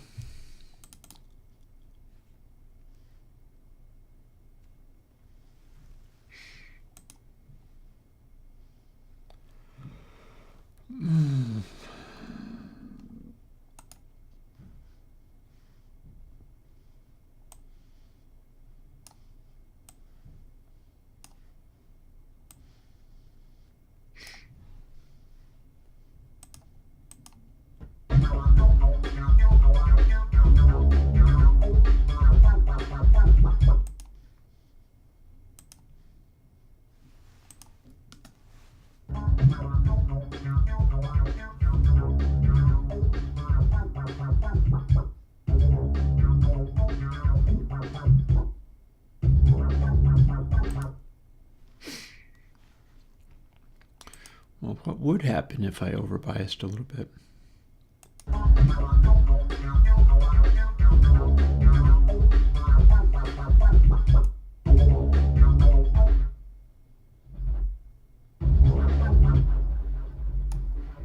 Well, we can overbias super hard if we really want.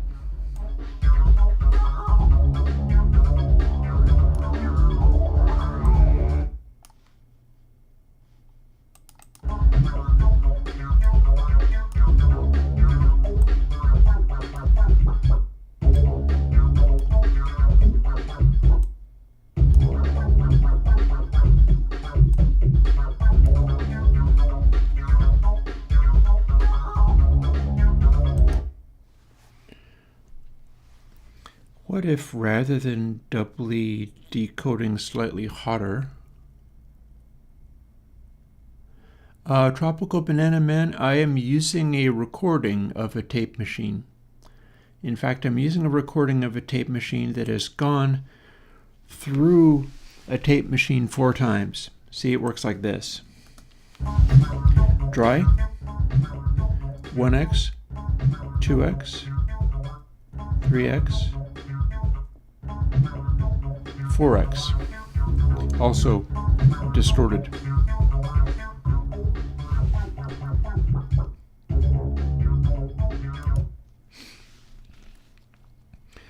So I'm using a recording of a tape machine that is actually, I seem to have 5x available.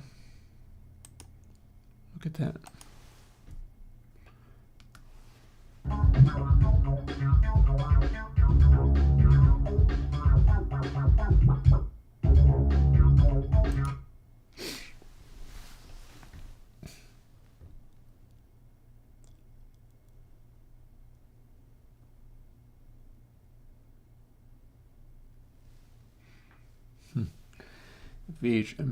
VHS emulation, huh.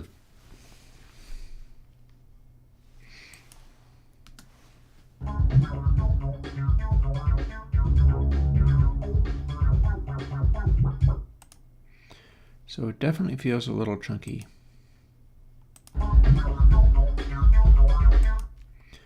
And I feel too much edge inside here, so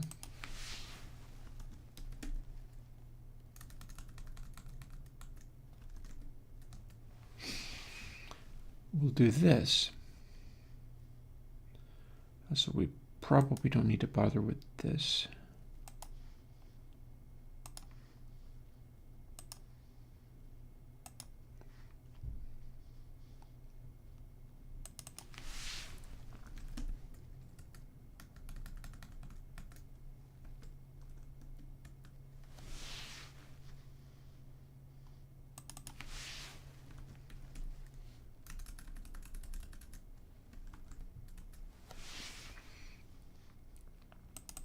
This was a little bit too excessive.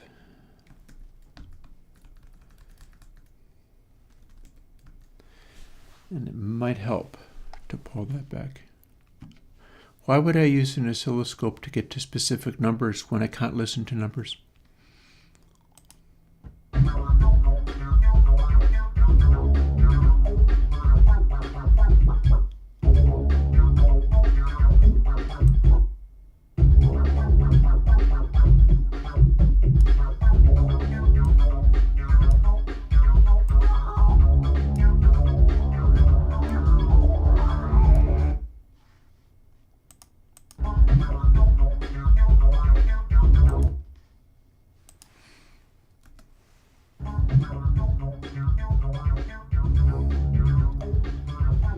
See, there's stuff that's still poking through here.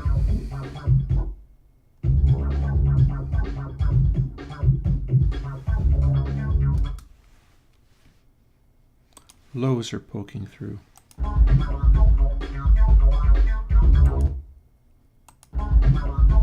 No, you can ask as many stupid questions as you want as long as you're content with stupid answers, because some days that's all I got.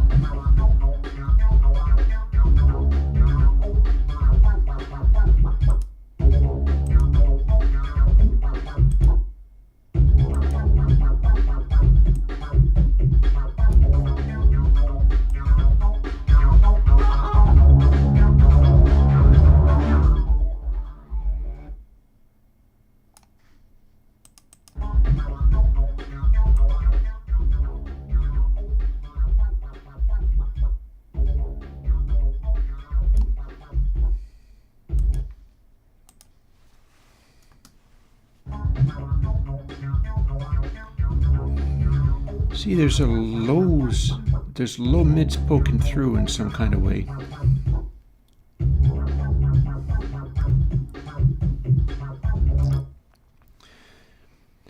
That little Zoxboxy noise.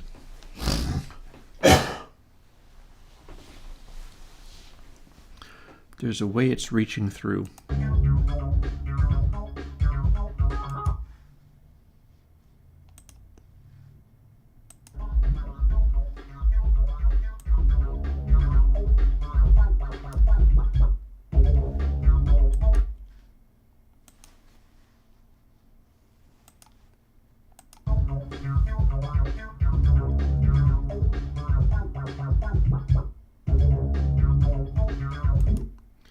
So that thump of the drum.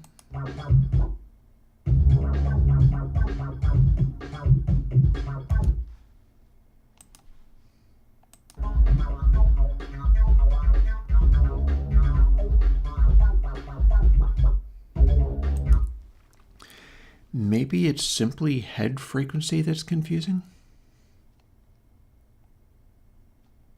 What if it was...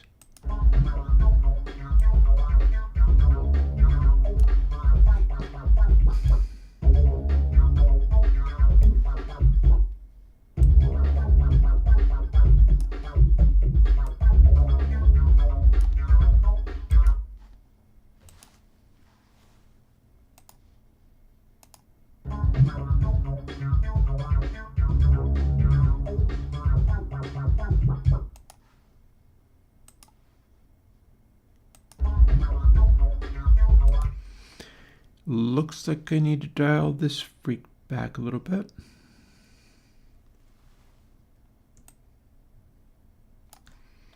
We'll go to 0.08 again.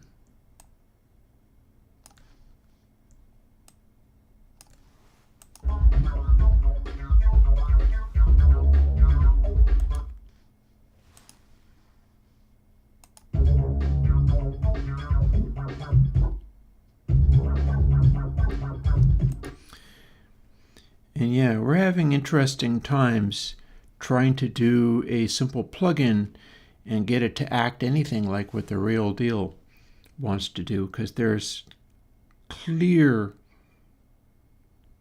inadequacies here. Let's fool with this test tone.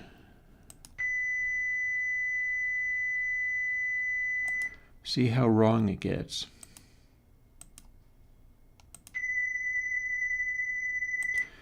Too much, too much, too much. But it's giving us an idea of what goes on.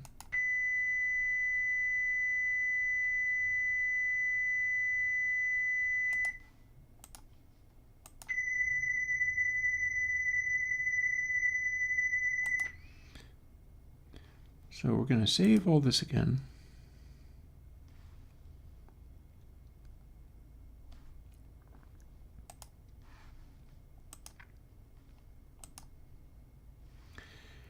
And now we're going to settle back the flutter a little bit in our default.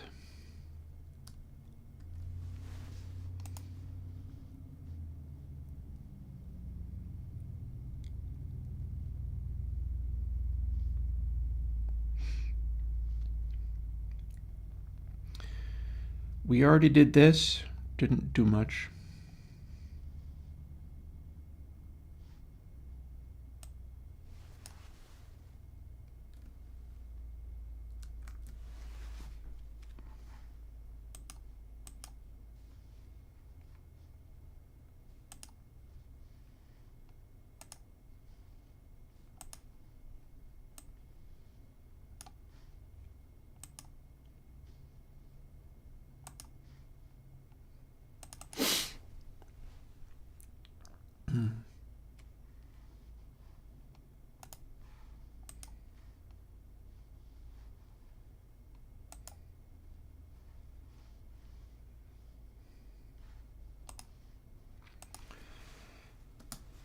So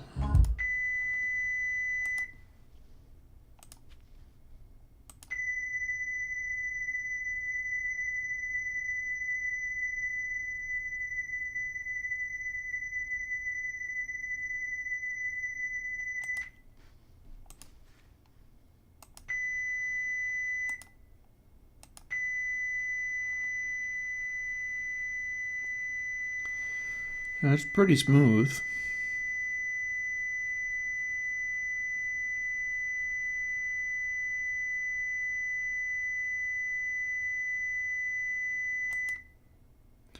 I feel like I can get a bit of a sense of a warble with this 4x times. It should be enhancing the amount of warble.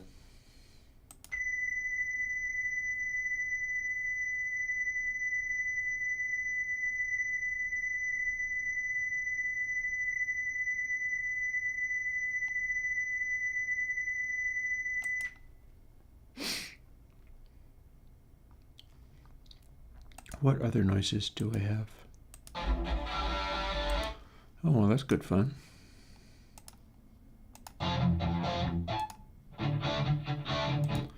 Real one, fake one.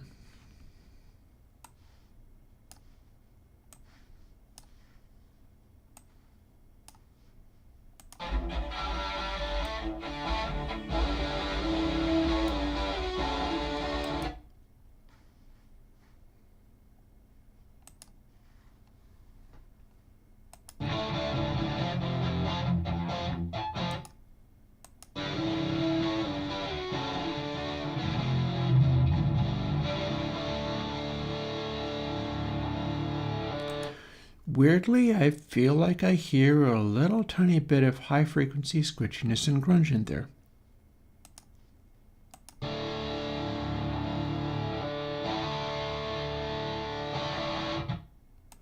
It's not nearly the same as the plugin one, but the plugin one is a plugin, whereas the other one is 4 layers of real Studer tape deck. So even being in the ballpark is not a bad thing.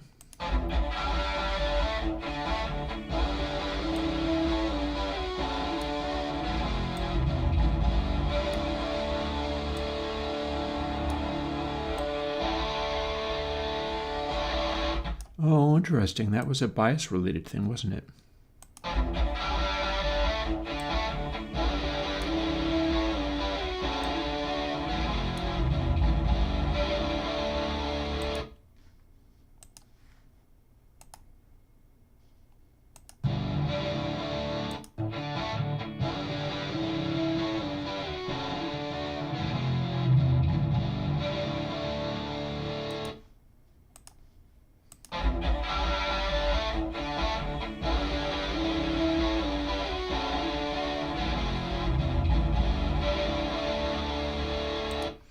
What if I have too much doubly decode? Doubly, sorry.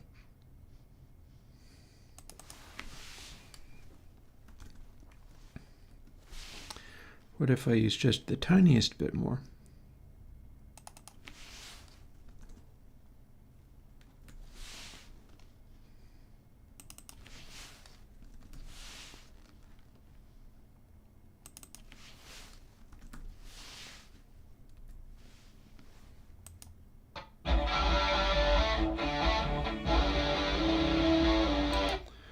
No, it doesn't sound right at all.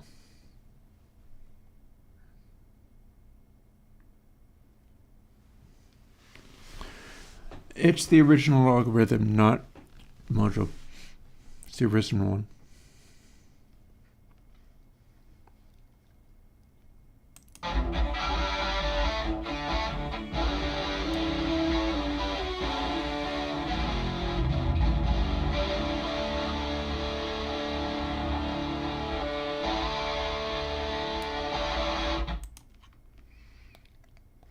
Well, what if we do...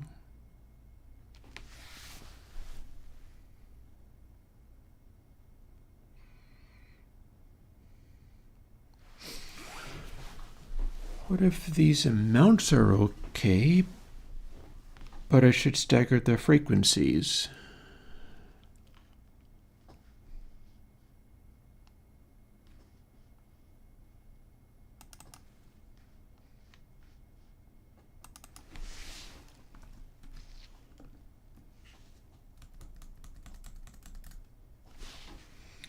Bear with me while I do this.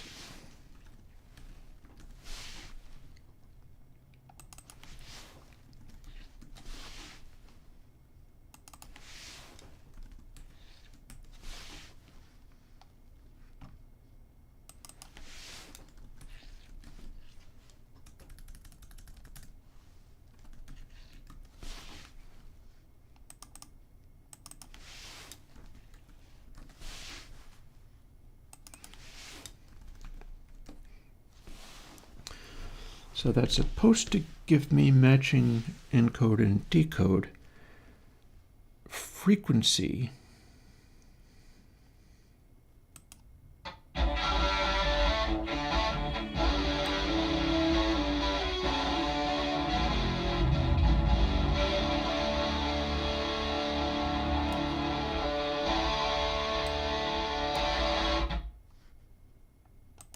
not that bad.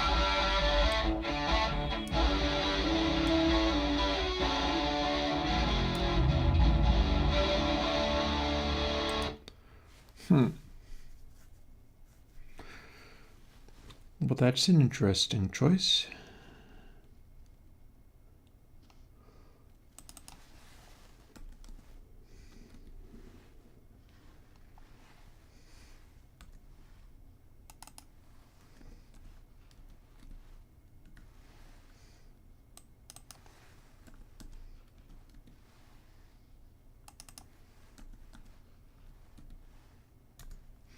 So if this works, I scale everything around until its central settings produce this, and then you can still fiddle with it further.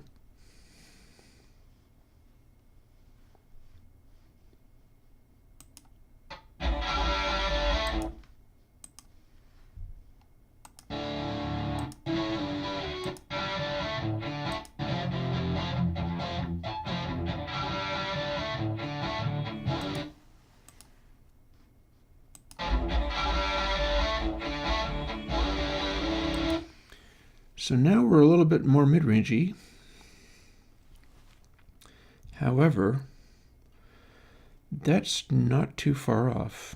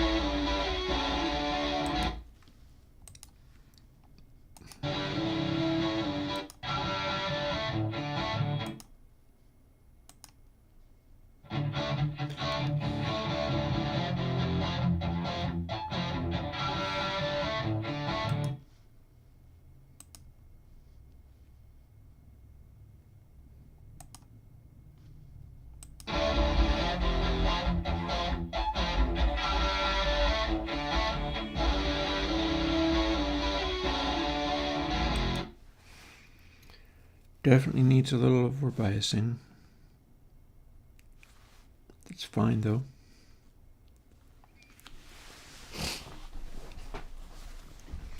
Let's get back to other sections. So it's starting to get into a zone. Like, I'm not really going to be able to make this work, but I'm going to be able to optimize it for what it is. And it's certainly going to behave better than 2tape6. So, looking like it's going to get into a zone where we'll basically find it acceptable. We'll find out.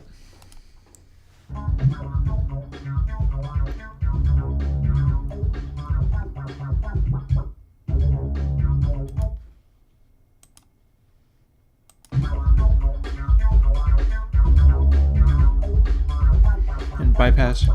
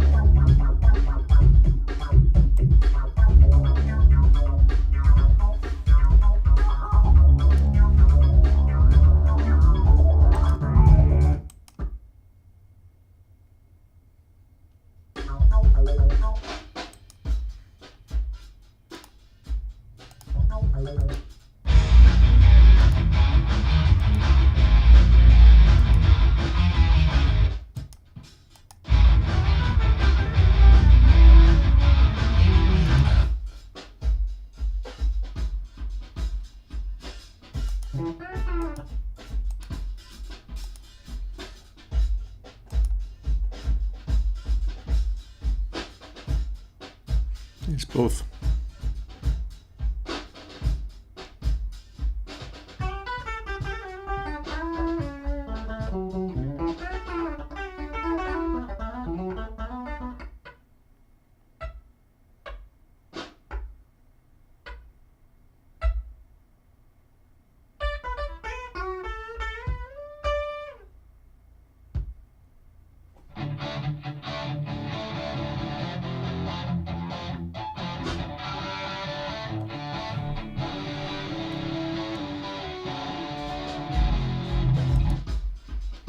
Yeah, that's mixed up.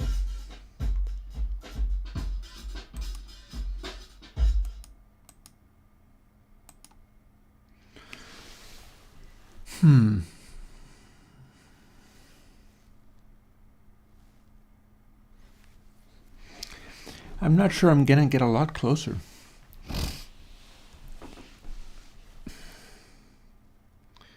I feel like this is getting into the place where it's about as much as I can get out of it. I would still like to do one of the final.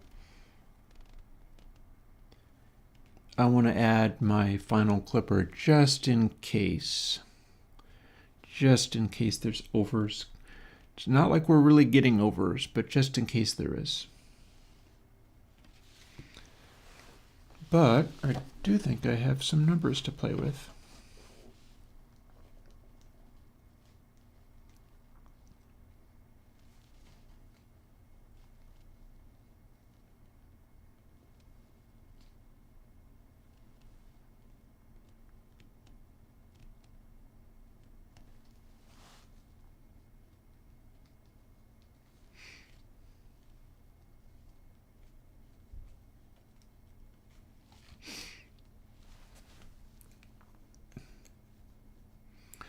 Everything that is literally at 0.5, I don't think I need to mess with.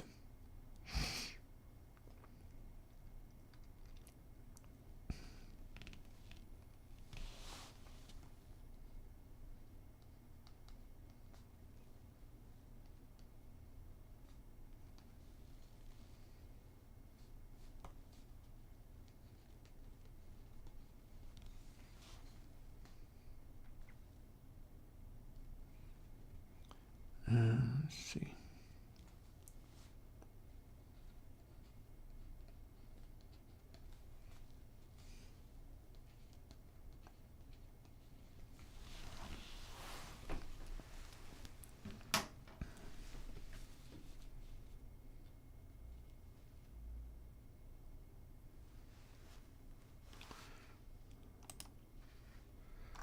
Make sure we've saved it.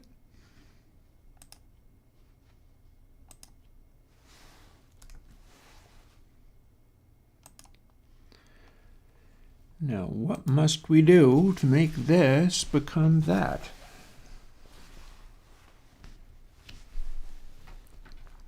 Bust out the calculators, boys.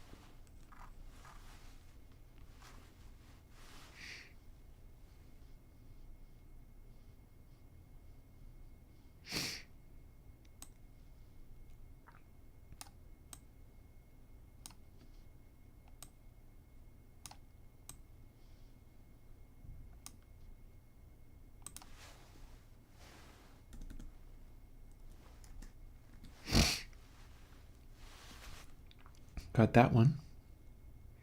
That wasn't too hard.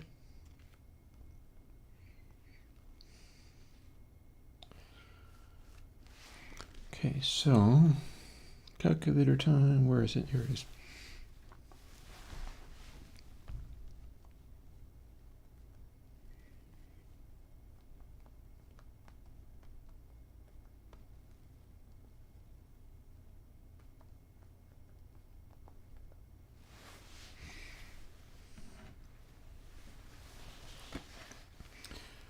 So outlay amount.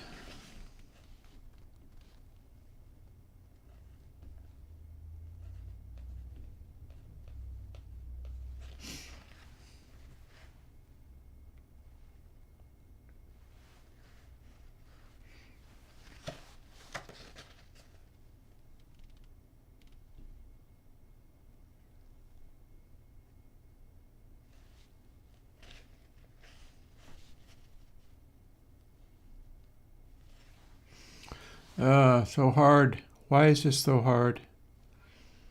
Oh well, nothing to do about it, but kind of do it, so.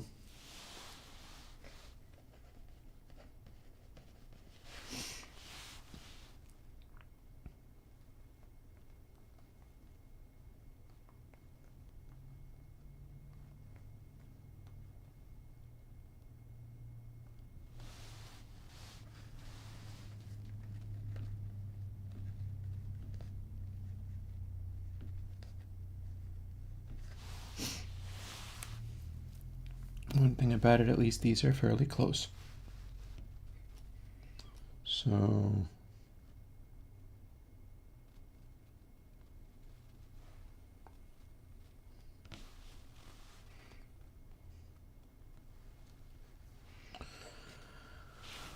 boy, so what the crud am I doing?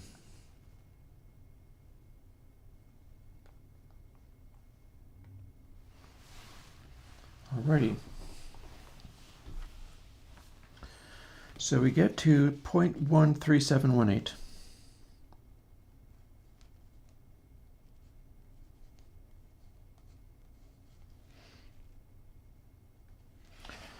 From 0.3125. Wait, 0137, sorry. I'm all confused.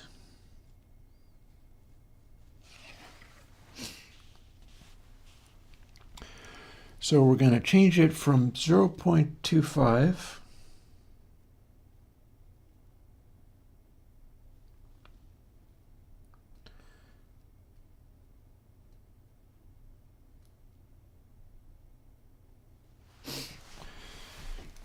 So here's my problem.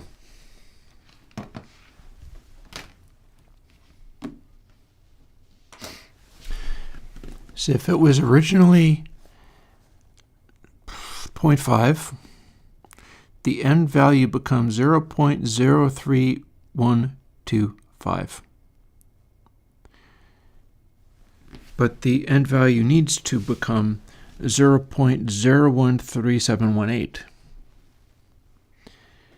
Now, I can leave the outlay amount the same,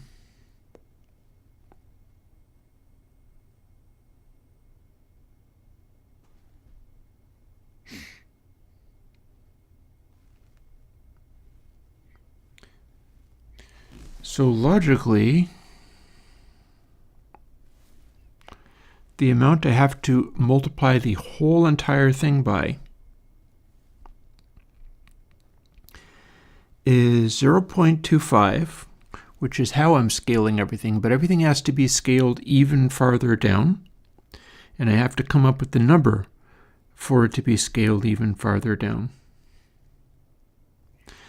So it should be divided by 0.03125 and then multiplied by the target number, which I have here.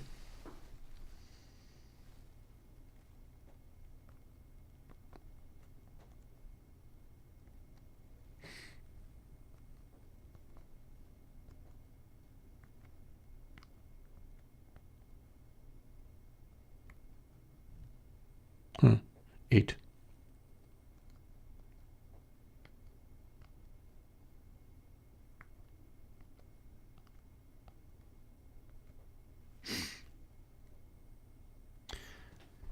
So rather than multiplying it by 0.25, I should be multiplying it by 0.109744.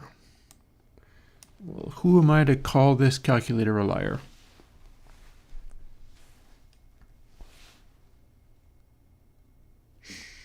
In fact, if it's 0.109744, I wonder whether maybe I can just leave it. I'm not going to do that. I'm not going to do that. And I'll tell you why. I have another to do.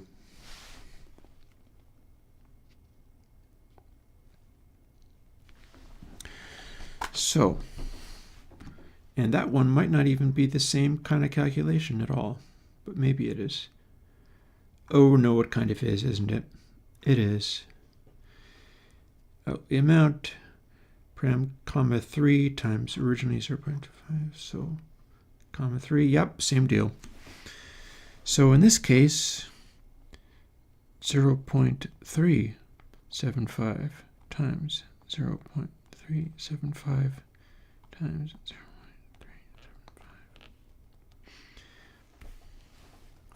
So it's even smaller.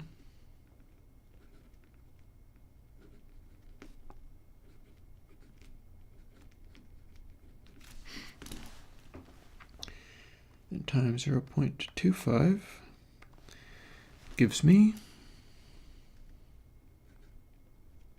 0.131835.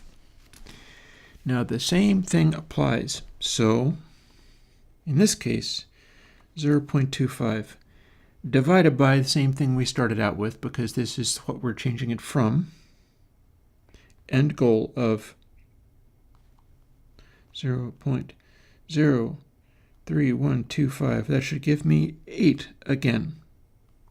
Yep, and times my new end goal, 0.0131835. Alrighty. 105468. We might be scaling down all the doubly kind of excessively, but it was causing issues when stacked up that much. So I feel pretty comfortable, feel pretty safe with dialing it the heck back and just letting it go from there.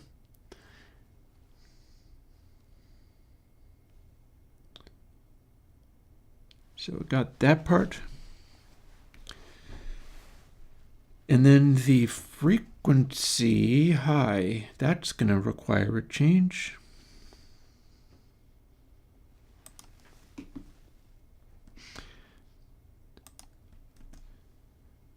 .5 becomes 0.575 instead. So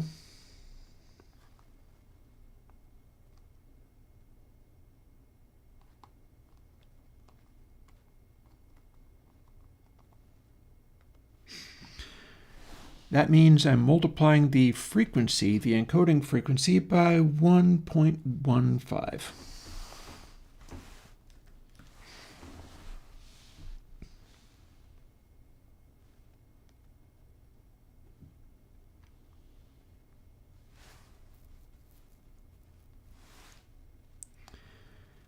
And did we do anything? I don't think we did anything with Flutter that we can't just leave alone. I feel like that's as far as that needs to go.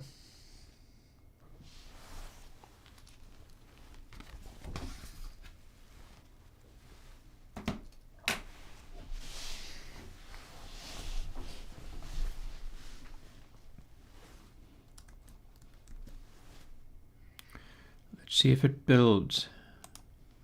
I think it built.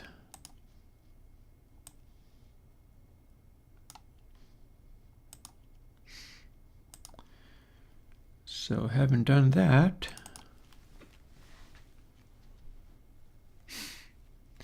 yeah, no, I mean, we're testing with 4 of them stacked up, but the intent is only to use 1. And now I have to go back into the effect stack because I've just changed all of these things and they need to be reverted. Actually, they all need to be reverted, don't they? And then we'll see how far off we even are.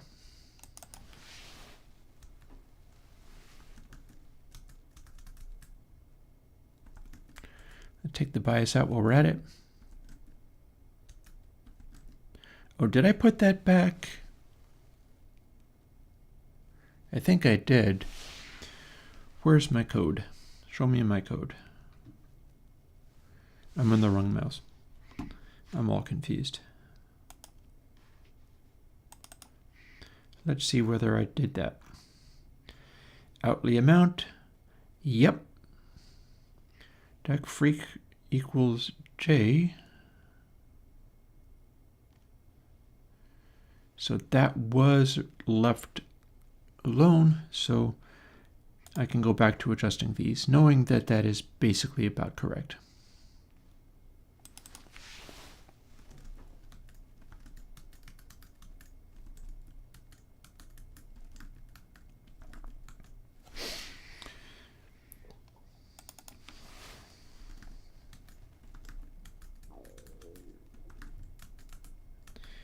We're also taking out literally all of the bias, the over bias or under bias, because we're doing this without it. It's a bit of a stunt anyhow. Not really, but we can fairly safely leave it alone.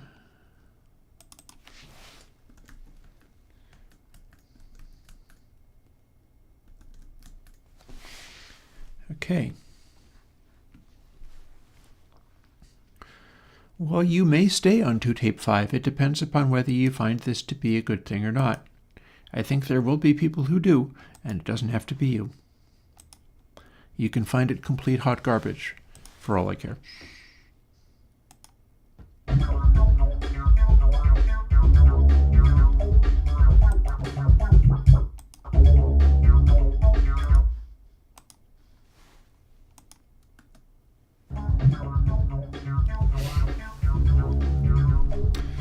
Alrighty.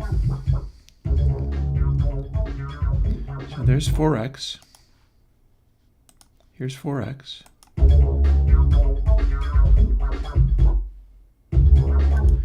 I feel like that's not a million miles off.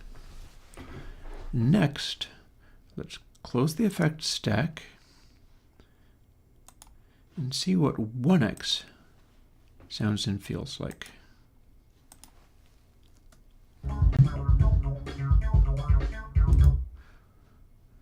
Weirdly about the same, honestly. Let's see how this one works, though. 1x.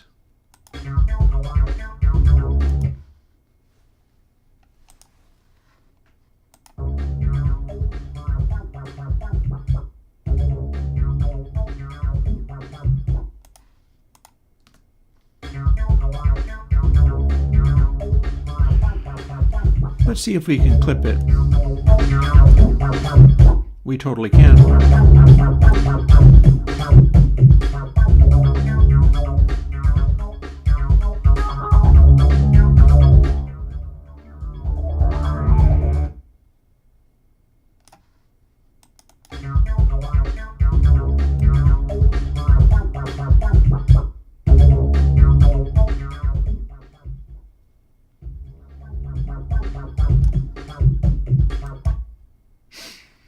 Let's see if we can head bump it.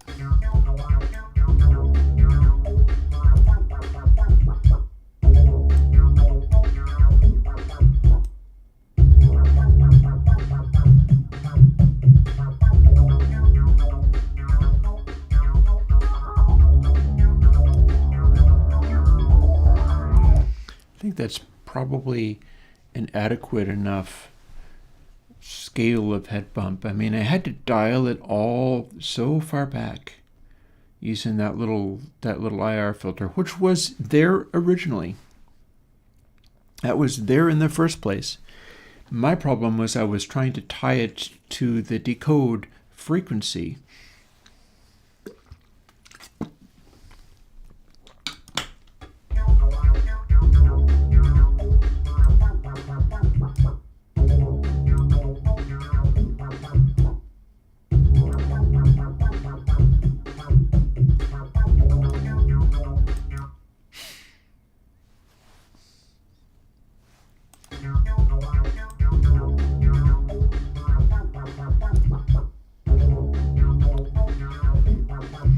Overbiasing definitely steps on the highs real strikingly.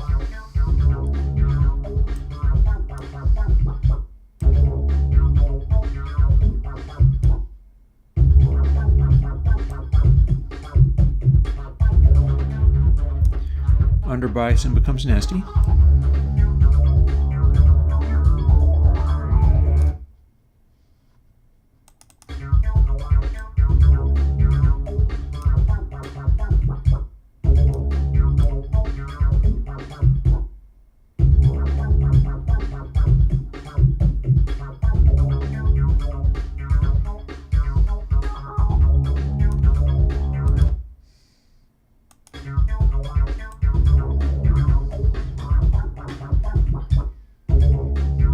You can still overflutter.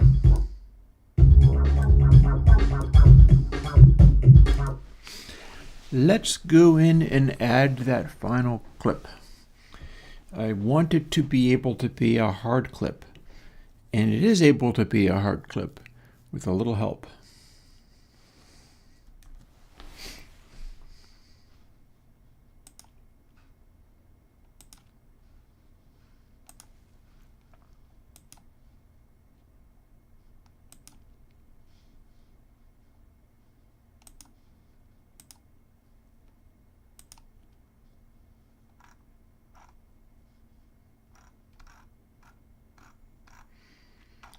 This is the kind of help we need.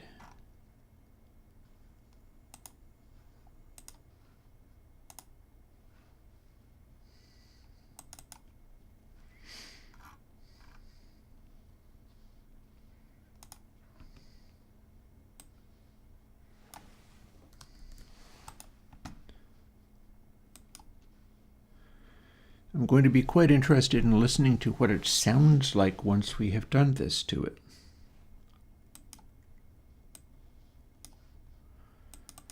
Because in theory, this should do a darn great job. However, we must see whether that is true.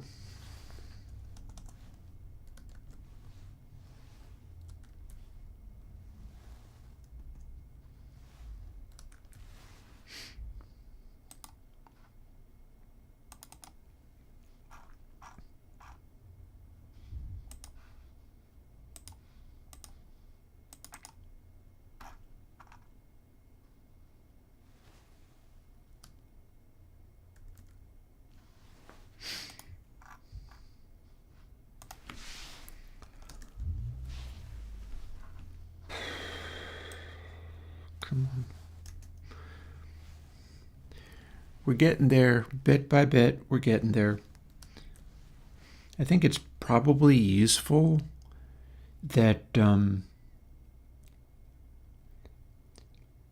there's a certain transformative quality to the lows, but this tends not to throw bunches of extra bass in because of that high pass that we have in there. It's reining it in a useful way. And I'm just interested in hearing what happens to everything as it goes.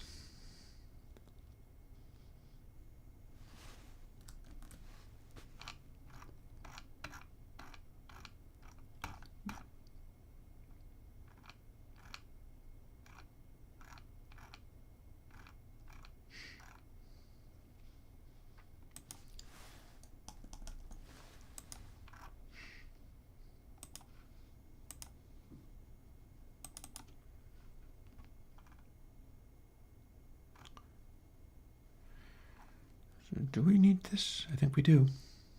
I think we probably do.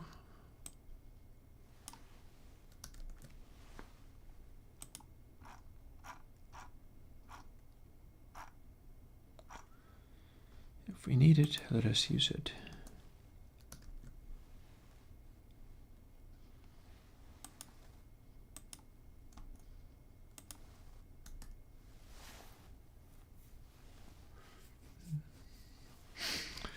Well, perfect is a strong word. However, I am testing it against a very challenging, like testing this stuff against a 4-stack of real Studer tape machine. That's bold.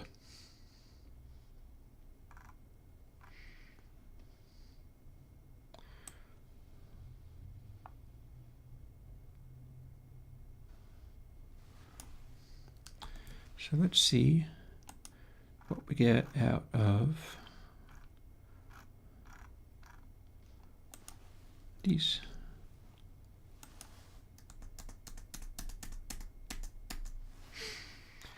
I'm tempted to fiddle with it to try to optimize it, but I am not sure that's really necessary.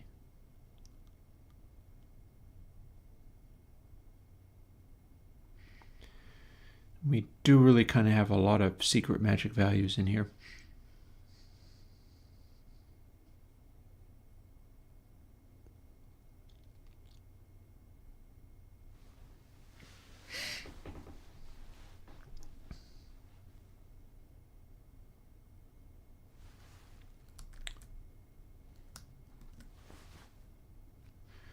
Seems like the build succeeded. We shall see whether the experiment succeeded.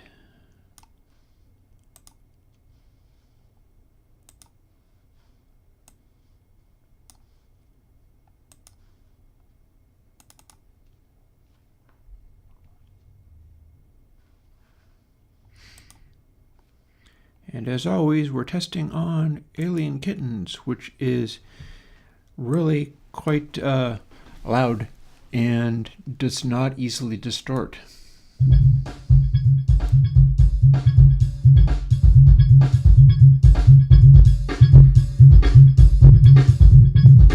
Until it does, because this is easy.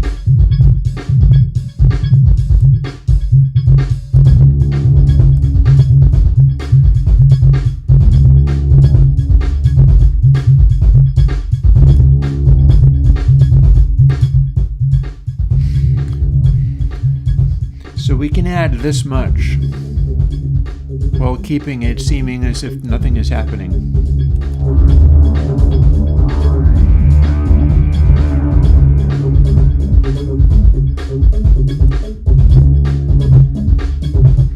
And if we don't do the head bump, we have even more room.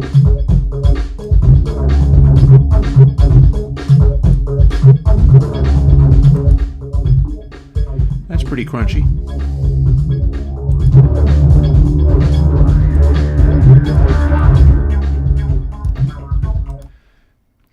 Okay, now let's see what happens when we compare it to the Studer overdriven and slammed real-world tape one stage. That could prove interesting. We can but try.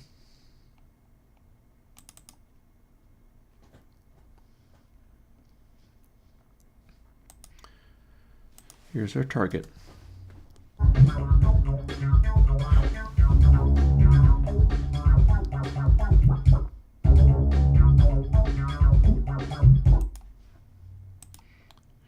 Here's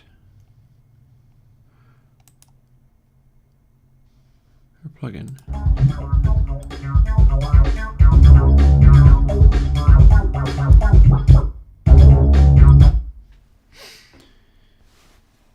I'm gonna maybe, yeah, I've got a instance of clip only 2 in there just to catch overs, which is doing a pretty decent job of controlling its behavior.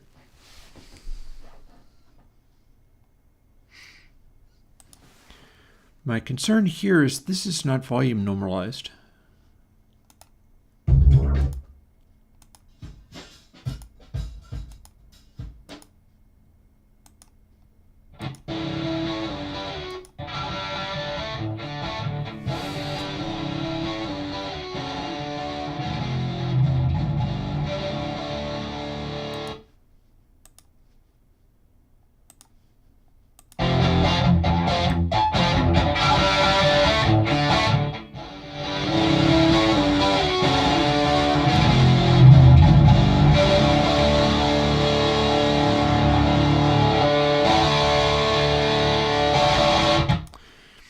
So that's a lot louder.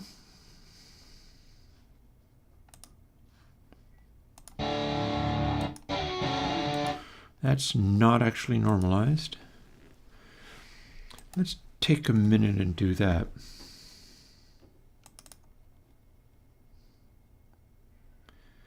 Because as you can see, this is not actually normalized at all. Not even close.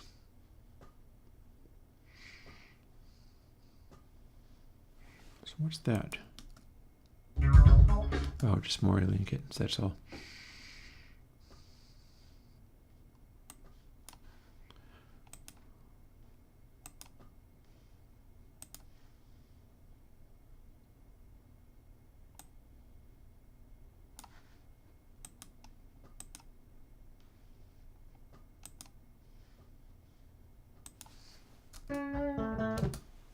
Don't care.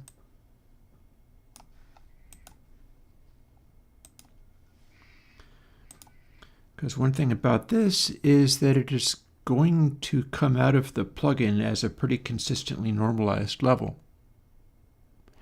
Hey, Beans, Beef, Broccoli. Well, it's nice to see you. It's a relatively grueling workday, but one that I think is going to produce decent results. So we'll see what we get. And we're going to save this as something different.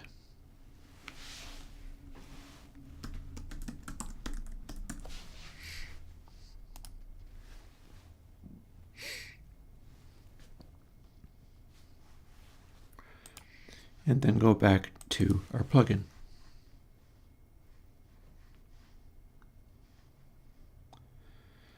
So firstly, let's compare loud guitar with loud guitar that's actually normalized.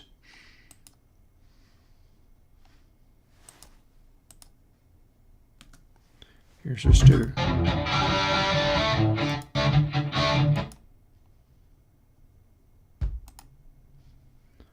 There's a thump.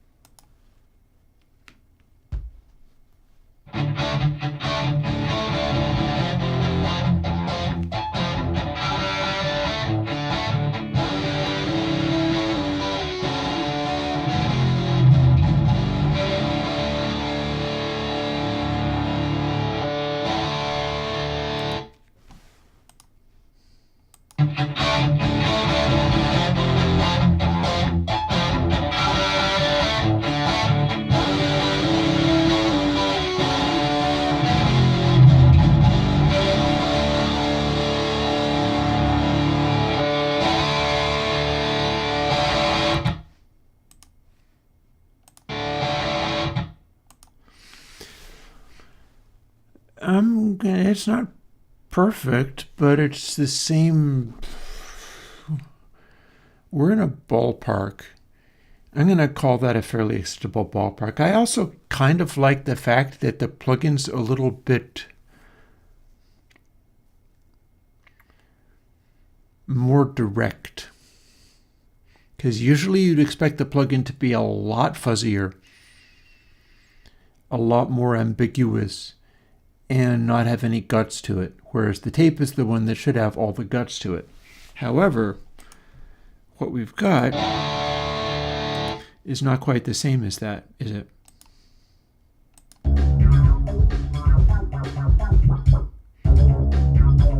Alien Kittens cranked and normalized.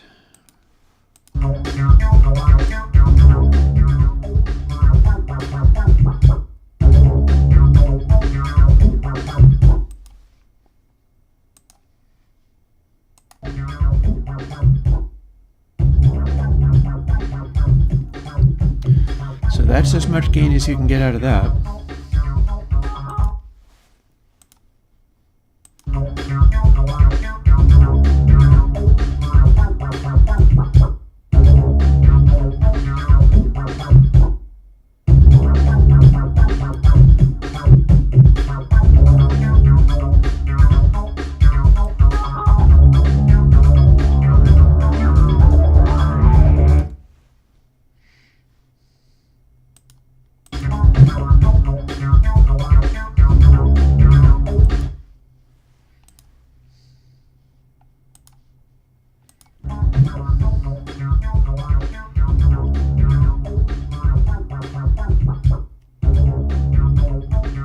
Oh, we've done that.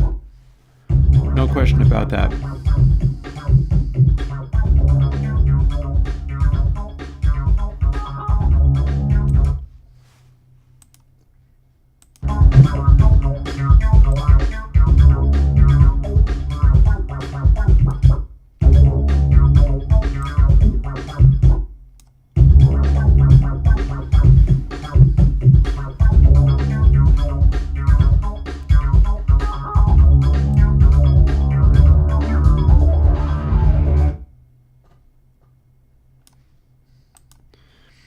So we can over-bias quite extremely, which is fine. Our amount of gain levels are way more excessive than anything you have on the real ones.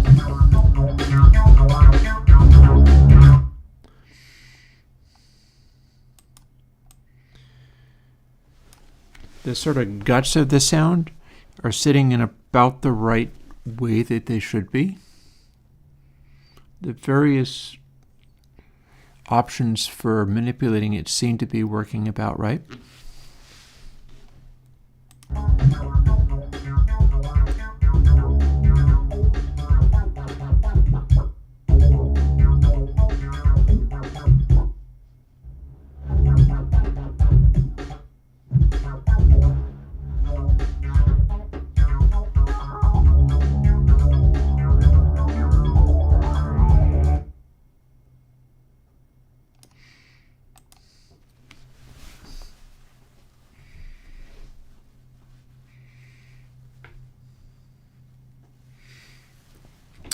I'm honestly not sure how useful bias is even going to be. I'm really just simply not sure whether that's even going to matter. However, nothing's so wrong with having that. Why not?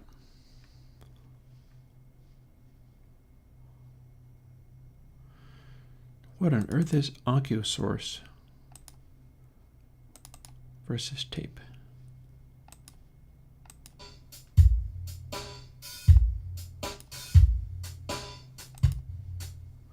Oh, I remember what this was about.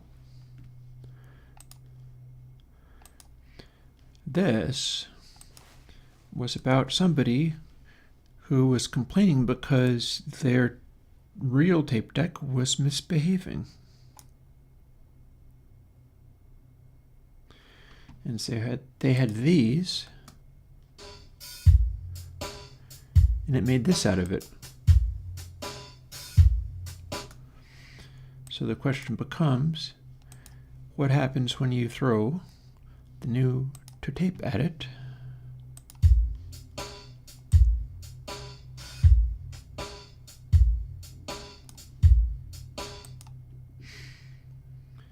Without actually changing anything around.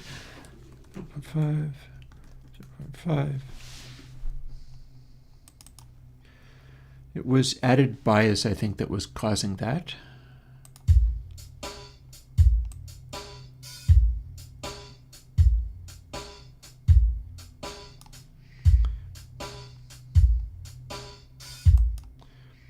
So if you made that, you'd end up with this, and we do seem to have clamped it a hair. So how about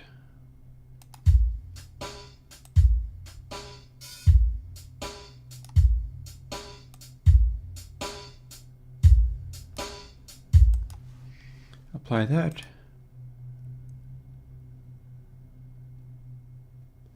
I'm not sure if that's... So that would be 2 layers.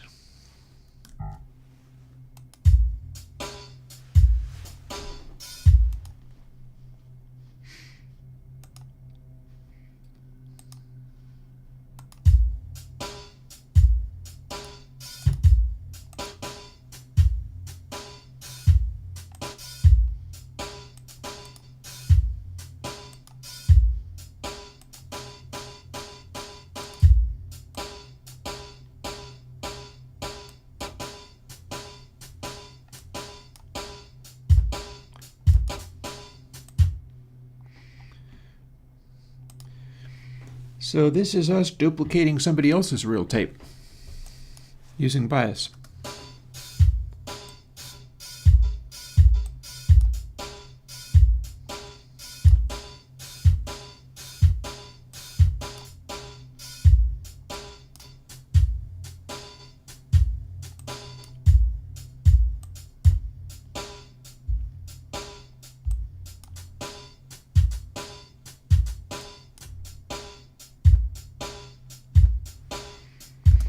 And then some of the other details would be a matter of changing things like the head bump and so on.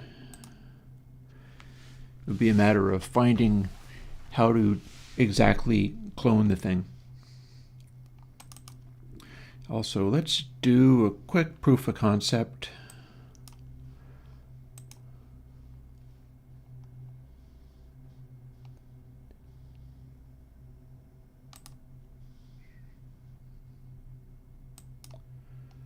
We'll neutralize these things nicely, or nicely enough, and then boop.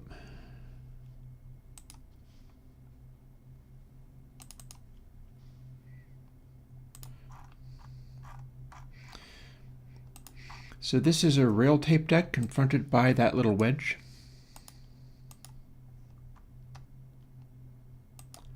And this might not be the same.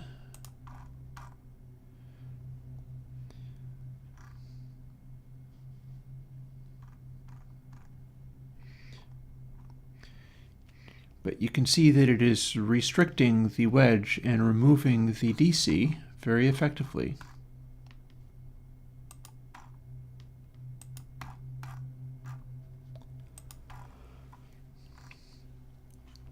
So it is, in fact, filtering out. I'm not sure what this is about, though.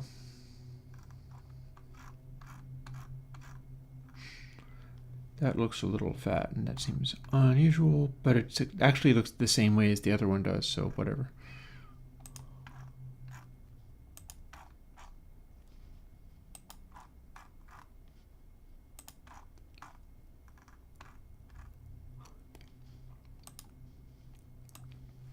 Real. Although slightly quieter. Fake.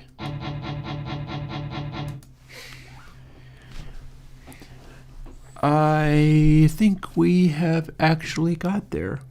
This isn't coming out instantly, but give me a couple of weeks, and I will have been able to test it and do stuff with it and work out how to make it work. That will be satisfactory.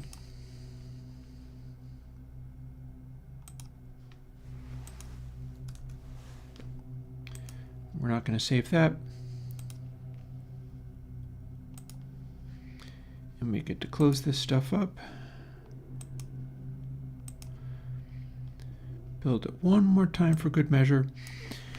That final clipper there is strictly for people who need or want to use it to just slam it and make it be super loud, because it will still do that very cleanly. We've just got it set up in such a way where you can push the loudness so hardcore with it that it's maybe a little unreasonable. And you might want to use it for like pushing maybe the head bump a little bit or something like that. Getting it so that it has enhanced fullness and bigness of sound. Let's see.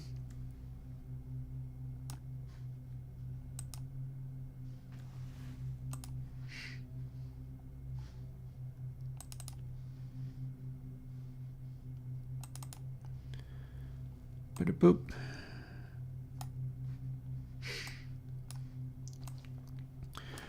You will get this before the end of the month. I do know that. Sister Rose, do you know something that I don't? I would be. I understand exactly what you're talking about. I would be excited about it. I'm just not ready to assume it. And yeah, to tape 7 before the end of the month. And we have now moved this improperly. Maybe what I should do is go and put that back. I've done wrong. You come back. There we go.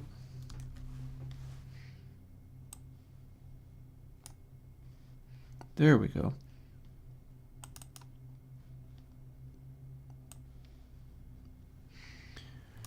Now let's start working through the... Oh, so that did drop. Nice. That would have been my favorite pick, so cool beans.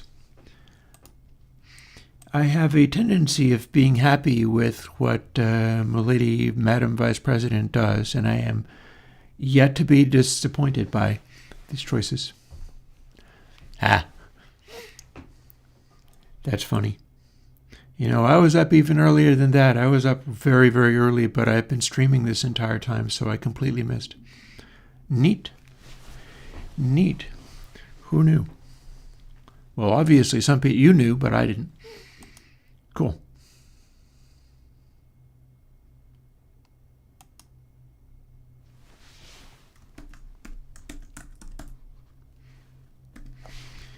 I gotta say, a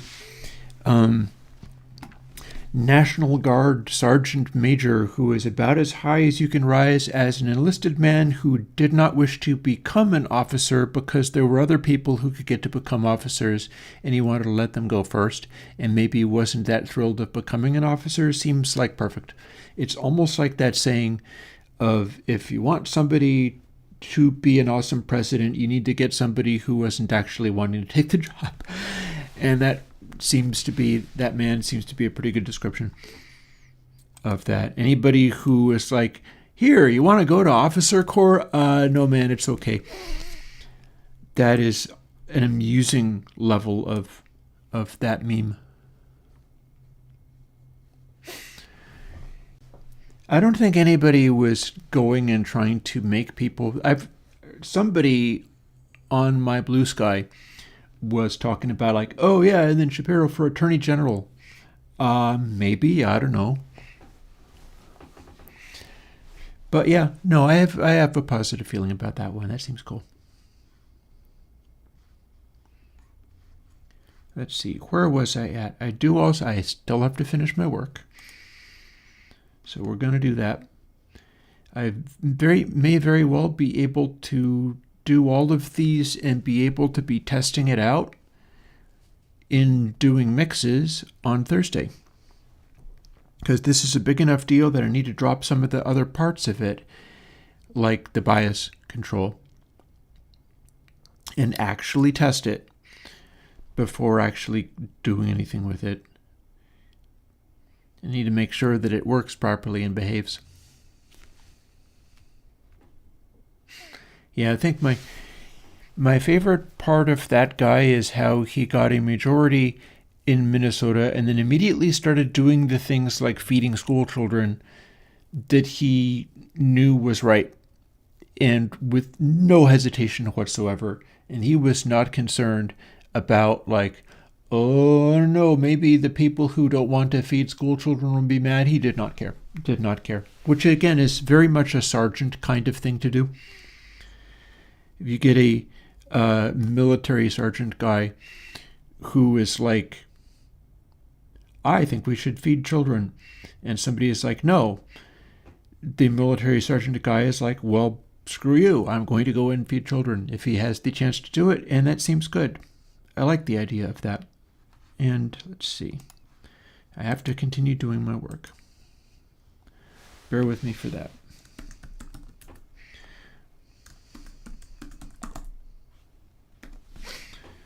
Got to do this.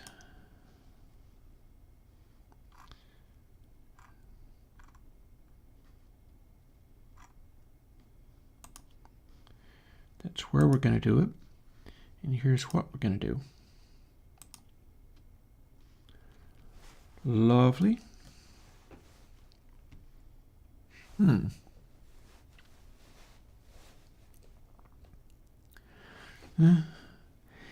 I mean, one person that has helped me with that sort of thing, seeing as I seem to be hanging around with like fellow lefty people, go and look into the Innuendo Studios video, There's Always a Bigger Fish.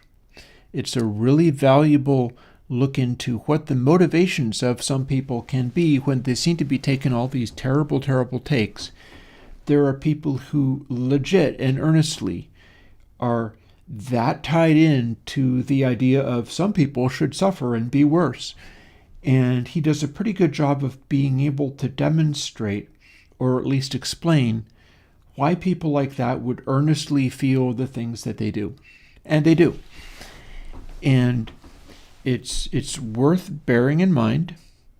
There's even an argument to be said, well, I mean, not to the extent of like, well, some children should simply starve, because that's complete nonsense. But there's something to be said for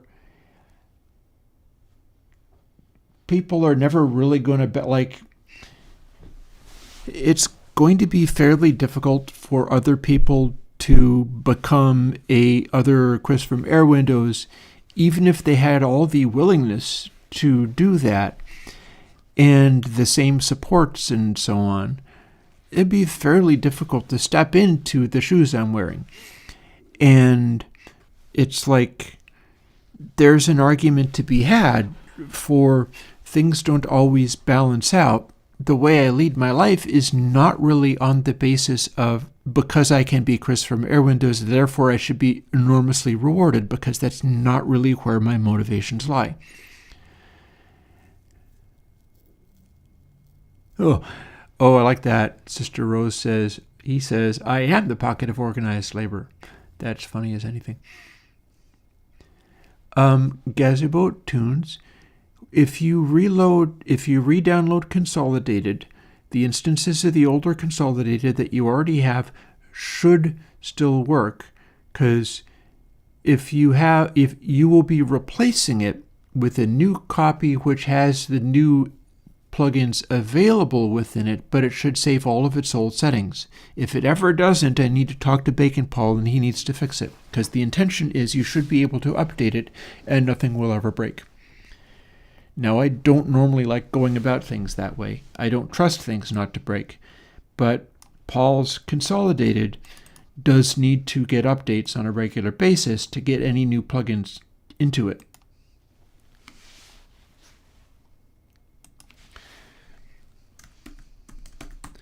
So that is most definitely the expectation, that you should simply be able to update it, replace it.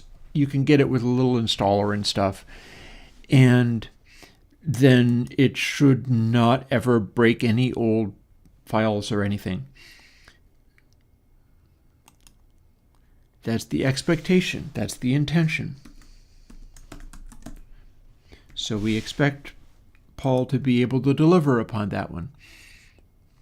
Yeah, there should never be issues. If there are issues, we got to work on it. And if Paul comes up with anything where there's issues and he's not able to resolve it, I'm going to need him to roll it back. But we'll see. I'm never willing to assume that stuff will just automatically work. I usually assume it automatically won't. But Paul's good at that stuff, so I think he's going to keep it in check. And it'll behave well enough. And by the way, I could do a little A/B of the new and the old. Let's take a moment, have a little fun, and we'll do that on like Alien Kittens or something.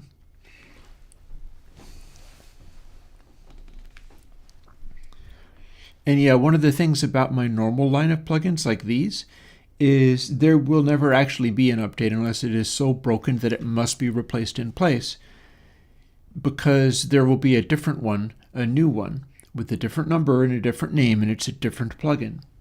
So the stuff that I have doesn't actually ever change.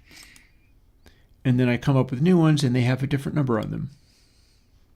So let's see, new effect stack to tape 7 in its default setting or thereabouts. There it is. And also it's a 50 Hertz default setting, although the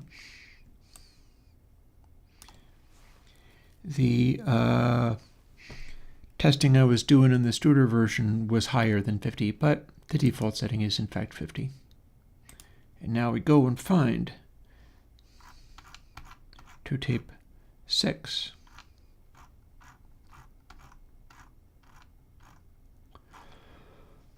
Or we try to find it anyhow. Okay. And that needs a bunch of work. Okay, so nope, db. That's probably acceptable. Don't know how much head bump we've got, but let's not put too much. 0.5.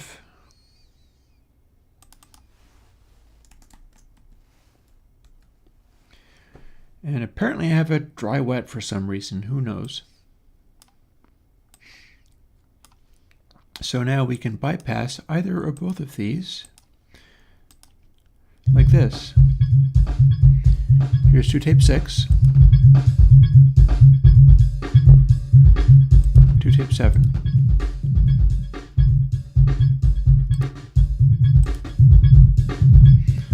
So 2 tape 6. 7.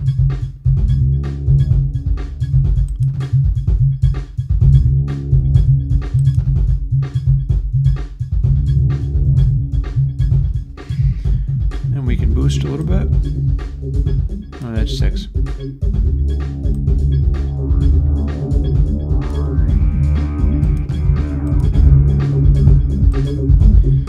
Boost with 6. Boost with 7.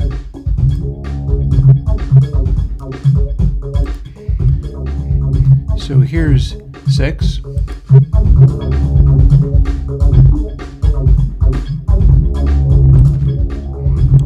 Here's 7.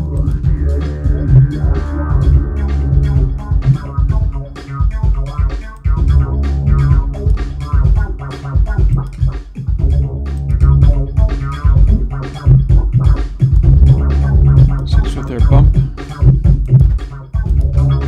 7 with more bump.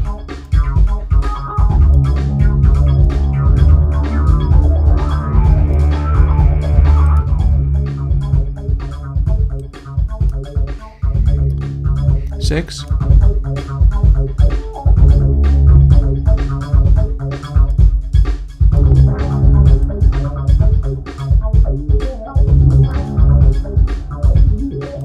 Seven.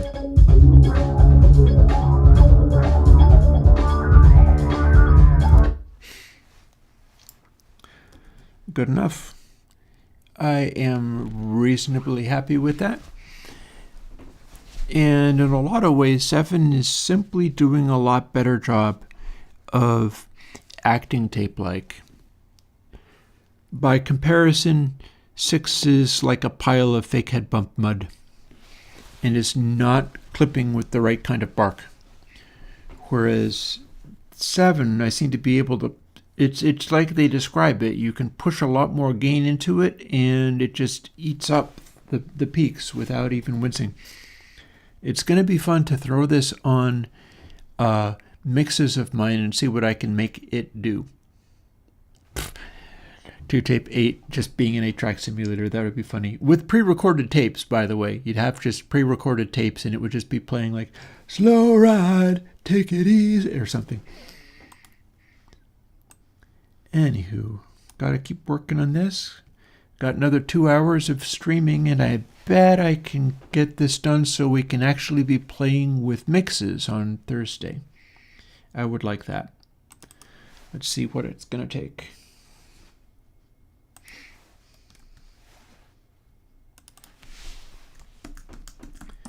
Or tape. Let's see what it's going to tape.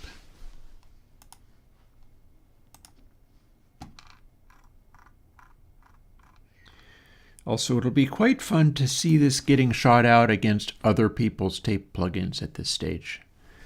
I feel like if 2 tape 6 was actually impressing anybody, people are going to lose their damn minds over this. We shall see. And it does have a lot of range for doing weird things with, so there's that.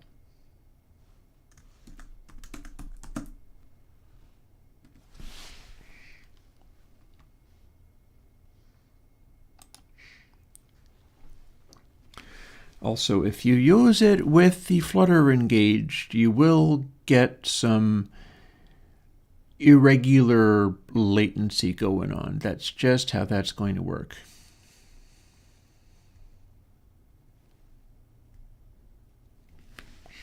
My understanding is Chow is quite nice. Lots of stuff out there is quite nice.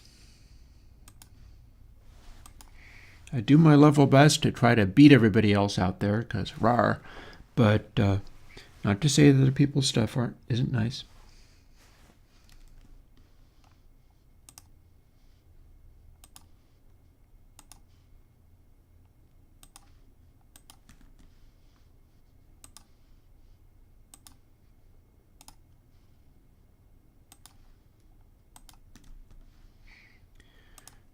This is more complicated than most of my stuff, but it's still kind of carefully restricted. Oh, no, I never get gear review channels and things. That's not a thing. That's not a thing.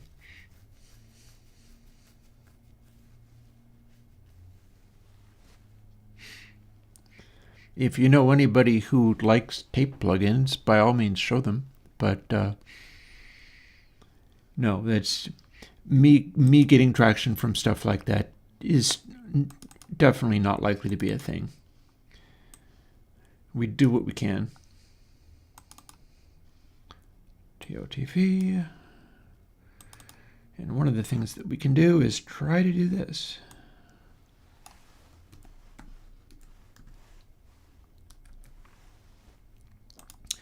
And yeah, I said if I was able to completely finish this, including the VST, I will go and have my tacos early.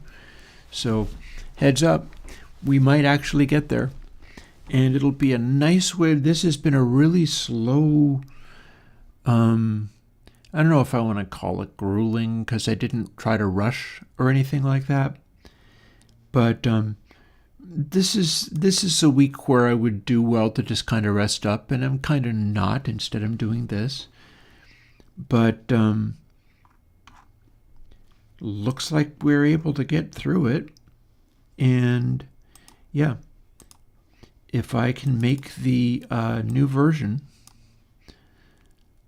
be a VST and test it and works, what I will do is I'll go and, I don't know, read about Waltz and see how people are reacting to that, because I'd like to take a minute to do that before I, make my tacos, have my dinner, do my exercises and stuff, and turn in. I would enjoy that. So let's see whether we can make that happen.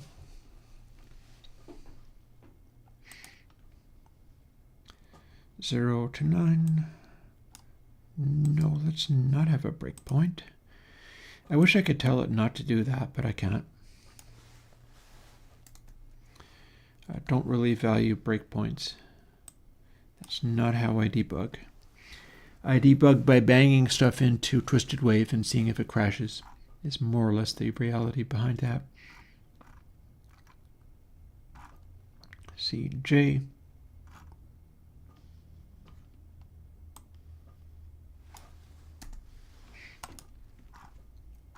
Now we got to copy this all over.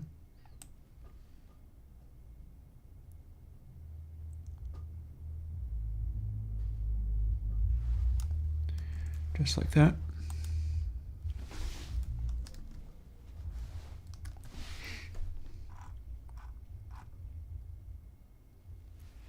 Looks nice.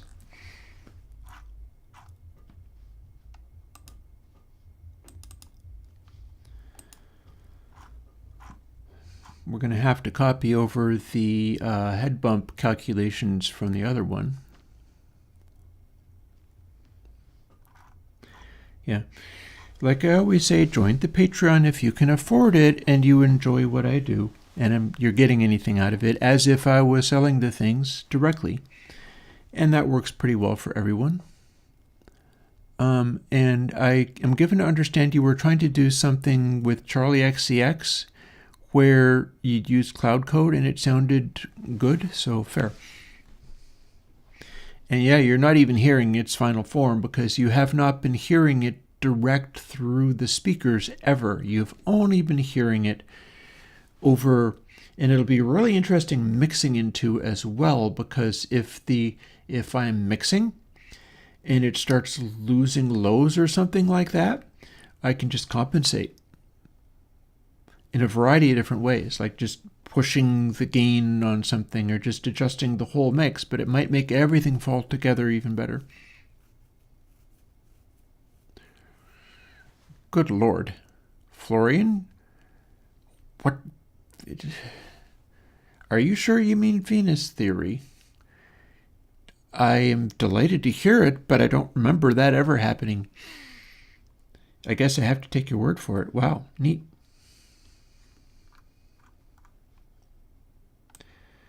Can't have been very recent. I had a feeling that him and Ben Jordan just hated what I did. I'm delighted if that's not true. I lives to serve. I do my best.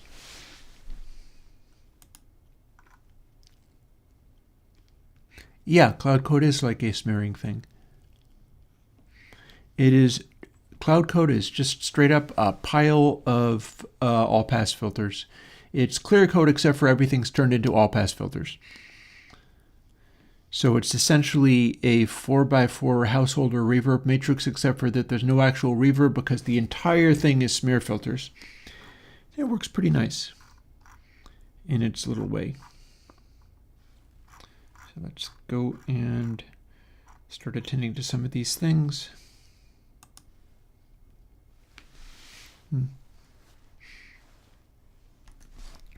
Remember, always be nice. Don't run around acting like, dude, you have to hear about this. Oh my God, because people react poorly to that kind of thing. I already have enough people full of hate and just wanting to debunk me, and I don't need more if I can help it. It's one of the side advantages of not really being known or appreciated, is at least people don't give you a hard time. Or at least, they do anyway, but if you suddenly get 1 million people who are freaking out and loving it and being exciting, that's all very well, but then you'll get 1,000 who hate you and want to come to your house and beat you in the head, and that's a drag. So it's all a balance thing. It's like you find out what level of big deal you're willing to stomach. And it's a very fair question.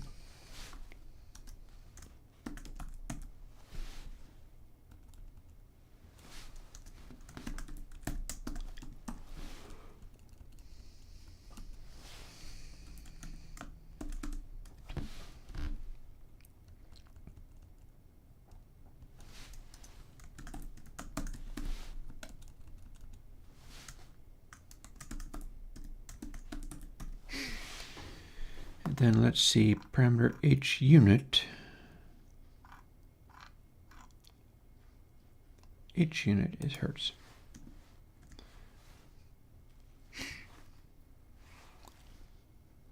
Alrighty. Now what's there to debug? My sweet summer child. Oh yeah. No, you'll find people who really need to teach me a lesson. And it's like, for a variety of reasons. Some reasons I am willing to argue with, and sometimes people just want to watch the world burn. See, I'm going to J.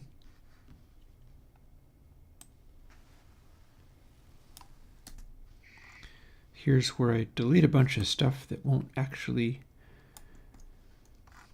work. Because we're no longer using 26 parameters. If that sounds like a lot, console X uses like 35 or something.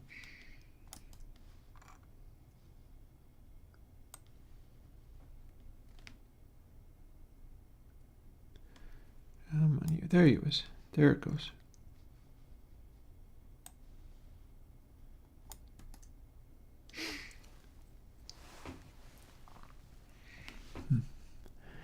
You know, there will be ways of doing that, you know. A guy, one of our stream watchers, has been sending me a bunch of Patreon messages, more or less demanding various things, as people will do. and it's like, need a dark mode for meter, and I have not designed meter to do that. He apparently has a dedicated monitor, but he wants it to be a dark monitor because it's lighting up his room or something. That's fair. That's a fair problem to have. I don't have a solution for it. So I know that what I've got won't actually solve his problem, but the meter plugin is already skinnable. All you'd have to do is give it either a color scheme or a new font, or indeed a dedicated graphic that fills in things. Only thing you're going to be able to do is do the outside edge. The outside edge of the image. You will not actually be able to change the inside from the stuff drawn on a white background thing that I'm using.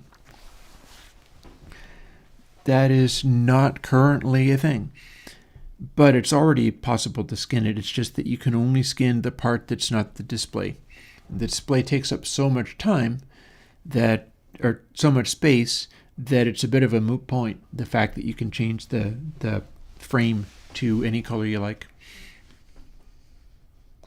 But I do like the fact that that is a thing. It does actually work. Let's open something else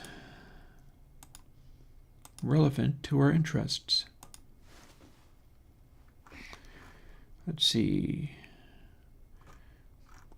Dub-sub would be what I'm interested in right now.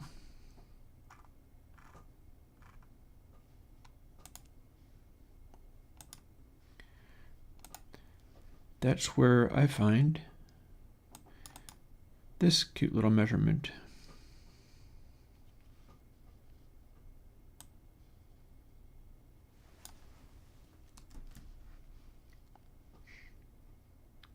It's not going to be B, it's going to be H. So I'm going to need to change it to H times H. But having done that, I shouldn't need to leave this open, because all I got to do is open that up when we start doing the actual code part. But that's how we get our number. Yeah, no, you'll get your chance. When the other plugins start coming out, probably after this month and going into next month, I start working on getting Console X out. And Console X, of course, is the one that is using a GUI and Juice and will be skinnable. There's a major catch with that, however. Like, you could make fan art for it, but then if you start resizing the plugin, my plugins are going to do wild things when you resize them. Like, I'm looking to make them work over wildly disparate aspect ratios, like ridiculously long or ridiculously tall, or I want it to be a horizontal strip. No, I want it to be a vertical channel strip. No, I want it to be a box of this size or that size. And I'm going to try to make it resize to all manner of different configurations. And when it does that, your skinning will no longer really work. But if you left it untouched, you could make a skin for exactly the size of what it was, and it would do that fairly effectively.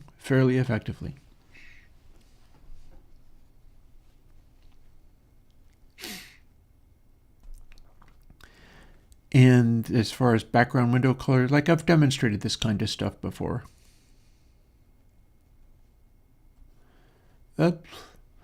I mean, you could change how the plugins look themselves. Depends. But if you wanted to do that too, then, I mean, knock yourself out. Don't see why not. I think we're done with this bit.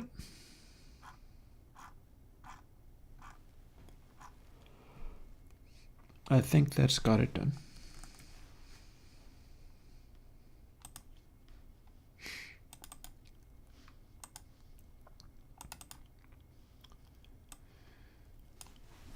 So here's my remaining part. Yeah, that is the console TG, or whatever it is I was going to call it. I don't remember what I was going to call it, but that is the sort of thing that could eventually happen, yes. Console X is much more interesting to me because it's not tied down to what existing stuff, but I've done some of the work towards being able to make that happen. Have I done this initialize yet? Oh, no, I have not. This won't work until I do this bit. We need all of these things in here, or we're in big trouble.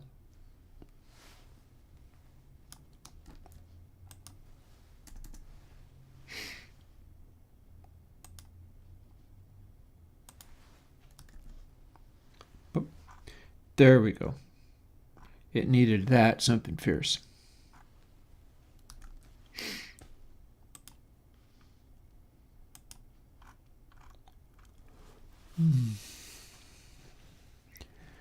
Don't know.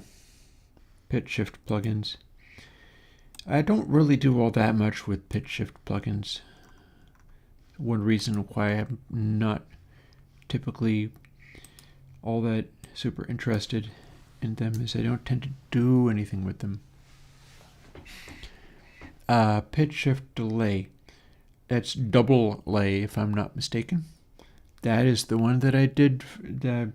Deeply proud of the fact that I get to work for some of these guys that did vinyl records that I own. That's my favorite thing ever. Records that I own, or indeed anything like that, where it's like, you want me to do a thing for you? I've been listening to your record for 30 years. That's the best thing. That said, like, okay, so latest Terry Manning story, and I'm not going to be able to explain much more than that, but I posted all of my various stuff, and I posted doubly. And Terry told a little story on his forum, because I post my stuff to Terry's forum as well. And Terry says, yeah, this one record that I did for Warner Brothers and a really big producer and a band that you've heard of, I recorded my mix and I set it up and I encoded it with one of those old gray boxes of the Dolby encoder, and I set it up with the test tones and all the test tones that you needed in order to calibrate the Dolby, and I sent it off, and the mastering engineer did not put on the Dolby decoder even though I gave them all the tones, and that's how it went out. And the producer was like, oh wow, man, I really like the compression in high end. I don't know which record it is. I have wondered. I'm not going to ask him because he ain't going to tell me. So I haven't asked him. I wonder whether it's like, could it be the ZZ Top record, De Guello, with like cheap sunglasses and stuff? One of those ones where it's like, this one's really sparkly. That is also the one with Nationwide and Manic Mechanic, which the guy is like, oh yeah. And he has this big hyper compressed voice going on. Because that's the thing, is like the that ZZ Top record, if you compare it to like Tres Hombres, it is the biggest change from earlier stuff that they had done with him. Was incredibly dark. And all of a sudden, here comes along this record that is the sparkliest thing ever. I really wonder whether that is like, yeah, they went for another incredibly dark one. And then when the guy played it back without decoding the Dolby, it sounded so normal to him that he was like, okay, let's do that. And so they never, rather than do the Dolby decoding and then master it, they just played it like that. And yeah, so I wonder, it's not necessarily that ZZ Top album. I'm just saying that's an album where I recognize a special sparkliness going on and a very compressed quality going on. And it could be. But yeah, that's Terry's story. There's an album out there with a band that you know, and it was on Warner Brothers. I should check to see if that one was in fact on Warner Brothers. Of course, he could be lying about that. Terry keeps ZZ Top secrets. He does not reveal secrets that Billy Gibbons has entrusted him with. And that's cool. That is legit. That said, I'd love to know. Anyways, I have work to do. Let's do this. We're going to be replacing all of this stuff appropriately.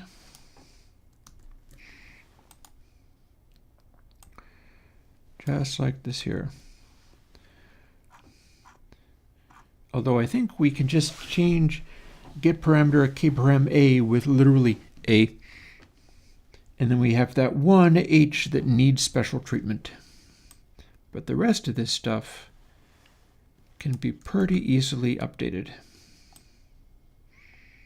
And I made a point to make it all be just straight up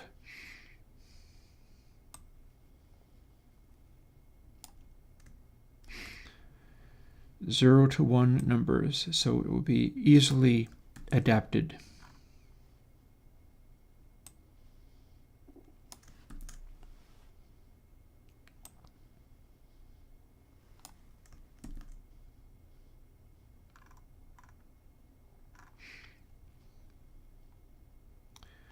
We got 2 instances for G.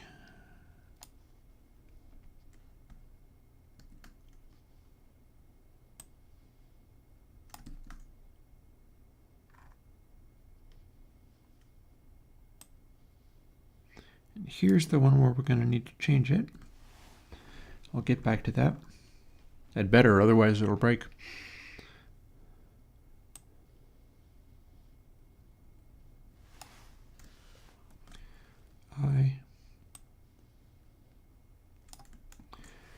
J, and then our default roll-off, which stops it from becoming a giant mess of low base, where we can stack them and still have it act kind of like the Studer. That was a real one that we got to measure. And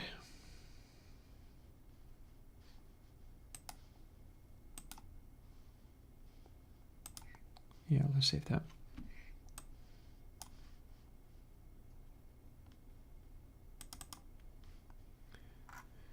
Our special formula sits right here, and this is what we will use.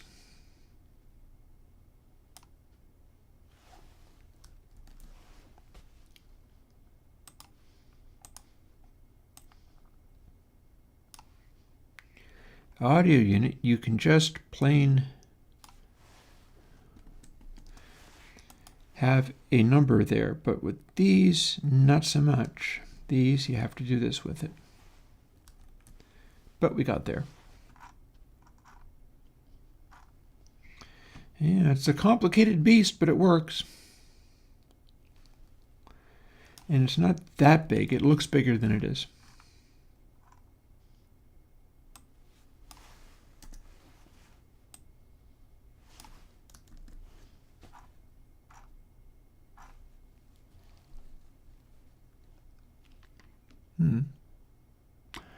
Nice, nice. There you go. Guitars.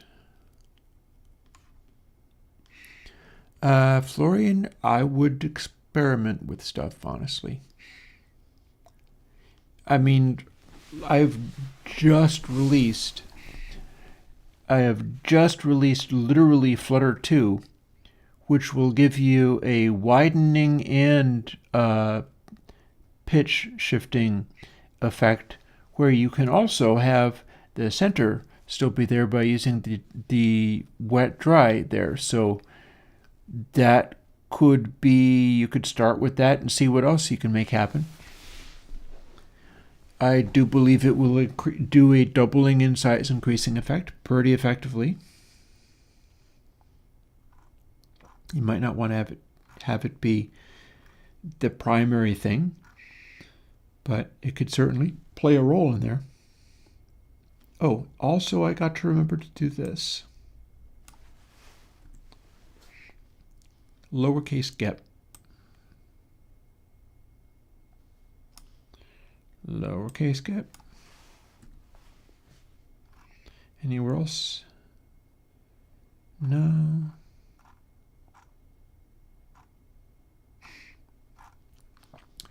That would have been a easily fixed bug, but a bug nonetheless.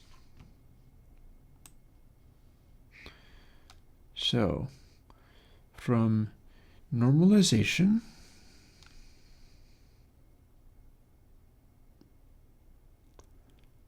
down to here.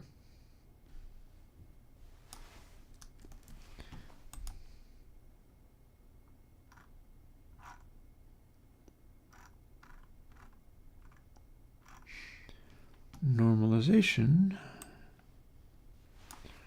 down to here. Boop. And then same again.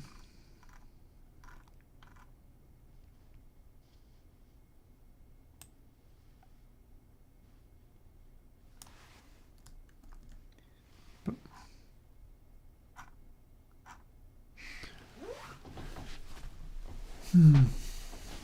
Alrighty.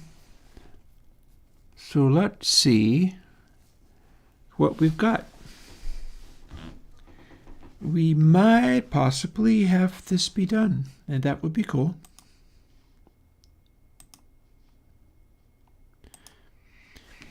Again, if we've built this and it works, it means I can go off and have tacos early and spend a little time looking into some of the places I've been missing all day because I've been working. And that'll be nice. Let's see whether we need to do anything else with it. And I'm not going to worry about porting it to Windows and Linux right at the moment. I could, but it's been a bit of a long day.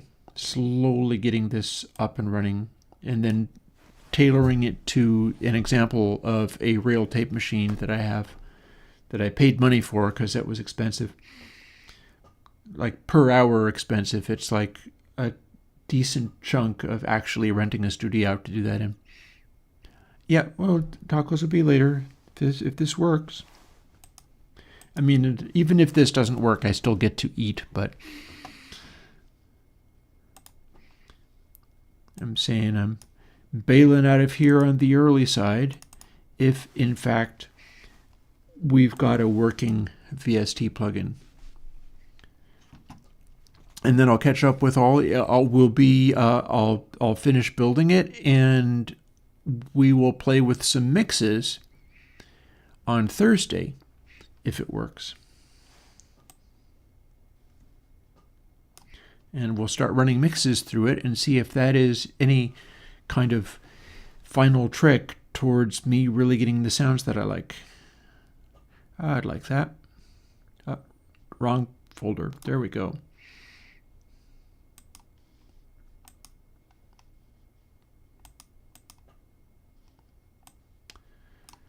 So let's see what we've got. What, this thing? This is about ready to release. 2 tape 7? Yeah, this is what you'd get. This is the release.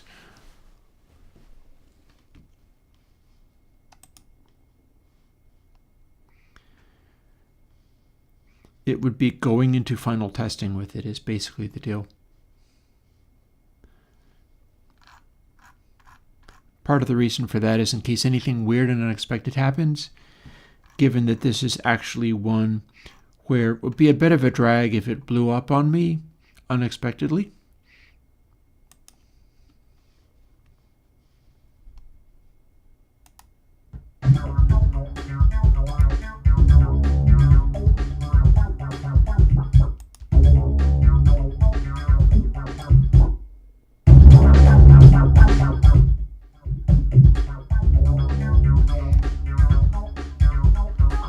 Little extra doubly.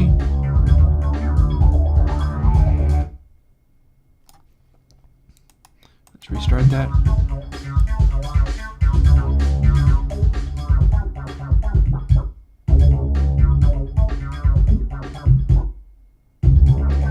Nice little high frequency hype thing that you can do. Flutter.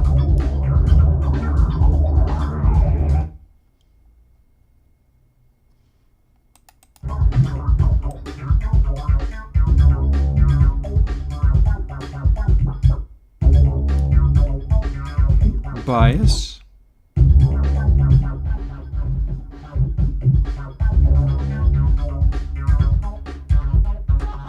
Anti-bias. Head bump.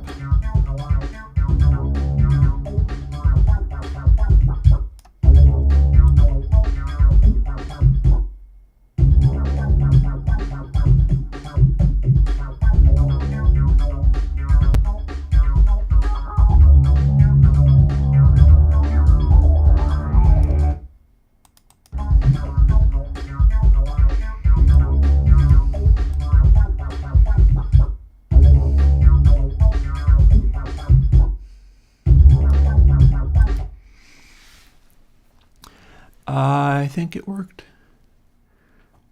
Looks like that's going to be a thing.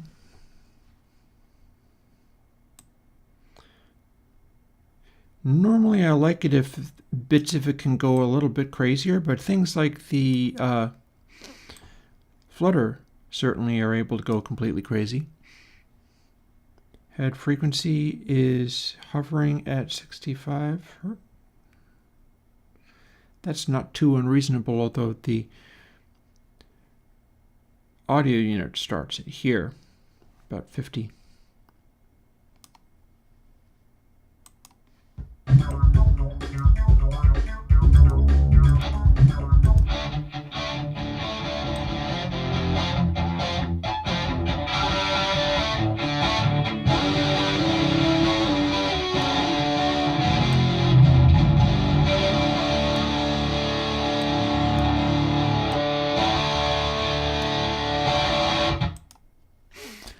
Tapey. That's pretty tapey.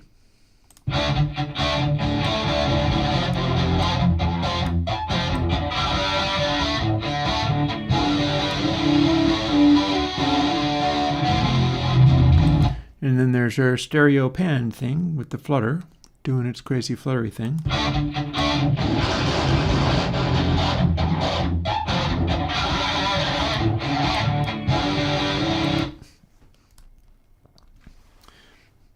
Cool beans.